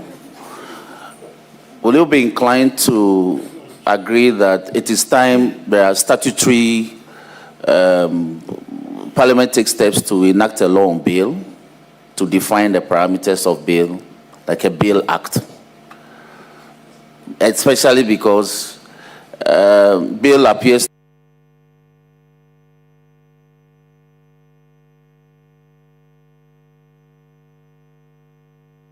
discretion time and time again. So do you agree with some who are calling on Parliament to come up with a bail act to guide the court regarding the circumstances to grant bail set out in an enactment? A couple of other jurisdictions have done that. Yes, my lord. I do not think that is necessary in our circumstances. Act 30 is a clear act. It is there. Then, to reinforce, there's Martin Pebu, an Attorney General. That said, all the matters are bailable. And therefore, it is there. It is people or lawyers who have not sued those who have detained their people beyond the time on behalf of their clients. That's exactly what I espoused earlier. So if you take action and the court declares and fines, takes award against those who have done so, then it will be fine, so that everybody knows that you cannot just get people, keep them, and all that. So that's what I can say to that. Chairman, that will be all. Malone, once again, congratulations. It's now the turn of Honorable Kweku Ricket Hagan, alias Kokube. Thank you very much, my lord, and congratulations. I want to take you said some interesting things when you were talking about technology, especially with AI. I just want to find out from you, your view, since you have done some work in that area. There is one school of thought that believes generally that in the legal world or the legal practice, AI is to help with routine work, legal work that is quite routine, such as research, contract review, and what have you. But there is also another school of thought that it is not just to augment the legal work, but it could one day replace human lawyers. I just want to know your view on that, whether you believe that that will happen one day. I don't want to frighten my colleagues lawyers here, but your view on that, as you believe strongly that technology or AI is the way to go in future legal practice as well. Thank you. Yes, Honorable Nominee. Thank you very much. AI cannot replace lawyers or judges. The human thinking is unique. Despite all the things that it does the research for you, and you have to go through and make sure that it has done what you want. You have to query it. To get the best out of it, you have to query it several times before you get even what you want. And therefore, its thinking capacity does not get closer to anywhere the human brain can think to. It can help you, support you. You put in, you feed it, it brings out something. You feed it again, you query it, then it will be removing and adding until it gets to what you want. Even then, you still have to read and approve. So if you are a lawyer and you allow, that's why some lawyers in Canada and other places just did Googled or they went to AI, took stuff and filed it as if they were cases and all that, and they were cut out. So for you to get it, you have to work on it. But that's why I'm saying it should be tailor-made for particular institutions. If that is done, They fed in all your, for instance, in our case, all our cases, all our laws are fed into it. The algorithm because it's machine training. Once you train it, it can give you the best out of what you want. So for me, AI cannot replace lawyers or judges. But some lawyers may want it to replace them. If they are lazy, they don't want to think. That may be an issue. Thank you very much. Further question? Thank you, Chairman. I have no further questions than to wish the nominee well. Thank you. Chair, if I may say, I missed you at Infantspen. You left in 83, I came in 83, from 83, 84. So when I came, you had left. So clearly, he's 2 years your senior. Let me just correct Honorable. I was at Adisade College, and you were in Infantspen. I knew you. Yeah, exactly. Yeah. We knew ourselves. Well, when Infantspen and Adisade College, they are talking, a man from Abode Secondary School should not speak. We also talk. Abode school. I am a proud Aboscan. People don't know where it is, but I'm really proud of that school. My Lord, it's now my turn to ask you questions. But I have appeared before you severally in my private practice as a lawyer. I know your integrity. I can vouch for your competence, the professionalism, and I intend not to ask you any question. I will then use the opportunity to crave the indulgence of my colleagues to announce and acknowledge the presence of your distinguished invitees who are here to support you. We have Bismarck Bedu, is a business executive. We also have Mr. Charles Adokwe, is also a business executive. We have Mrs. Gifty Asante, the spouse of the nominee. We have Mr. Brian Kojo Asante, son. We have Miss Akosua Asantiwa Ankama, daughter. We also have Dr. Kwasi Safo Boachi, is a pharmacist. And we have Brigadier General Richard Akoto, is a military officer. We have Dr. Samuel Oredu Yebua, is a medical officer. We have Mr. Henry Asante Donko, brother. We have Mr. William Esua, brother. We have lawyer Kwesi Blay, brother.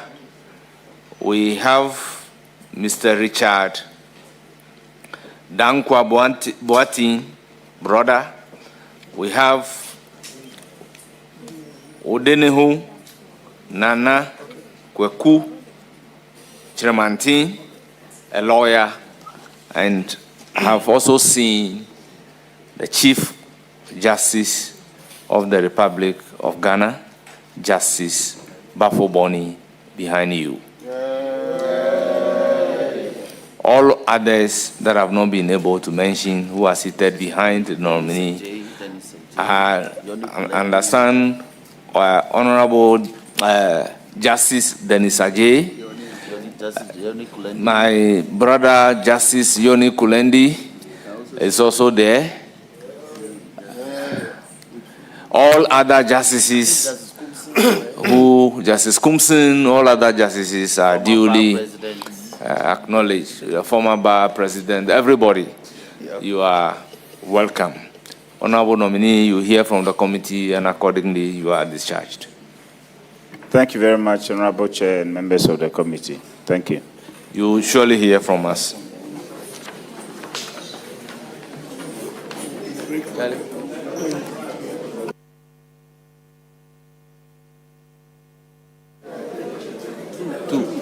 But we are doing the fiscal council members too. We are doing the fiscal council members because it has welcomed World Bank IMF imperative.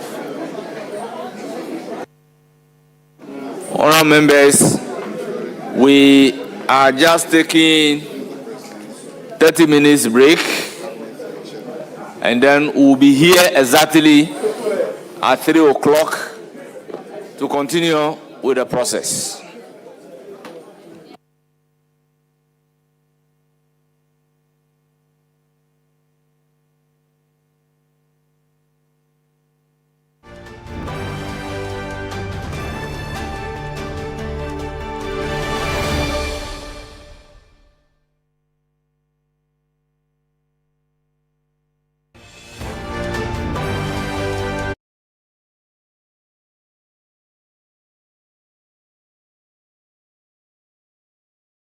Watching TV3, this is still our continuing coverage of the vetting of some nominees, ministerial nominees, Supreme Court justices nominees as well here on TV3.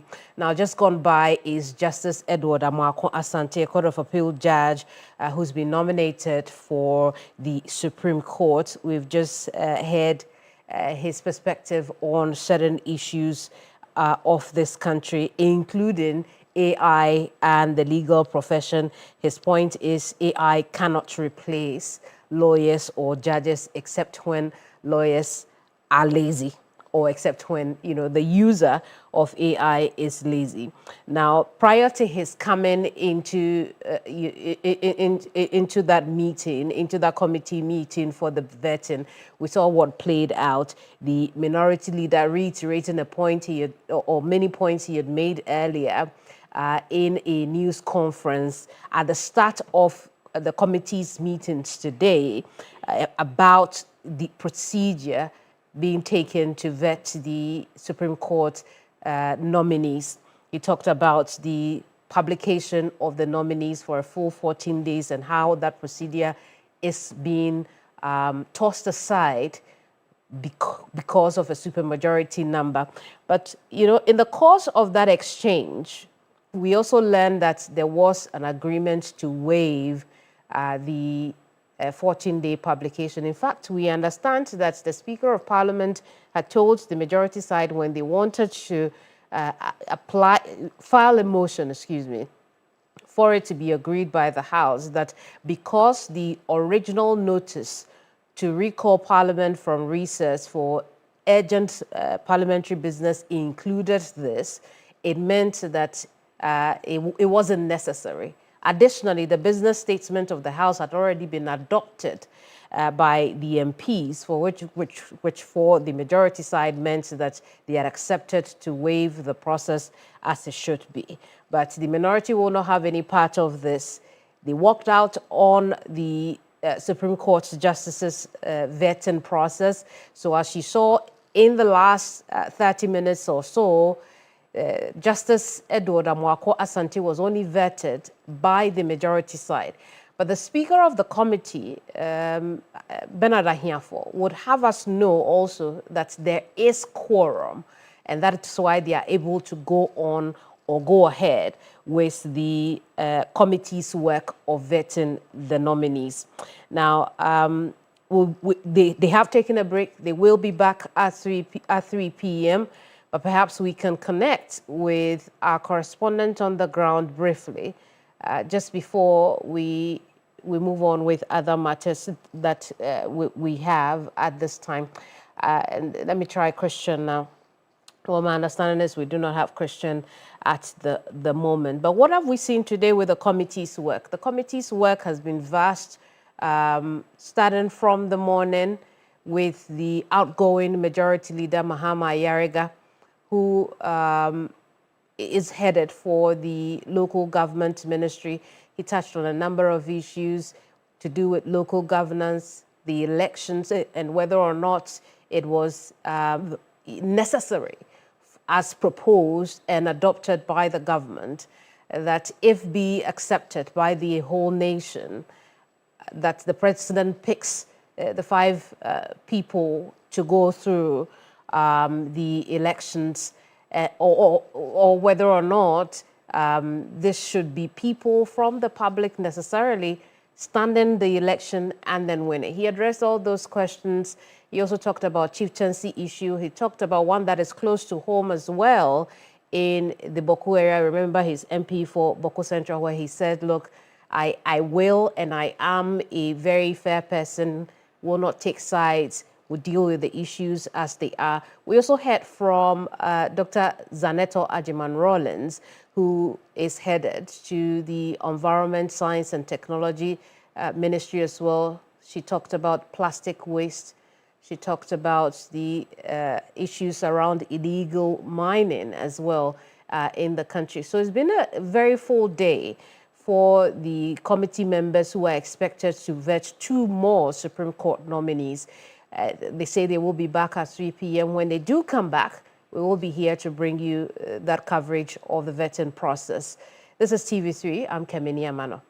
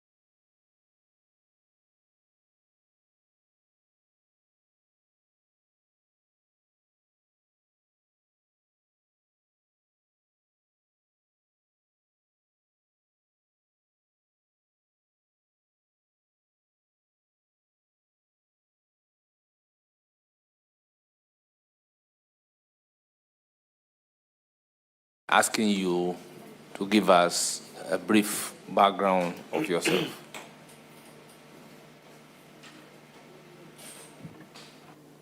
Well, my name is Anthony Forson Jr. I was born in Takoradi on the 21st of November, 1964. My father was Anthony Forson Sr., mother, Mrs. Mariam Forson, both of blessed memory. My father was a lawyer in Takoradi, based in Takoradi, and rose to become the first Attorney General under the Fourth Republic, resigned and later ended up in India as Ghana's High Commissioner. I had 6 siblings who were 7, 6 boys, 1 girl. Unfortunately, 2 passed.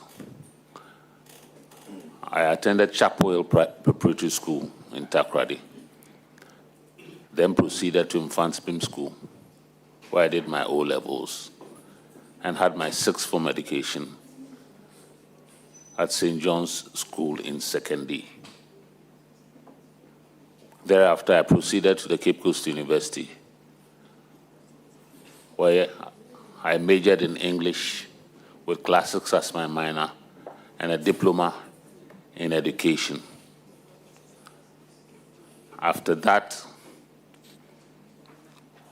I did my national service at Takoradi Polytechnic, now Takoradi Technical University, where I was elected as the president of the Western Regional National Service Personnel Association. And pursuant to that, I was elected as the youngest member of the Consultative Assembly to consider proposals for the 1992 Constitution. After the constitutional escapade, I proceeded to the Ghana School of Law, where I did my qualified certificate in law, because at that time, I didn't have the requisite qualification to go through to Legon, having been very deficient in mathematics. Even though I eventually qualified, that is why I had to go through the long route. So I did my QCL at Makola and proceeded to do the professional course, finishing in 1996. After that, I joined the law firm of Tete & Co., where I practiced for almost 9 years. And after that, set up my own law practice from 2006 January. I have been quite active at the Ghana Bar Association, starting as the National Public Relations Officer. In 2007, I was PR for 8 years, finished in 2015, became the National Vice President, and then proceeded to become the National President in 2018 up till 2021. As a result of that, I had a stint with the General Legal Counsel, the Judicial Council, and I've been involved with policy around the courts for quite some time. But essentially, I've been a private practitioner. And by the grace of God, I have caught the President's eye and been nominated. And subject to your final approval, I hope to serve my country as a Supreme Court judge. Thank you very much. And once again, you are welcome. I will then give the floor to members one after the other, and they will pose questions to you, and I will call upon you to respond to the question unless the question is otherwise overruled. I will then proceed to give the floor to Honorable Bid Awanta Azedin.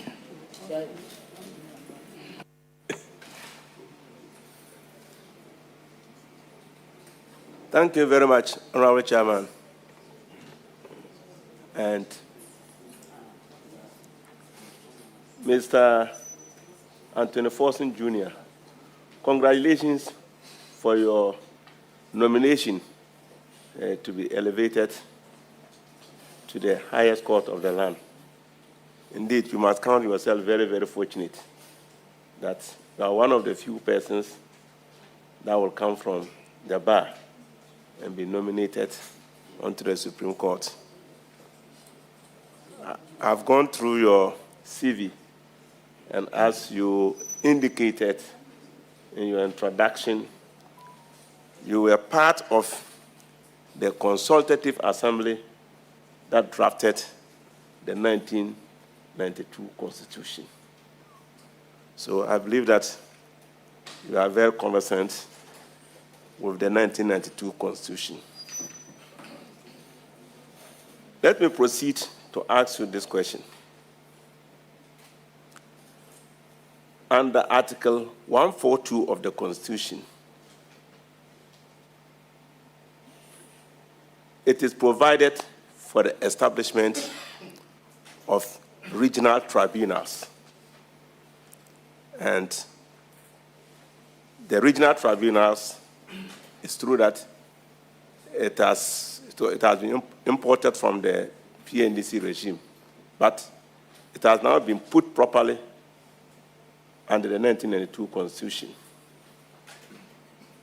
And so, since 1993, very little has been done about putting it into law after 3 decades. Now, this year, this parliament... Honorable Bidazidi, what is your question? I'm asking, I just laid the foundation. I'm not going to ask a question, Mr. Chairman. Treat your foundation as question number 1. I beg you.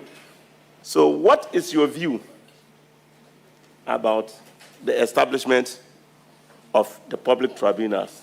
Because it appears that some segment of this society are adverse to it. But it's now a constitutional provision. What's your view about it? Thank you. Yes, Honorable Nominee. Well, I have no problem with it. As you said, it's stated in the Constitution.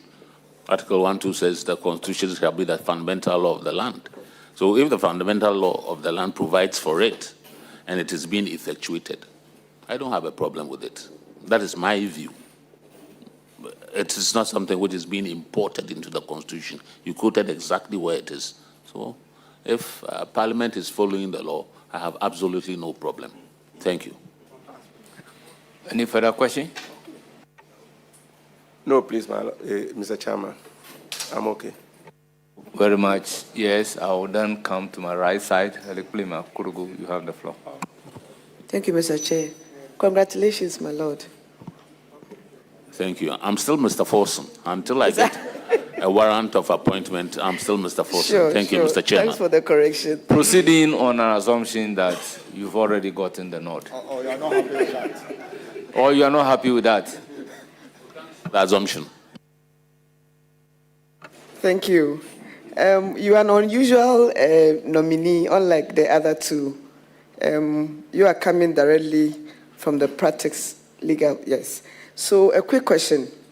Looking through your CVs and then doing a little background, I realized that for many years you have represented clients and then argued their cases, including major commercial interests.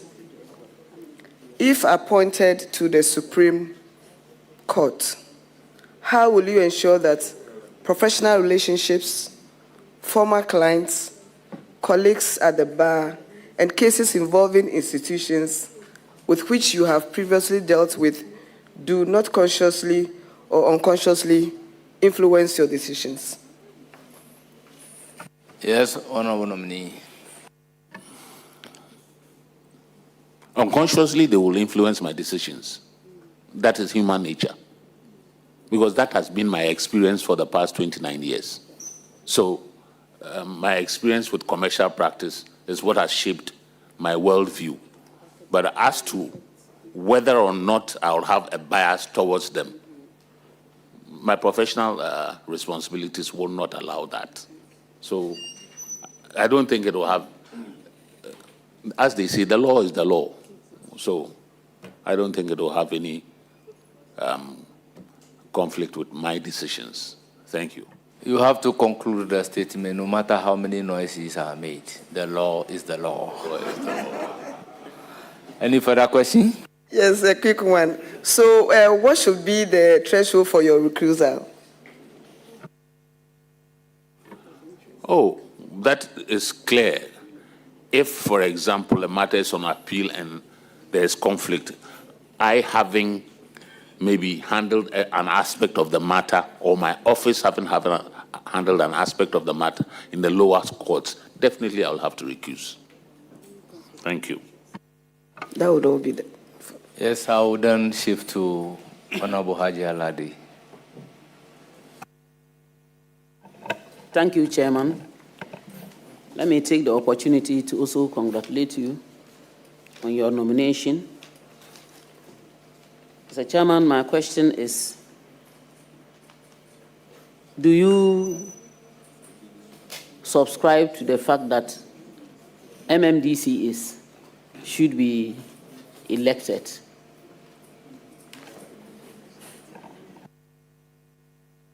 Yes, Honorable Nominee. Thank you, Mr. Chairman. Well, if that becomes the law, then that will be the law. But for now, I would say that our experience so far has shown that most of the district assembly things are party connected. So if as a country we study the situation and we are of the view collectively that that should be the situation, I believe that Parliament in its wisdom will change the law to make it elective. But for now, I think that it is serving us well. Thank you. Yes, any further question? Yeah, Chairman, my second question is about the number of judges in the Supreme Court. We have all heard, even this morning, the way it was that the Supreme Court, the judges are enough, there are many, there are no seats and what have you. Should there be a cap on the number of judges at the Supreme Court? Yes, Honorable Nominee. Thank you, Mr. Chairman. Well, I'm one of the advocates of no capping because of my experience and the kind of seminars that I have been to. In fact, one of them was in this very chamber where my Lord Ajay Frimpong indicated to the committee when we were doing the constitutional review that because of the jurisdictions which have been given to the Supreme Court, which is so wide, capping will bring a problem.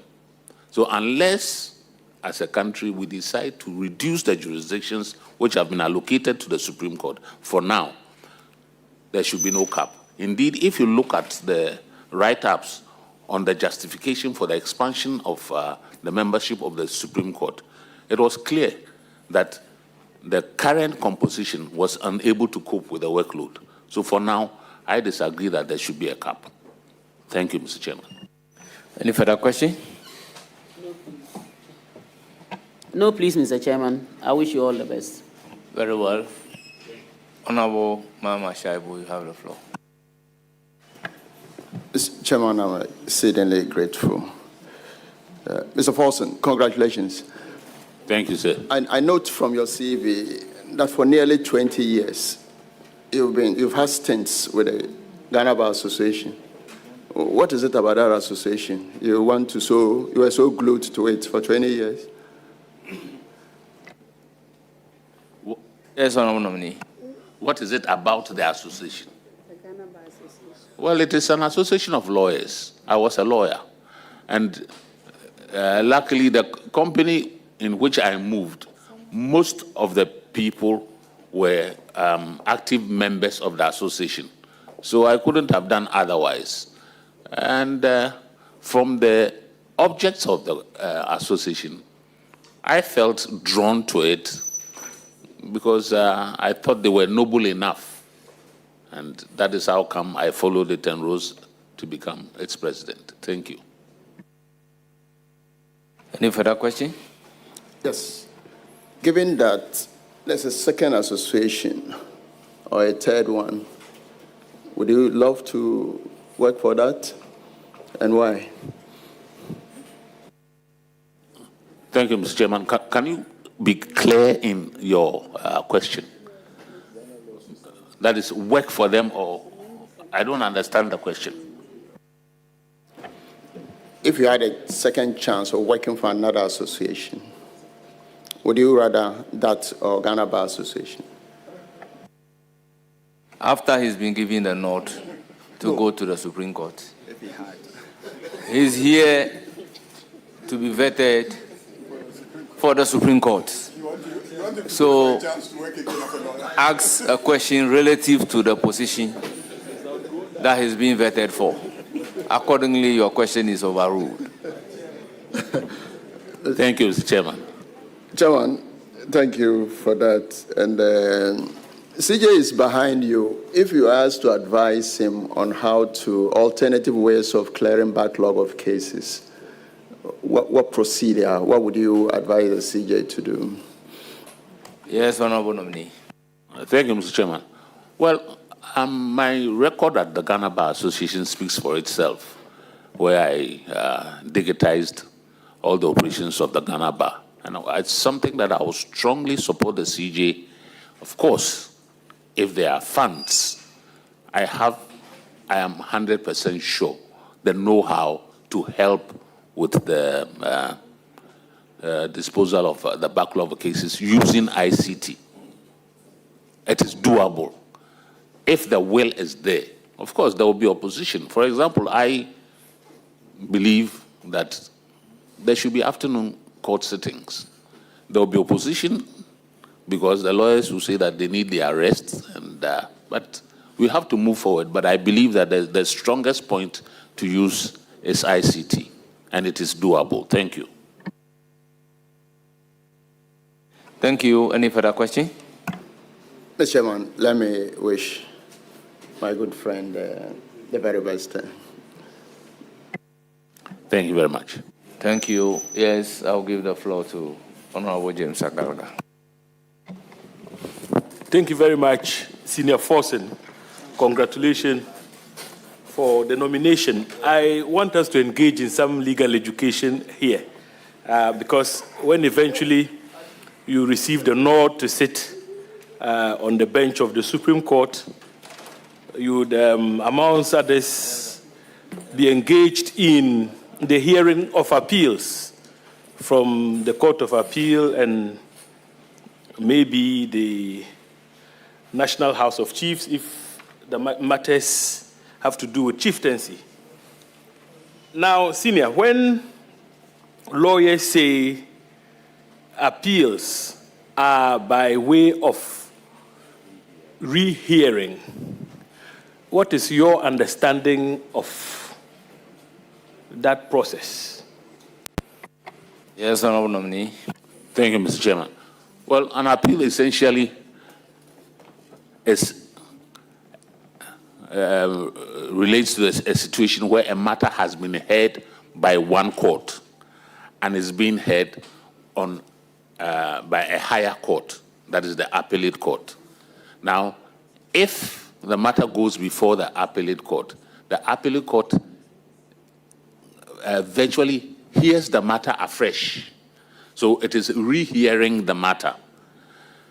Now, if I may use the situation of the High Court to the Court of Appeal, it's not a matter where the Court of Appeal is going to be recalling the witnesses, except in exceptional circumstances like Mahmoud Wangara versus Jatu Wangara. But the Court of Appeal will look at the facts, the evidence, and the reasoning in the judgment and give its judgment. So it will have the opportunity, apart from looking at the witnesses, to rehear the matter, looking at the record. Thank you. Any further question? Still on legal education. So a common ground of appeal that lawyers would normally rely on heavily is that, and let me quote, the judgment is against the weight of evidence. Very common. I mean, when you take, every appeal, you'd find that ground captured. Would you want to educate us on what that means? The judgment is against the weight of evidence. Yes, Honorable Nominee. Thank you, Mr. Chairman. Well, that's a very common ground. However, prosecuting that ground is not as easy as it seems, because what you are saying is that the court below failed to look at the totality of the evidence or skipped some pieces of evidence, which, if considered, would have led it to a different conclusion. So the burden on the lawyer putting forward that case is to show the court which specific pieces of evidence were not considered properly, and show by the facts and the authorities that if they had considered it properly, it would have led to a different conclusion. And that way he will be able to demonstrate that the judgment was against the evidence which was led in the court below. Basically, that's what it means. Thank you. Any further question? No further questions. Congratulations once again. I will then give the floor to Thank you. Honorable Koku Riketegan. Thank you, Mr. Chairman. Mr. Anthony Forson Jr. My brother, congratulations. Thank you. I am not going to talk about matters of law, but I want you to look at technology. Today, everybody is talking about AI being the future. Now, as someone who's been a legal practitioner, still a legal practitioner, my understanding, as in other walks of life, is that AI is going to enhance basically legal practices in terms of how you do your work, especially to take care of routine work, as in research, contract reviews, and other things. But there's also another school of thought that possibly a time will come where human lawyers are not going to be needed very much. I mean, I know AI cannot go to court by itself, but the work of a lawyer will begin to obviously be more or less diminished. I just want to know, as a practitioner, somebody who's coming from the practice, what is your view on AI in connection as an aid or a tool to legal practice? Thank you. Yes, Honorable Nominee. Thank you, Mr. Chairman. You use the exact right word, an aid. It is an aid. Because AI can never replace the human being. In any case, it is the human being that feeds the AI with the information which comes out with all the algorithms. So as a tool, yes, very useful.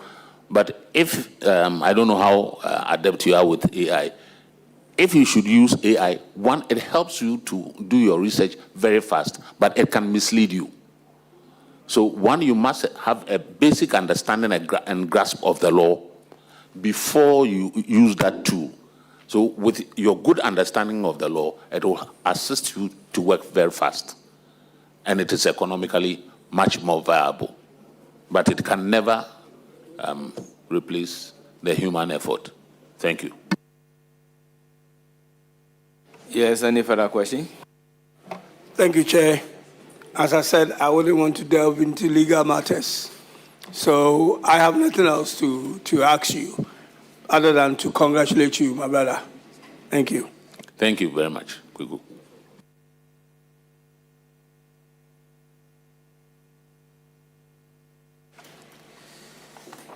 Honorable Nominee, let me add my voice in referring to you as Justice Tony Forson Jr.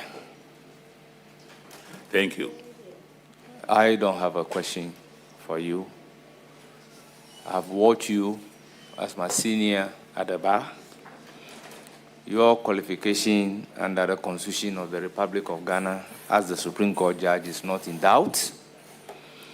your professional integrity, professionalism, and conduct as a lawyer is also not in doubt.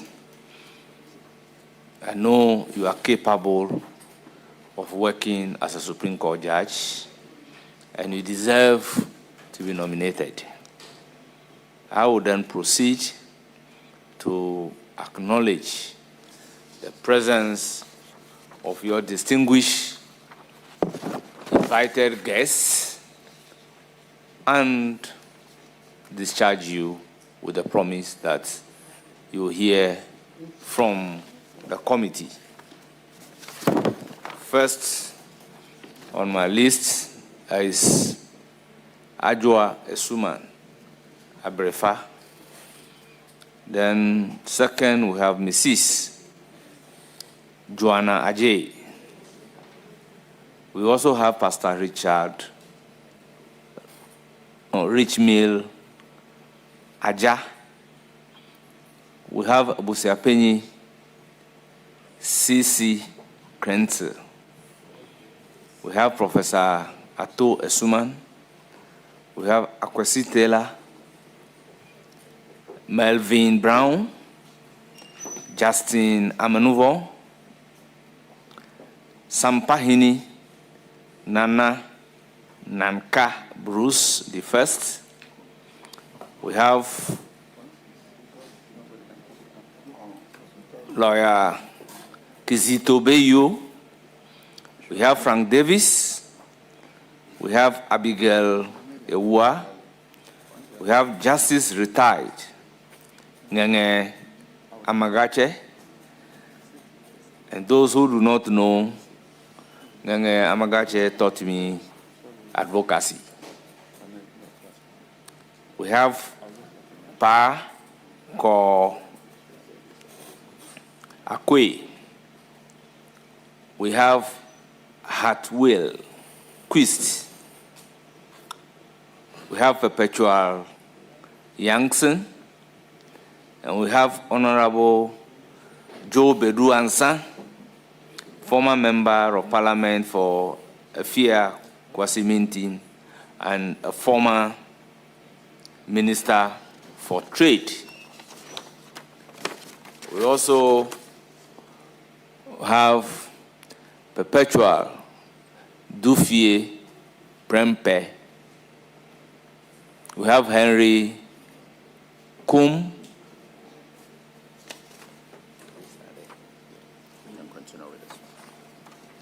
And we also have the Chief Justice, Justice Paul Bafoboni. We have Justice Yoni Kulendis. We have Justice Richard Ajay Frimpong, Justice Dominic Ajay, Justice Anthony Opong, Justice Jerome Noble Nkrumah. We have Justice Ajwa A.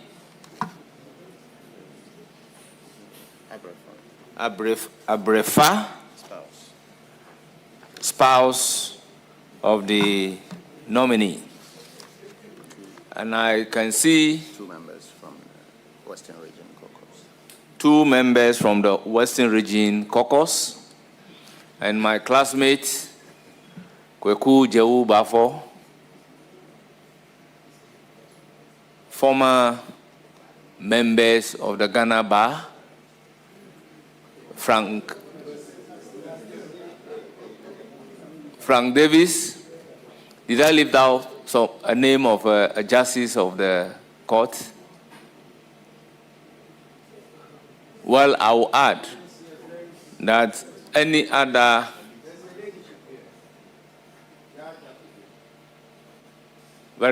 any other justice of the Supreme Court, the Court of Appeal, that I have not mentioned, they are duly recognized. Same applies to any other member of the bar and distinguished invitee. And on this occasion, I will discharge the nominee with the words that you will hear from the committee. Thank you for attending. Thank you very much. Committee.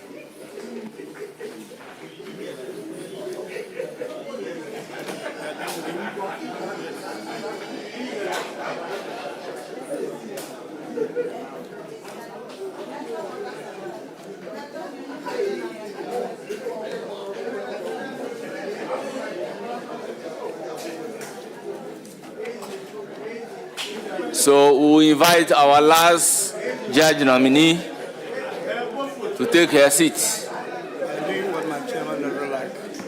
I said they are doing what my chairman doesn't like. Hugging.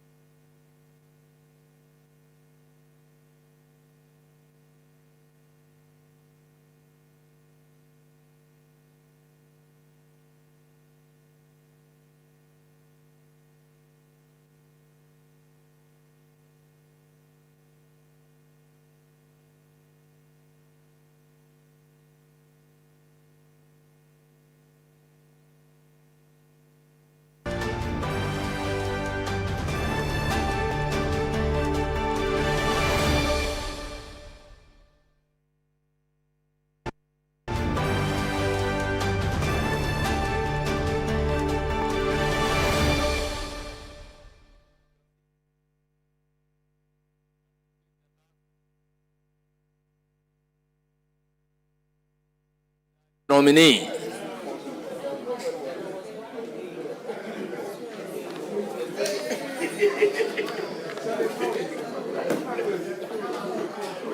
No, wait. The representation is the same. Okay.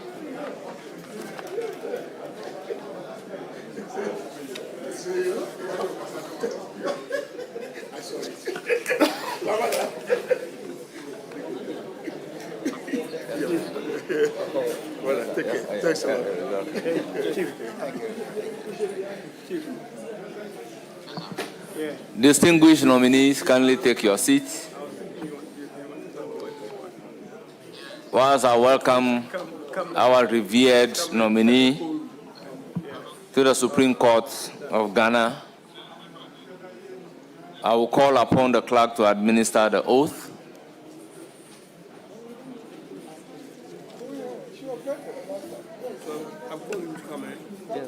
I would say she was Once more. unfortunately, not giving a report was not taken. Report rating was not taken.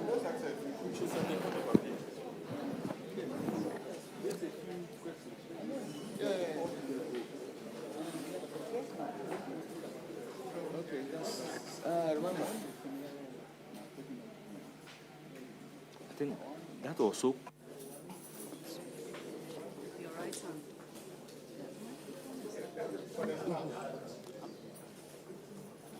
In your right hand, the Bible.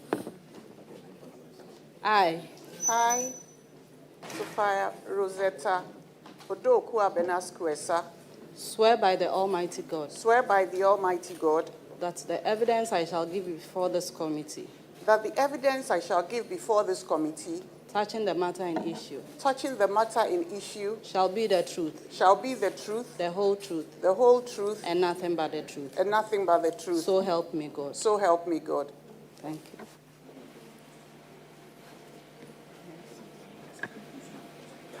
Once again, you are welcome. Without Thank taking much time, we'll proceed by asking you to give us a very brief background of yourself. Thank you, Honorable Chair. I am a Ghanaian born in Accra. My roots are in Cape Coast. I am married. I'm a mother of 4. My profession as a lawyer began 36 years ago when I was called to the bar in 1990. In the past 15 years, I have been working on the bench of the Superior Court of Judicature. My career has been devoted principally to public service, the administration of justice, and in strengthening of public institutions. My professional journey has enabled me, Honorable Chair, to experience the law in a variety of perspectives. For example, as counsel for the state, as an in-house lawyer, and also as a trial judge and an appellate court judge. I began my legal career Honorable Chair as an assistant state attorney and a state attorney at the Attorney General's Department. While there, my experience enabled me to appreciate the relationship between the law, public administration, and national interest. Thereafter, I moved to the corporate sector and was a senior legal counsel at the Volta River Authority. I also worked as in-house counsel, legal services manager at the Tema Oil Refinery, and later as the company solicitor secretary. Honorable Chair, my experience there enabled me to fully understand that the legal advice I give have important economic, institutional, and human consequences. Honorable Chair, I moved to the bench in 2011, started as a High Court judge in the General Jurisdiction Court Division and in the Commercial Court. I was elevated to the Court of Appeal bench in 2019, and my experience there has enabled me to appreciate the importance of sound legal reasoning. I have appreciated the import of collegial deliberations and having good judicial temperament. In respect of my academic training, I hold an LLM master's degree in international economic law from the University of Warwick in England, where I studied as a Chevening scholar. Honorable Chair, I also have a master's degree an executive master's degree in conflict, peace, and security, which I obtained from the Kofi Annan International Peacekeeping Center. These programs have deepened my understanding of national security, international law, human rights, as well as the importance of democratic governance and the importance of state institutions in ensuring constitutional democracy. I would say also that since I joined the bench, I have been privileged to occupy certain leadership positions. For example, I'm the chairperson of the Gender Equity Committee of the Judicial Service. I'm also the chairperson of the User Committee for Gender-Based Violence and Juvenile Justice of the Judicial Service. I have presided over several disciplinary committees in respect of the staff of the Judicial Service, and I've also presided on committees for the recruitment of Judicial Service staff. Outside the judiciary, Honorable Chair, I am the Chancellor which is legal advisor of the Anglican Diocese of Accra, and I'm the representative of the Church of the Province of West Africa on the Anglican Consultative Council. Honorable Chair, the rest are my hobbies, which I enjoy sitting and watching the sea and the ocean. It gives me a rejuvenating feeling and affects my physical and mental well-being. I also like to crochet and I enjoy reading. Honorable Chair, that in brief is a summary of my person. It's really not brief, very tall. Honourable members, as a practitioner, I happen to appear before you I watch you deliver judgment and administer justice. Secondly, I am aware of the fact that you've ever been vetted by the appointment committee with a recommendation to the House. Unfortunately, it was so close to the end of the term, also an election year, we were not able to approve you. So having passed that particular test, for me, I don't have any question for you. I'll, however, open the floor that any member of the committee that has question for you may do so, starting from Honorable Eliplin Akurugu. You have the floor. Thank you, Mr. Honorable Chair. Thank you, Mr. Chair. Congratulations. Thank you, Honorable Chair.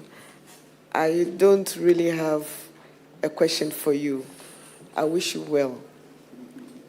I'm very grateful. Congratulations. Thank you, Honorable Chair. Honorable Hajia Ayamba. Thank you, Chairman. My sister, I'm very happy to see you again once more.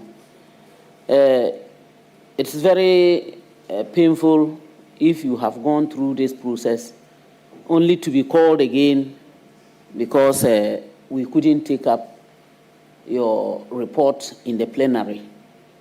You have done so well, and I'm not surprised because you're talking of your leadership abilities and where you have reached tells the kind of person you are. I only hope and pray that you become stronger and stronger to continue to work for Mother Ghana and handle the mandate being given to you, and which I hope and pray this time will not be a failure, so that we will continue to celebrate the women of Ghana. Thank you. Thank you, Honorable Chair. Yes, Honorable Mahama Ayariga, you have the floor.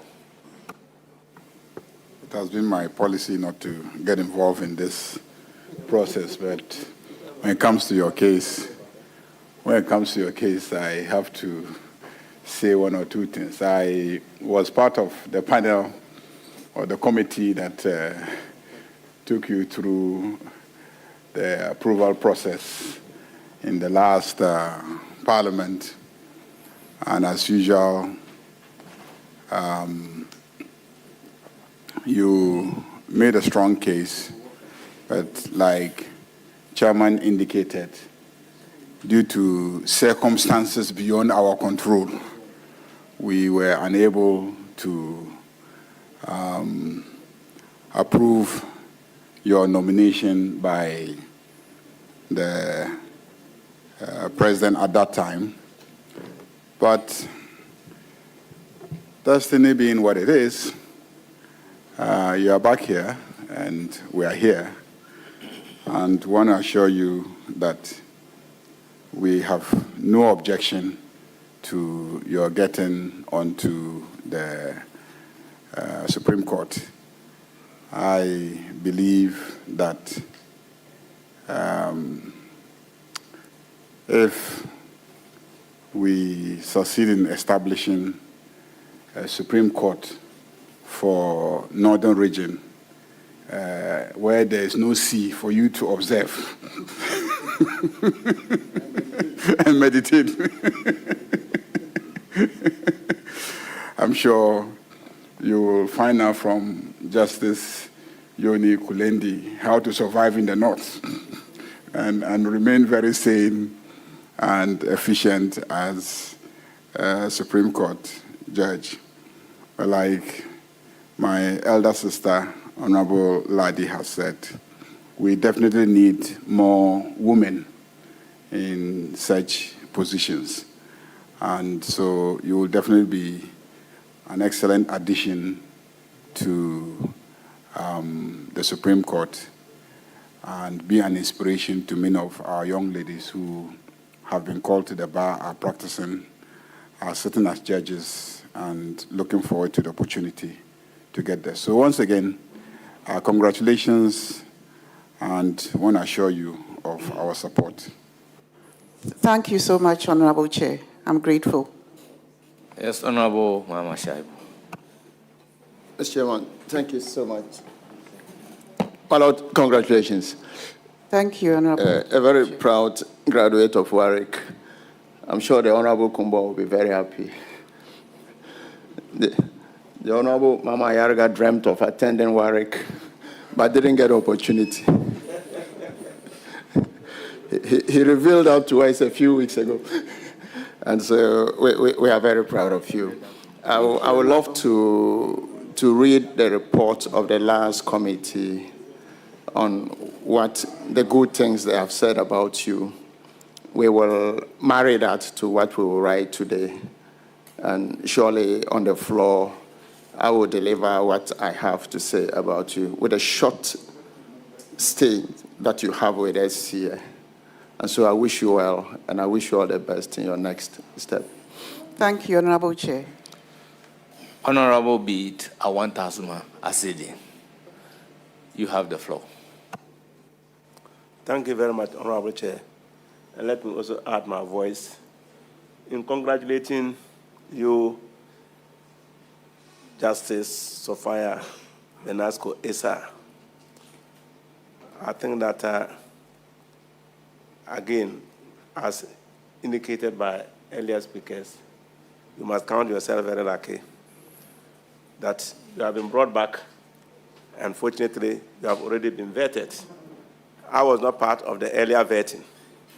And not being part of the earlier vetting, I took my time to go through your CV. I can assure you that I'm satisfied with what is on paper. And having listened to you, I think that you are very qualified for the position that you are being elevated onto. That is as a Supreme Court judge. And so, I think that there's nothing more to add to what has already been said. And there's nothing to vet. The vetting has already been done. We can only congratulate you. Thank you, Honorable for the Chair. elevation. Thank you. Roxanne Nelson Kwame Eche Dakwa Mekpo, you have the floor.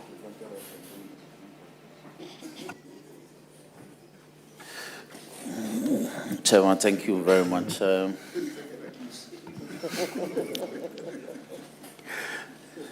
My lady, welcome. Thank you, Honorable Chair. Let me congratulate you. And I've practiced before you in Tema, and then when you came to Accra as well. We shall approve of you. Thank you. And I have no doubt that you'll be a valuable addition to assist the CJ to carry out the mandate of the court. I wish you all the best. Thank you, Honorable Chair.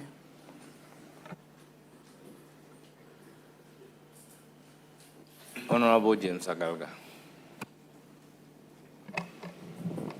My lady, congratulations once again. Thank you, Honorable Chair. Your competence to serve on the Supreme Court bench is definitely not in doubt. You once appeared before us, you were vetted, you excelled, but unfortunately, the report was not taken. But let me just refresh the memory of the public about your competence with one question, just one. The Supreme Court is the apex court of the land. Ordinarily, its decisions are binding on all courts, including itself. Now, should such a court be allowed to make departures from its own previous decisions? Honorable Chair. Yes, you have the floor. Honorable Chair, yes, to the extent necessary, the Supreme Court is required under Article 1293 to depart from its decisions if need be. it is the case that the decisions which have earlier been made create a sense of certainty, stability, and predictability.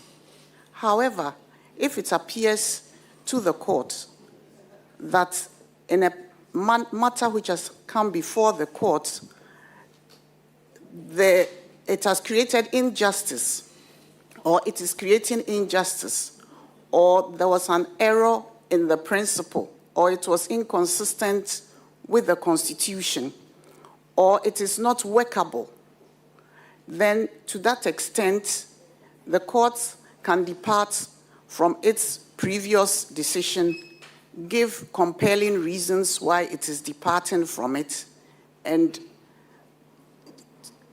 give its new position on the law. Thank you, my lady. Congratulations. Thank you, Honorable Chair. Yes, the floor is now given to Honorable Gokul. Thank you, Mr. Chair. Your Ladyship. Honorable Chair. Congratulations. Thank you, Honorable Chair. As my leader said earlier, you were nominated, you came here and proved your mettle for the job. I think the nomination came at the wrong time.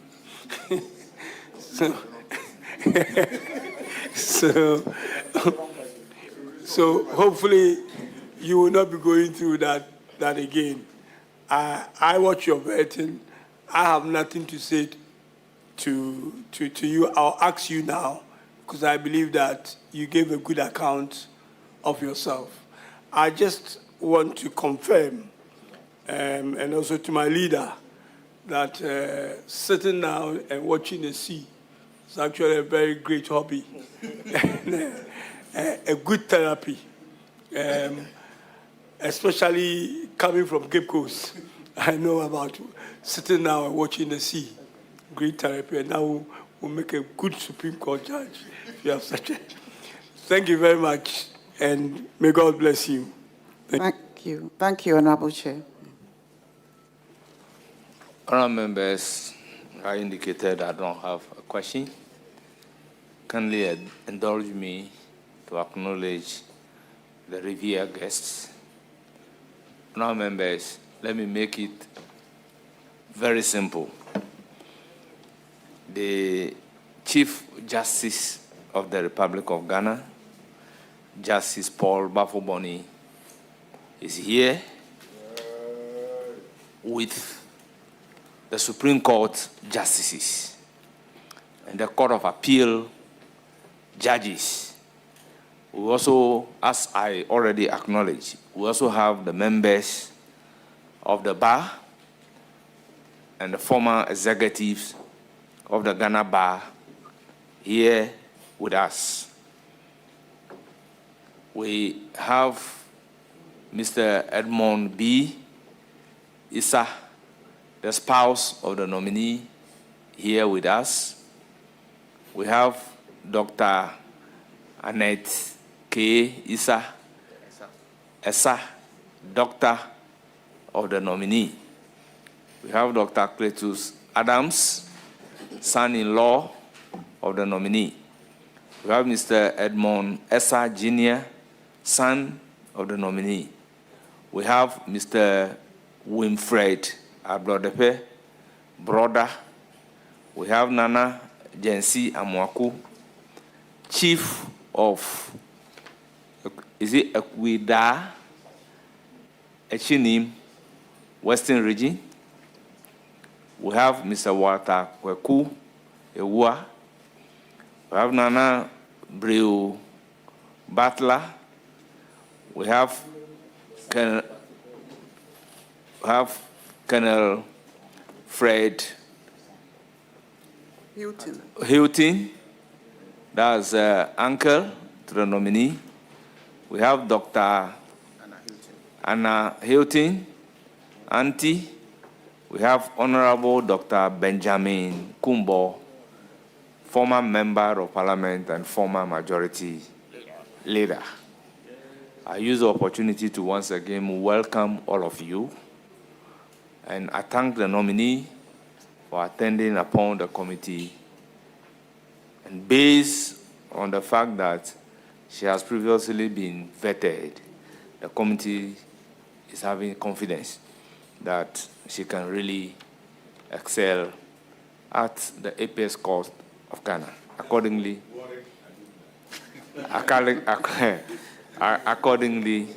you are discharged and you will surely hear from the committee. Thank you, And Honorable this Chair. time round, I believed that your report will be presented on the floor of Parliament, and Parliament will take decision on you. Once again, you are welcome. Thank you, Honorable Chair. Thank you, members of the committee. And thank you all those who came to support me. Honourable members, distinguished guests, this brings us to the end of the vetting of the ministerial nominees and the Supreme Court nominees. Once again, you are discharged.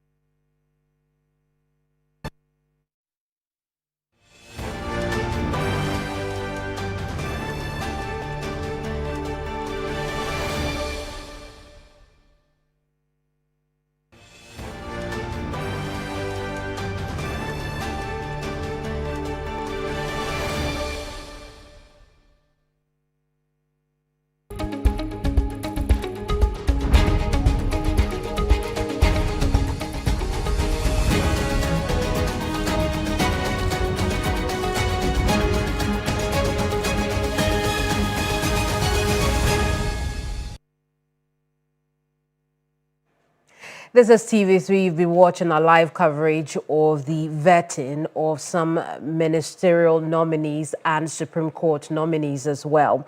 We've just transitioned into the daily brief, and what we have just seen is the last Supreme Court nominee, Justice Sophia Essa.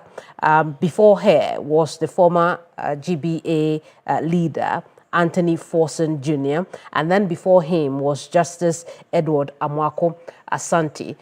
All three of them have been nominated for a place on the bench at the Supreme Court.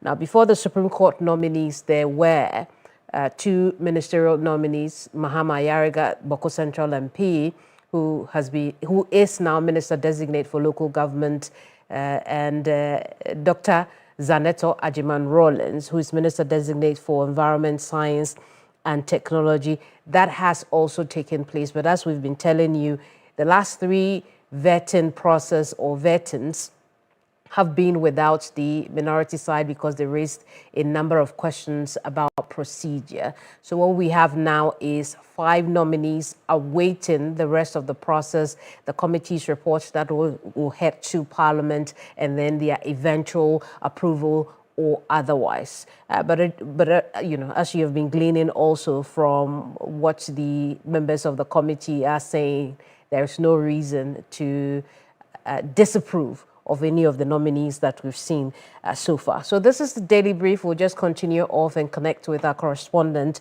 in Parliament and hear a bit more of the happenings there. Christian Yale is our man there for us. My understanding is Christian is not ready. I want us to go back and then look at some of the times, some of the very intriguing, some of the very eye-opening moments that we had, particularly to do with the minority side. Remember that even before the committee sat, the minority leader, alongside the members of that caucus, raised questions about procedure. Let's go back in time and then take a listen to Osahin Alexander Apenyomaken, who is the minority leader. we are only asking you to respect your own principles. Your principles in 2024 and nothing more. This argument of discrimination that you have discovered is again serving your convenience. I told the majority leader that he has a principle called jurikashi. When he's in trouble, he used takashi and somersault it into jurisprudence. So I call it jurikashi. What you just did is jurikashi. What is happening is unfair, it is improper, it lacks principle. All we want to say is that if you insist, because you are the majority, that we don't need any... We'll come to that bit. What I want to show you is that press conference the minority held before the entire process started today. Take a look.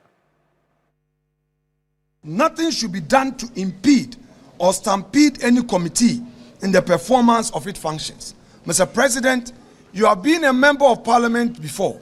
You have served on committees on parliament. This is what your members are doing here. They are trying to use their supermajority to stampede the committee of parliament in the performance of its duties. Please call them to order. Again, as provided for under Article 1033, committees are charged with the responsibility of investigation and inquiry into the activities of MDAs, and in this case, into the performance of nominees to establish their qualification, eligibility, and suitability to occupy the office or position assigned to them respectively. This must be thorough, and it requires a thorough job.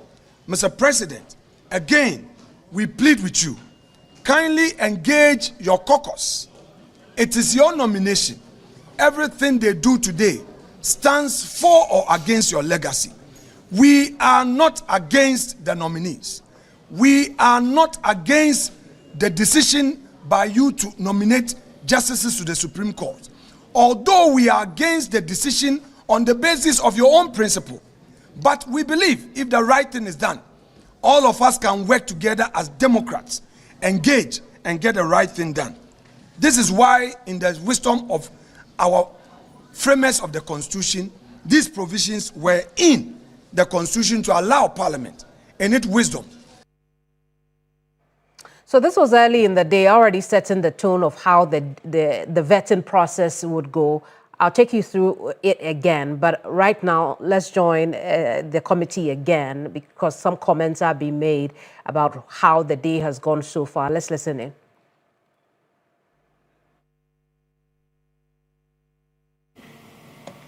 Honourable members, the ayes have it. I have not heard of any no.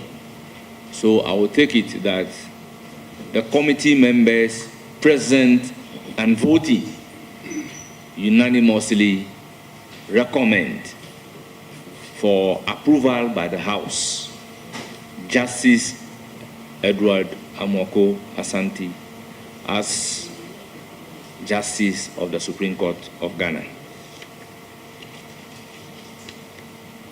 We will then move to take decision on Anthony Forson Jr. Based on the existing decision-making quorum, I'll put a question. As many as are in favor of Anthony Forson Jr. being recommended to the House for approval, say aye. Aye. Those against say no. Honourable members, I have not heard of any no. The ayes have it. The committee accordingly recommend unanimously by those present and voting to the House for approval of Anthony Forson Jr. as Justice of the Supreme Court of Ghana. We then come to our third nominee to the Supreme Court in the person of Justice Sophia Rosta Edrokua Benasco Essa. Similarly, those in favor of recommending to the House her approval to serve as a Justice of the Supreme Court of Ghana, say aye. Aye. Those against say no. Honourable members have not heard of any no. I'll take it that the committee by members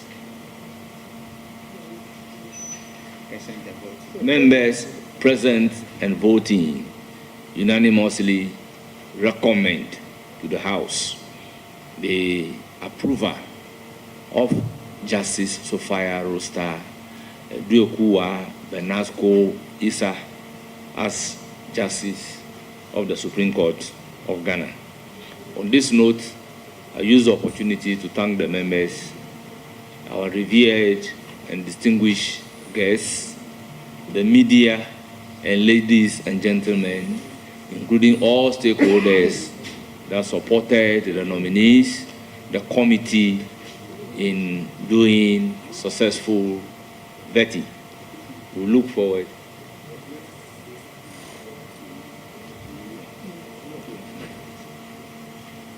We look forward to presenting the report at the plenary.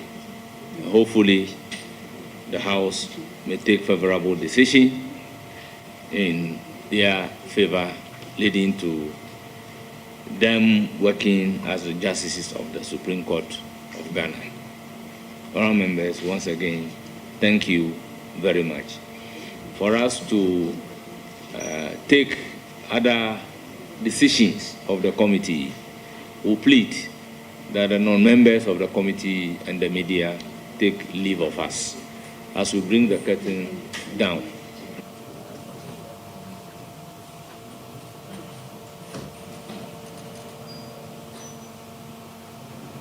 Bernard Ahiafo is First Deputy Speaker of Parliament. He's also chairperson of the Appointments Committee.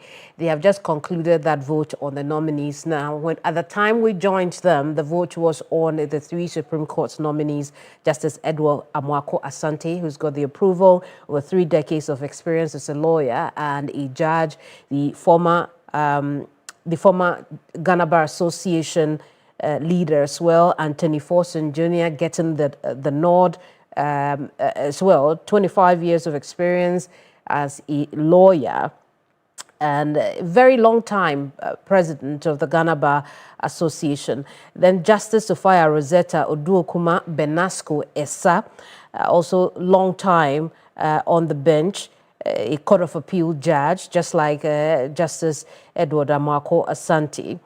She also got the nod for the Supreme Court. Now the Appointments Committee chairperson says we will take our report to the chamber for further discussions. We know how that goes because we've seen this in the very recent past and many times in this country. But let's connect now with our correspondent, Christian Yale. Let's talk about the other 2 nominees as to whether or not those were also voted upon today, perhaps before we joined the committee again. Christian, what happened with the other 2? And when you look at the composition of the committee right now, you realize that, as you indicated earlier, the minority earlier walked out. So the vetting process for all the 3 nominees for the Apex Court happened without the minority. Now, per parliamentary language, committee decisions are taken either by majority decision or by unanimous decision. Now, unanimous decision when everyone who is there at the time of deciding agrees. And so for all the 3 of the nominees or the Supreme Court nominees, there was a unanimous decision by the committee. Now, that means that every member of the committee who was present at the time of deciding agrees. And so the yes vote for all of them who are there.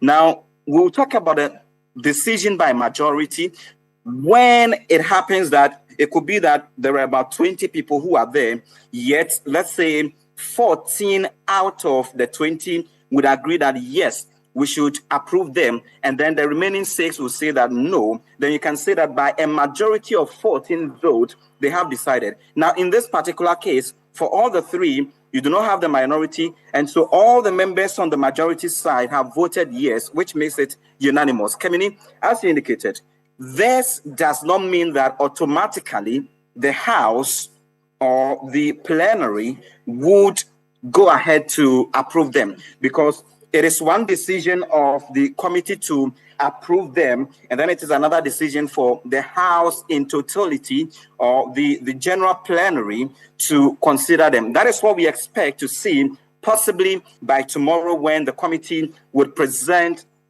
its report before the plenary for a decision. And as it were, you should expect, or the expectation is that the minority would raise some objections to that process, also because they outrightly, and you played the bite, a bit of the soundbite of the minority leader, even before the vetting process would begin with the 2 ministerial nominees, would raise questions about that. So the expectation is that between now and tomorrow, when the House would sit again and even adjourn sine die, or adjourn indefinitely to resume the recess period, the committee and the clerks on the committee will put together the report. And it makes interesting, Kemini, really, to note that for the case of Justice Sophia Essa, the general understanding across board was that because she was vetted in the previous parliament and they couldn't approve the process before that parliament died and the new one we are in currently came into office,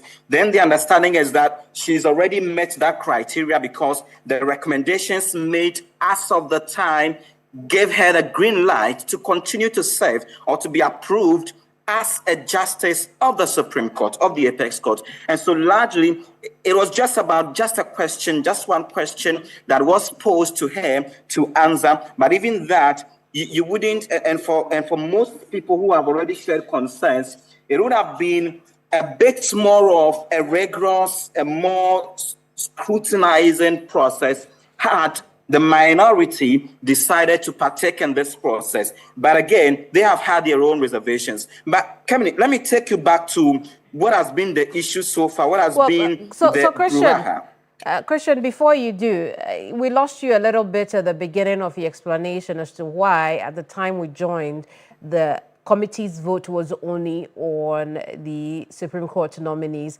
And I could glean from what you said later what you meant. But for the purpose of our viewers, did we just miss the approval or the vote on the Honorable Mahama Ayariga and Dr. Zanetor Agyeman-Rawlings, or it is because of a matter of the absence of the minority who sat through that process? No, I'm not sure we missed that, because then, yes, the committee, having vetted all the 5 and concluded 8 proceedings, would pass the vote on all the 5 nominees that it has vetted today. If it had decided to vet 2, let's say yesterday, for instance, then the vote would have gone for just the 2 of them, but they've done all the 5. So the decision to take the vote, the voice vote, to approve them at the committee level would start from where they started off before they would get to the 3 judges who were vetted at the latter part of the process. Right, and Christian, before we get into the problems, let's set the tone for that exchange that we saw at the committee meeting today between the minority leader who's ranking on the committee and the chairperson, the first deputy speaker, Bernard Ahiafo. Let's take a look at that exchange, and then we talk about what exactly the concerns were and the responses, and put it all together in the context of the standing orders of Parliament. The committee resolved that the referrer includes the 3 judges' nominees.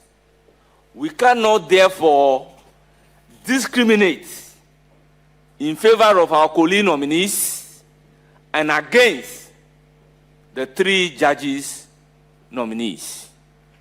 I therefore consider all grounds of the minority leader as flimsy and hollow. I considered his objection to be frivolous, vexatious, unmeritorious, baseless on the facts, the rules, and the law. Therefore, I will accordingly dismiss the objection by the minority leader in limine. Thank you for your rapt attention. Chairman, with the greatest respect to you, you don't have the power to dismiss a preliminary objection properly raised. I kept quiet. You called on me. I didn't call on. I said there's resolve. Rule no, on the I matter. didn't say rule. I said resolve. Don't get me wrong. No, resolve. Honorable Minority Leader. No, please. Let your microphone be off. No, Chairman, don't start your thing. Don't start it and then finish and think you can control narrative. You raise a preliminary you can't objection. Rule. It's not a ruling. And the preliminary objection is supposed to be ruled upon by the rules of the House. No, which rule? Quote it. Quote which rule? Quote the rule. Quote it. If the standing order is here. Yeah, so mine is here. Take your no, majority leader, take your time. No, take your majority leader, he's capable. No, take your, he doesn't need a lawyer. Please. Let him. This is it. Rule it. Open. Take your Open. orders. You people are taking this majority thing too far. Open to 268. You were my mate. You were my mate. I was called before you. I was called before you. You were my steady mate. You know my law is unsoiled. You know, Eche. You know. Don't let politics, make you behave this way. Clerk of the committee, Chairman, I'll call upon you. The clerk, you know the rules. Accordingly. That you, the clerks, know that in all situations, the committee is not a one-sided committee. The clerks, we don't want you to get into this matter. There has to be some consensus here. Don't rush to get into this matter. And we expect the clerk to Parliament to know his job. Hereby directed to administer. We have a say. The minority and what the majority is doing is wrong. Public servant, don't get into this. It is not your duty. No, it is not your duty. You, parliamentary service, it is not your. What you are doing is wrong. When we were in power, you never allowed this. Parliamentary service, don't do what you are doing. You are not a partisan institution. You are supposed to be neutral. The ranking is here. Don't do what you're doing. Don't do what you're doing. Eventually, the outgoing majority leader intervened in the matter, but the minority had also taken its decision not to be part of the vetting of the 3 Supreme Court nominees.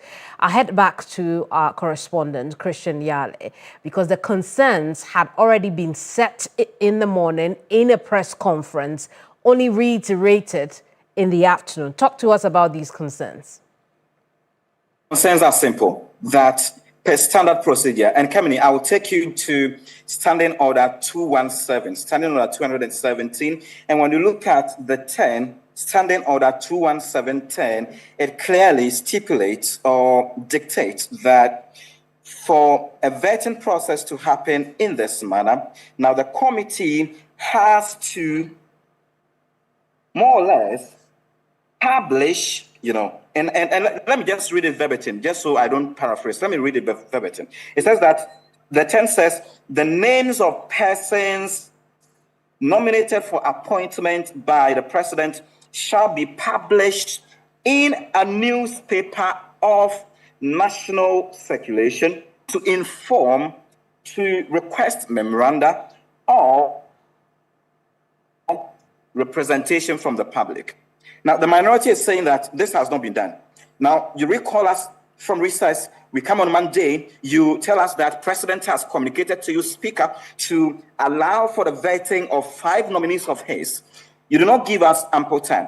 They are okay with the 2 ministerial nominees, and based on what they say, the concern is that at least for them, they know they are standing in the House.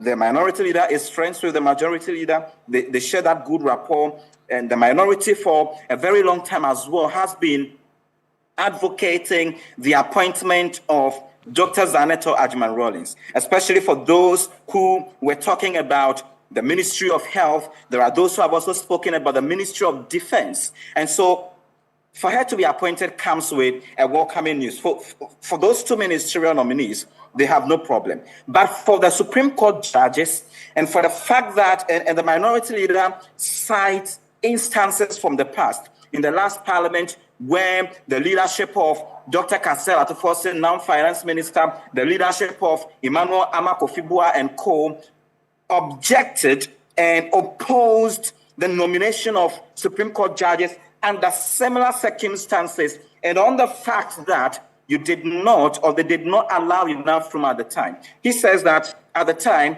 the NPP yielded, allowed enough room for the maximum days and for the rules as prescribed in Order 217 to be met, for the minority at the time to join the vetting process. That has not happened this time around. And so they were not going to accept the vetting process for these three Supreme Court Justice nominees. Now, they later will join, but walk out.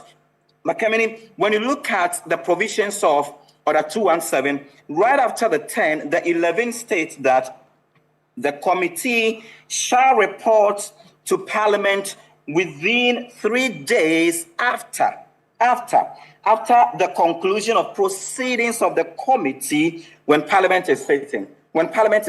Now, Parliament has just a day left, or less than a day, less than 24 hours to conclude the emergency meeting, which is ending tomorrow. And this is another concern that you would have the minority raise tomorrow, that is if they decide to participate in the general approval process on the floor, that it is not up to 3 days yet. Is it that, but as it were, the standing orders as well would make provisions where in circumstances like this, some of these rules can be suspended or can be waived. And it is based on the same thing that the Speaker allowed for Parliament to be brought back, and then for these critical businesses to be considered within this shorter period. But again, coming in London, yesterday we had a presser by the minority, by Dr. Kabiru Mahama, who was of the view that, see, they wasted about 3 days not looking at all of these critical matters. But the question is there for the general public to judge. Very well, Christian, I'm going to come back to you, but because you raise a point I want us to address about, the time frame the committee has to return to the House as far as their work is concerned. But before then, we know that the outgoing majority leader gave the majority caucus's version of how things played out at Business Committee in their conversations with the Speaker of Parliament and why that motion was not filed. I want us to take a listen to the Honourable Mahama Ayariga. We'll come back to you, Christian.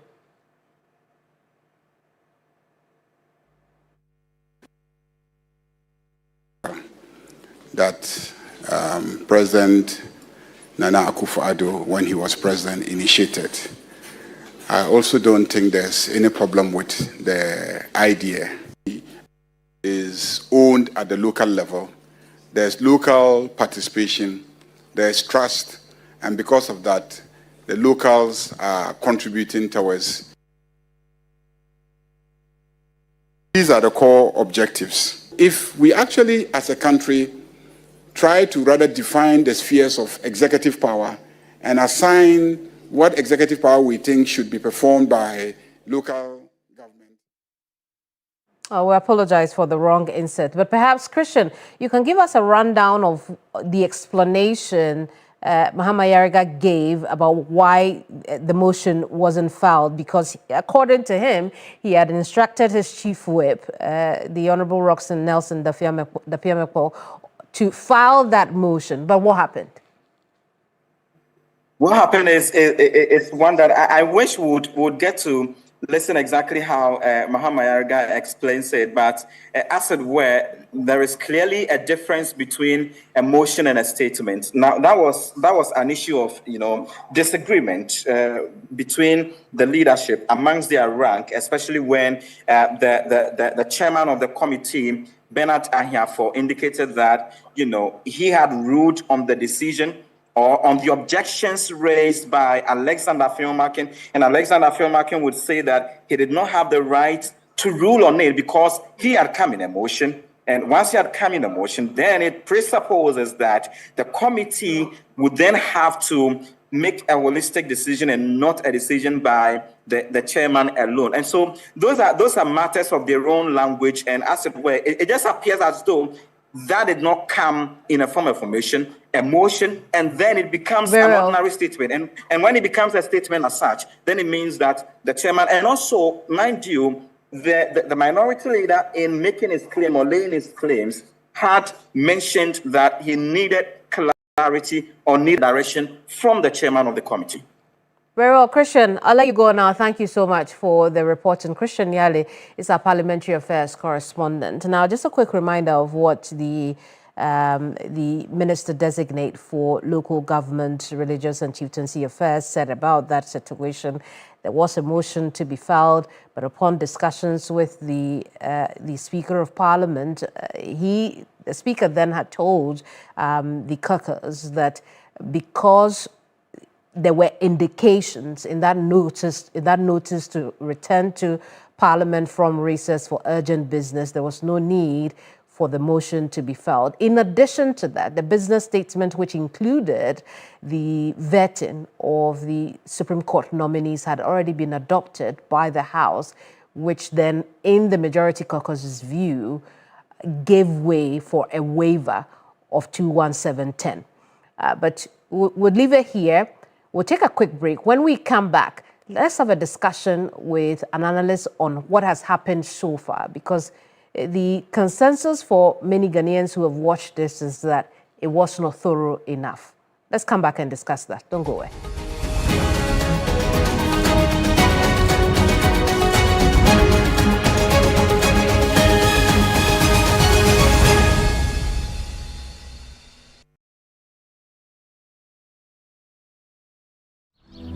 Mino All-in-One Nutrimix is truly milky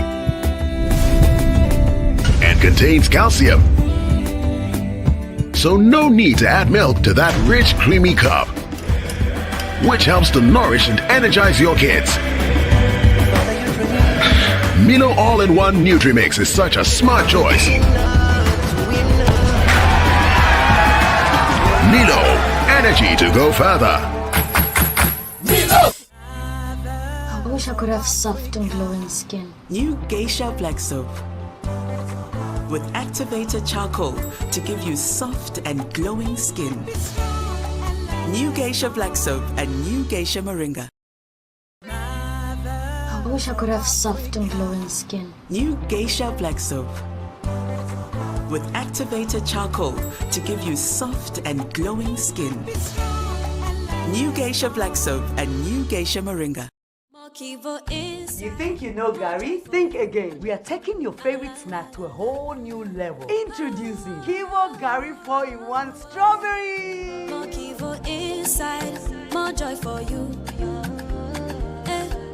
More Kivo inside. Crispy with real strawberry crunchies inside. Tivo has got you. A taste of Ghana with strawberry crunchies inside. More joy for you. This advert is FDA approved.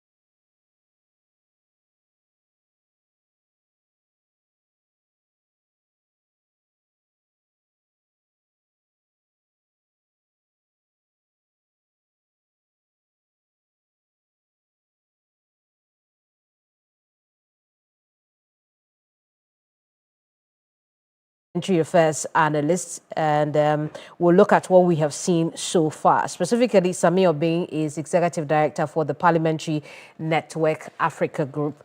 Thank you very much, Sami, for your time. And just a quick overview of what we've seen so far. Are you impressed?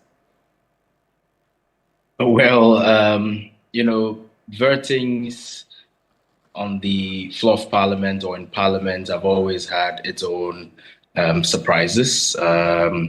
They've always presented, in more recent times, angles that are sometimes unexpected, but ultimately they have also delivered the purpose for which the appointments committees are set up. And so asking whether I've been impressed, of course, it would have been better that a vetting of this nature that was being watched on TV and everybody was following would have gone smoother than it went. But, you cannot take some of these things away from parliamentary proceedings. They always do happen. And so it's been an okay process. It could have been better. Coach, the committee members have done better in allowing the Ghanaian people to understand the nominees in terms of their plans for or how they hope to work in the portfolios where they are headed. I didn't get that. Did you get that from the interactions? Well, for the ministerial nominees, I must say that I really wasn't expecting that in the first place. Why? Because there seemed to be this unwritten rule in Parliament where if the nominee is a leader of the House or one in leadership, and in this case, a sitting majority leader, in this case, a sitting deputy speaker or deputy president, vice president of the Pan-African Parliament. Usually the unwritten rule is that, the rigor and sometimes the intensity of the engagement is lowered out of courtesy for those in leadership. However, I think that on the issue of local governance generally, and on the issue of the portfolio that the Honourable Member of Parliament for Klote was being vetted on, some of the nuanced issues really did come up. I think that it would have been better with the Supreme Court judges, the nominees to the Supreme Court, if the minority were present, so that there could be more rigor to it. So yes, it could have been better. It wouldn't be surprising if anybody sees it as not as rigorous as one would have expected. So, Sami, who does it serve when those courtesies are extended to nominees? Well, I know. I mean, it's a subject that certainly needs, a lot of interrogation because these are nominees who, yes, they may have served excellently in the legislative branch as leaders, but they are moving to a different branch, a co-equal branch of government that requires a different set of skills. And so one would have expected that the same kind of rigor would have been, given to the entire process. But this is not a thing of today. This is some form of unwritten rule in Parliament where these are extended. Maybe going forward, there will be the need to review these because, members of Parliament have argued that these are colleagues who have served in leadership. They know them. They know what they are made up of. And so usually it is not a kind that will take several hours, although we have seen some exceptions, even in the past. But for the sake of the Ghanaian people and those of us who these individuals are going to hold office for and on our behalf, it is important that all the rigor that it takes to vet one, is taken through. One would also argue whether the vetting only in asking questions and receiving responses, very well, in a televised manner is the only way in which one can be assessed on his or her suitability for a ministerial role. So there are always those arguments here and there. Very well, and surprisingly, the outgoing majority leader appeared to be the one who fielded a lot of questions from the committee, despite the courtesy. Sami, we'll leave it here. I'm out of time. Thank you so much for your insight on the subject matter. More discussions at 7 and 10 p.m. here on TV3. I am Kemini Amano with the Daily Brief, and you have been briefed.